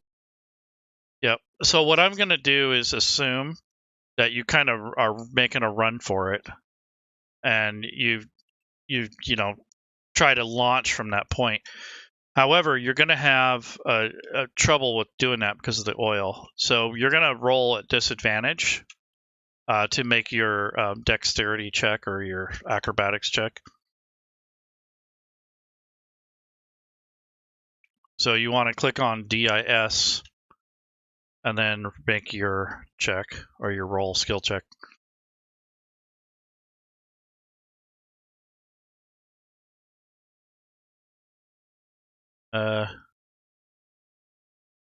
Did you just roll? Oh, well, you know what? It didn't matter because that roll, whatever you did there, I don't know. The first roll was the one that you actually did. The second one, yeah, I'm not it sure. looked like it lagged a lot. And Yeah, it did. Anyways, so you get down there and you try to hop, and you end up just sliding down into the sludge. It was a good try, but you weren't able to. She has an ability in your the lucky footwork. Yep. So what you could do is, if you fail the saving throw, you can use a reaction, roll a d4 to add it to a save. So it wasn't a saving throw, but even with a 4 added to that, you know what? I'll allow it. So you use your lucky footwork, and you were able to get through that because it was supposed to be a 4, but you got a 5 out of that. So it wasn't a difficult thing, but it was hard enough to where you almost screwed up or failed. You just kind of barely slide. You slide down halfway, and you take a leaping jump, and you're able to barely clear the lip there. So I'm going to move your token up onto the edge there.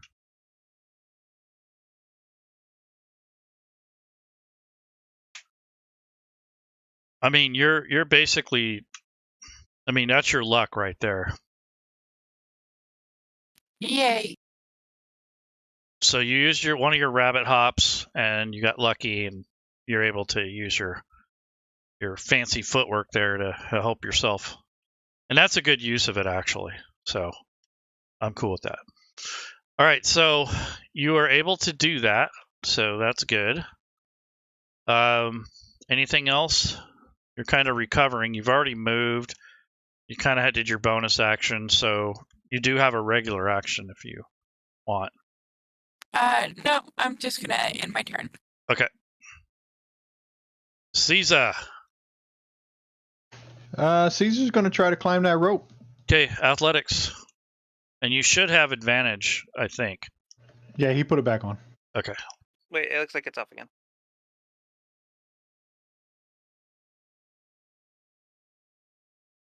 There, now it's All right, it's back on. Okay. Yes. So you're able to climb out. I'll move your token.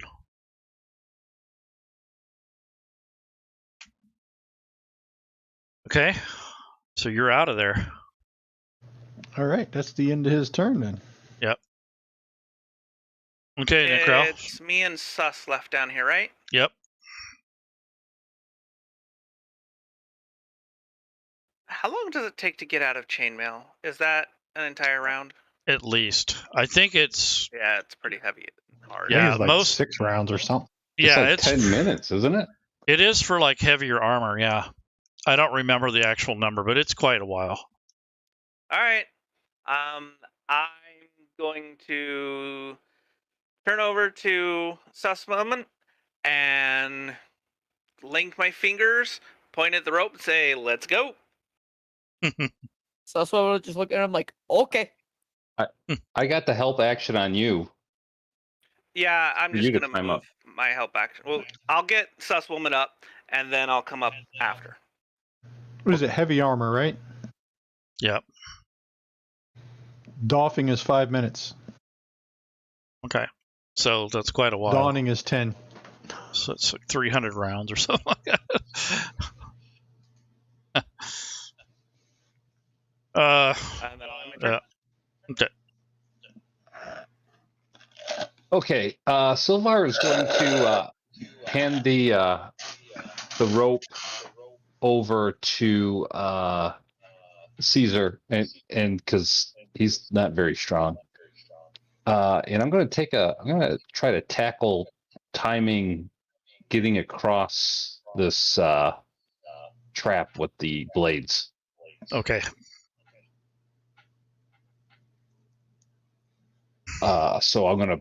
I don't know how you want me to do this as far as walking and doing the checks. Okay. So what I'm going to do is draw just a couple squares here.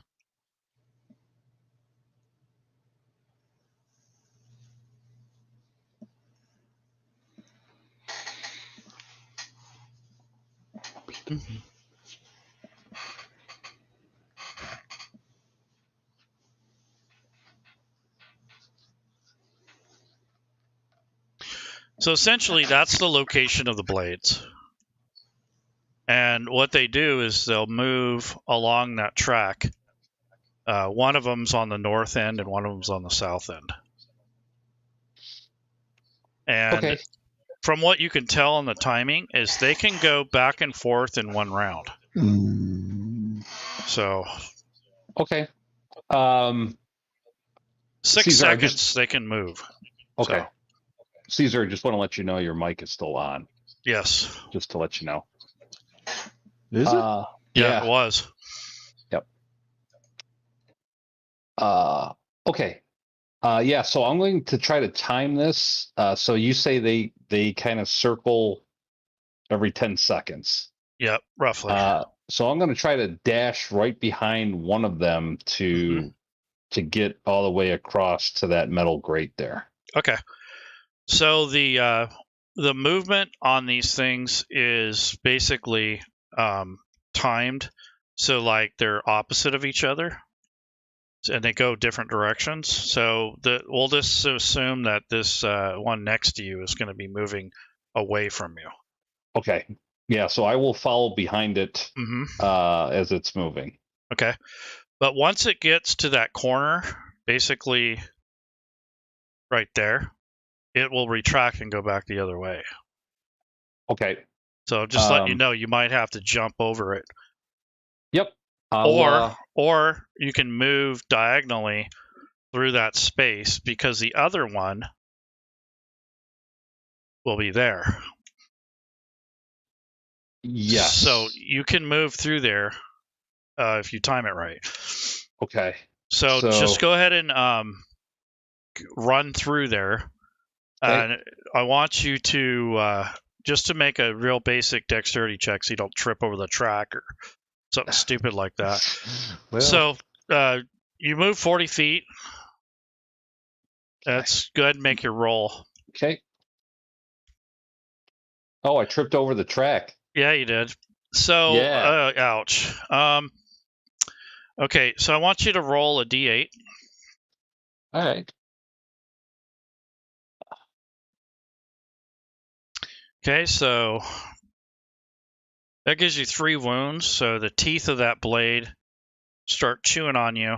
You pull yourself up, and I don't know exactly where you're positioning yourself, but you're either going to have to jump, and if you don't make it, you're going to come back down on the blade.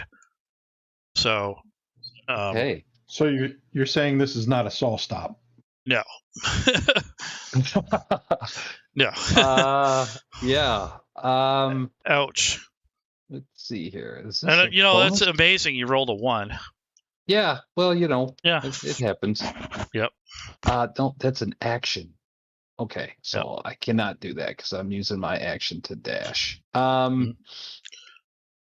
Yeah, so I am going to. So it stops there and then it comes back to the south and then back to the west. Yes. Correct. Yes. All right, so I'm going to try to just dodge it versus jumping over it. Okay. And try to get through. That sounds fine. So go ahead and apply the dodge action to yourself. Okay. And it's not going to really hit you, so there's really no way to do it. So, but you can make another save with advantage. Okay. So just roll with advantage. Okay. You want me to do a dex save? Yep.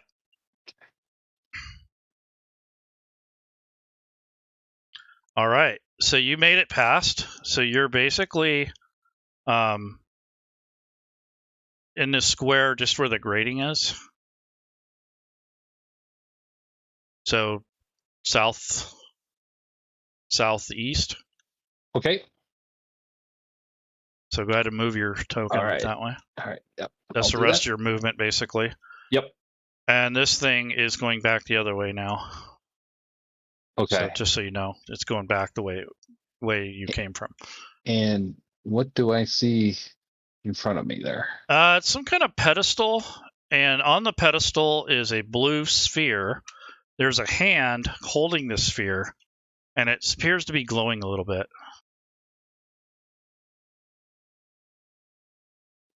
Okay, yeah, I'll scream back at everybody real quick. Don't come this way. It's kind of dead ends. Mm-hmm. Oh, fun. And I'll pass my turn. Okay. So that leaves it on me. Pool of oil is now like that.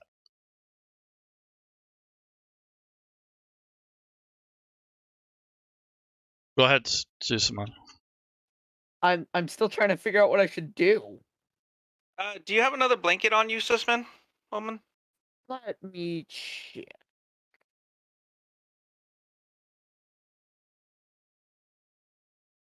How oily stained is mine?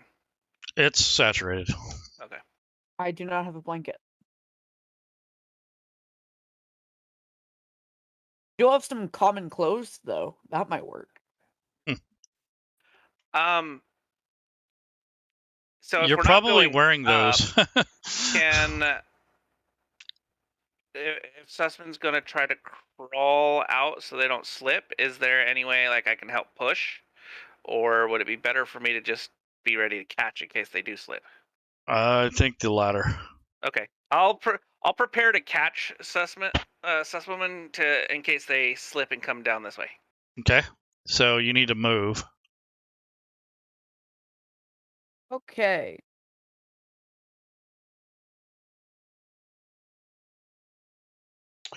All right, you trying to get out? I guess. Okay, I need you to roll a dexterity, or excuse me, an athletics check with disadvantage. But first, let me pull this effect off because I'm not giving advantage. Okay.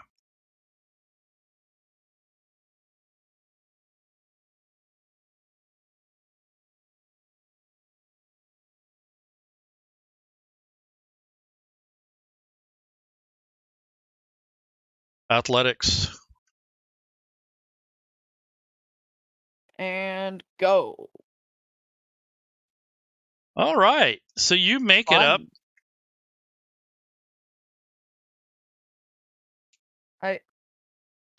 You make I it have up to what? the edge of that oil pool. You notice that it's getting bigger. And if it goes any further, it's going to spill down over and fill that thing up more with oil. And the embers are starting to collect around the outside there of the doorway. You notice that. I'd yell to the team, guys, there's embers that are about to hit the oil, and the oil is about to fill the thing. So we should probably do something about that. It's pretty nasty.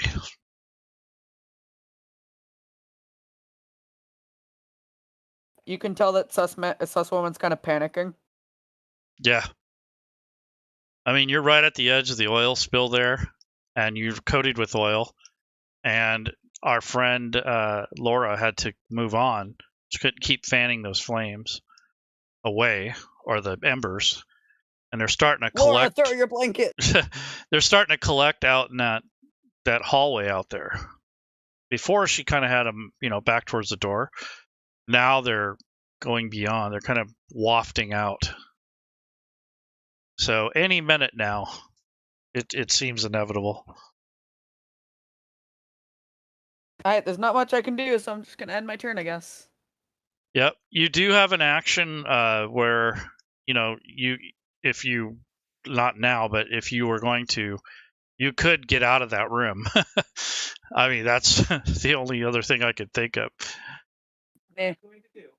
All right, so pass your turn. Yep. If you're done. Okay, Laura, what you want to do?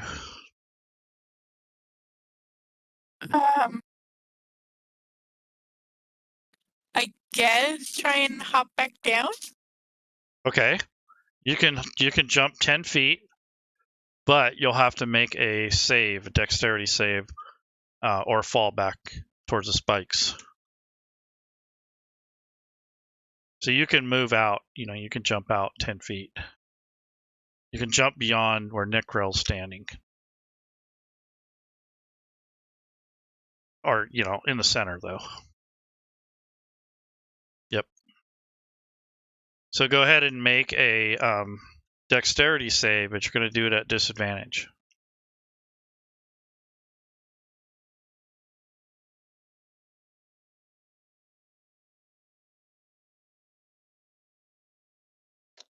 Okay. Not sure what happened there, but Her lucky foot affected. Yep.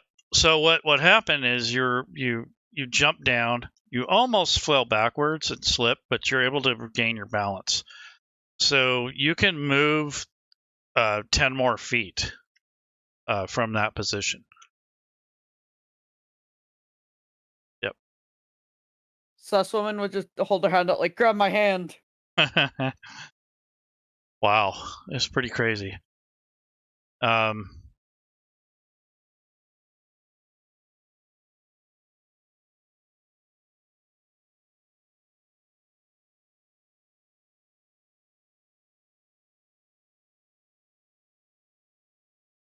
So that's where that is now. The radius. Oh, fun. My idea is on my turn. Laura, are you doing anything else? I don't know if you have spells or Not what. really, no. Okay. So you use the rest of your rabbit hop.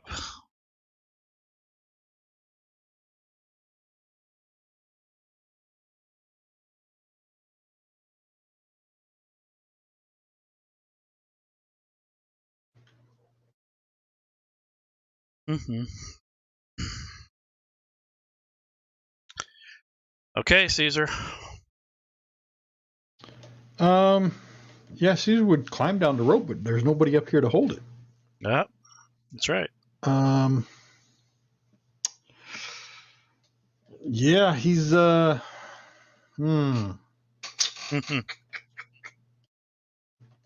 me see.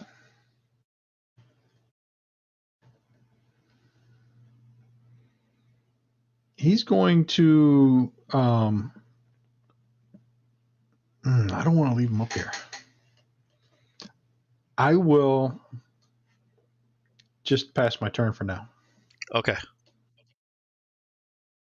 Nick roll. All right. I would like to peel my oil-filled blanket off the spikes and chuck it as hard as I can, hopefully getting it up to Susswoman. Okay. As I'm doing that, I will yell, "Stuff this in that pipe!" Yeah, you can throw it about 10 feet.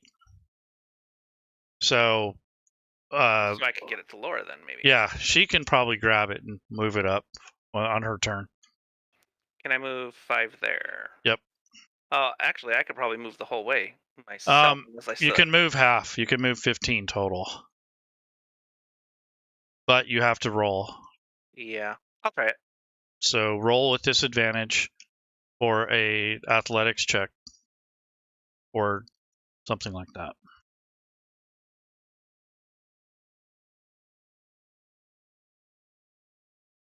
All right, so you're able to get still up on the ledge. What? Caesar's still up on the ledge, just watching it. Yeah, he's Just like, watching what the this. hell? This is more important. If we stop this, we don't all catch on fire. Yeah, not as likely. Well, we still catch on fire because the oil's still there. Yeah, but he's trying to slow it down. That's about all you can do. Okay, so yeah, I'm close enough to get it to Susswoman now. So I chuck that. Okay. There's your Okay. blankie. my sweet blankie. Now I can go to sleep. Okay, Nick roll, are you done? Yes.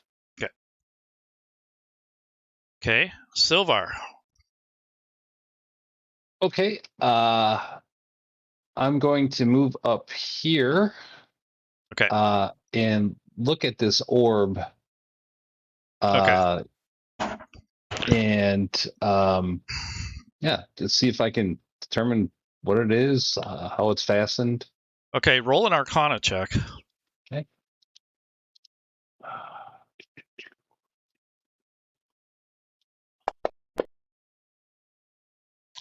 It's definitely has an Arcana influence, like a magical influence.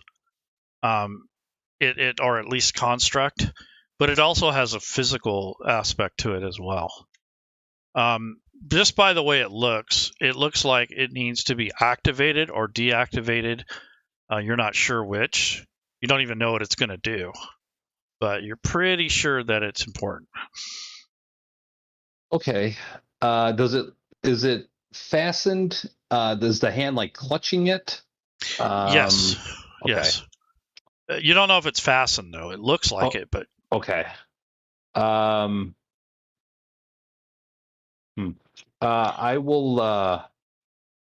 You can roll investigation, but that would be the end, basically the end of your turn there. Okay. Unless you cast a spell or move or something. Okay.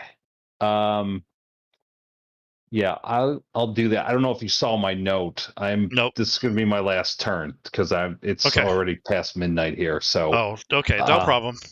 So I'll roll investigation and shout back to hopefully whatever I find. Okay. So what you've noticed is that the crystal ball thingy or whatever it is, the mechanical device, if you press it down, it's going to do something mechanically and magically simultaneously. Magicality. Yep, Okay. magicality. Yeah. Well, if that was my action, right? So I can't press it down. Well, you can press it down. All right. Just I'll press it down. I'll press the button or the hand or whatever it is. Just Okay. smash it. So you hear this like compressed sound. Some kind of air or something blasts out from the south. Not smoke, not anything toxic or anything. It just like compressed air. And that area that you crossed over to the south, the grating, that's where the sound comes from. And you won't know this, but the effect that it had is it shuts the valve down below. So the blanket won't be necessary unless you want to sop up some of that oil.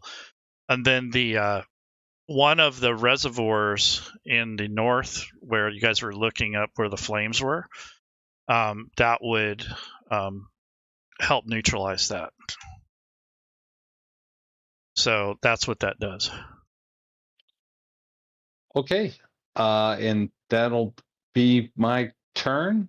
Okay. Sorry, guys. No sorry problem. I got to leave, but yeah, it's late and I got to get up No early problem. tomorrow. Okay. So, All right. So Sesamin, what do you want to do? It's your last turn as well. So Have a good evening. Okay. we're gonna call it a night after this. I am going to take the blanket Mm-hmm. and run to the embers and like fan them away like Mom was doing. Oh crap. Okay. Like, get these embers out here. Go ahead and move.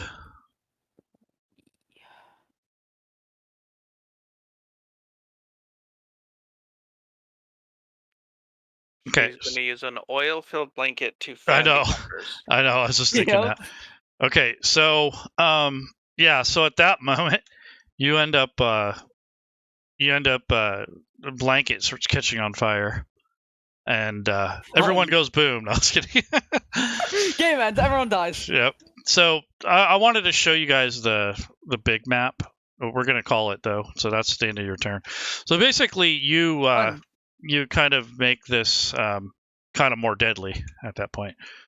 All right. So It's like it's just like time freezes and it like goes black and it's like one of those TV shows. Like Yes. next time. yeah. So here's the entire map basically. Oh, I just see a question mark. Oh, it's got to load. All right. So Ooh. so basically,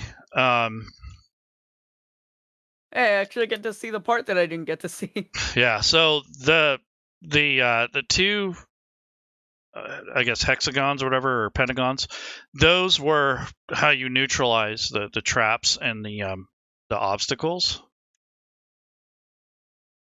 I knew I shouldn't have cut that rope. And then you have one final obstacle there, which is a big long staircase. And then it takes you over to that platform, which takes you into the second part of this maze. And then the very bottom had a kind of like an all-out battle with a big drake. Ah, a So- boss fight. Yeah, Like- basically. So that's kind of what this was. I mean, the traps are fun. The one on the bottom where all that water stuff is actually acid. And Ah. there's two saw blades there, and there's those tubes are something that you go inside and then you pop up on the other side. I just need to ask, what would have happened if I actually jumped down into the pool? Which on, pool? The one on the area where we fought all the vines and stuff. You remember when I was looking down? This thing here, on the plant area. The one under the bridge, yeah. Oh, nothing. I think you could have attracted the water weird, but you would have also discovered that the kobolds had fought the water weird, so that's why the evidence was down there. Well, that was fun. Yep. Almost dying on the wire was definitely fun. So yeah, we're gonna call it, folks. Sorry about that. It's getting late. So It's all Yep. good, I No, think. there's- yeah. So hopefully, you guys will get into some games. We try to make it fair and fun and try not to be too crazy. But in a normal campaign, I probably would have been a little bit more ruthless or less forgiving. A little bit. I'm usually pretty fair, but I would have definitely made some of the stuff, wouldn't let some of it happen and that kind of stuff.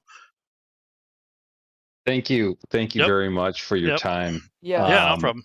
In doing Yeah, this. thank you.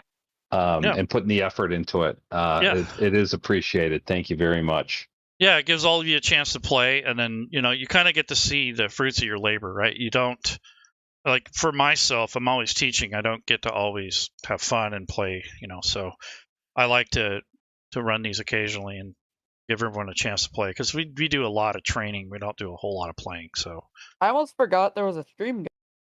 yeah, and we'll go say goodbye to the stream. I will, once all of you say goodbye, and I'll end that. Yep. Yeah, I want to say thanks for running this, Laroon, and Dave's missed. He was a great man. Yes, for Just sure. for everybody out there on the stream. Hey, check out his YouTube. He's still got some stuff, man. He's still there. That's right. And like I said, he lives through the game, so.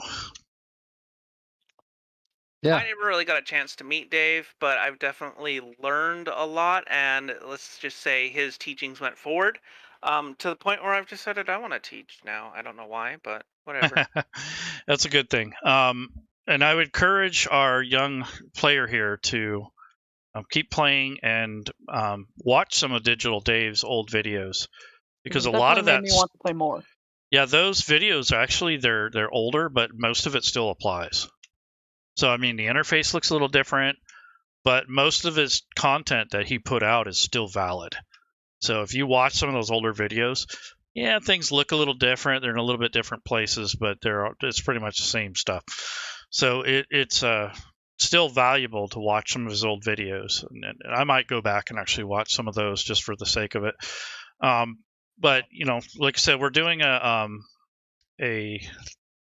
fundraiser that's nonprofit, and it'll be in the description. So hopefully you guys will be able to donate. But take care, everyone, and we're gonna end the stream. And again, there's other games this weekend. So Twitch.tv/thatonedumbassjosh. Good night. Good night. Good night.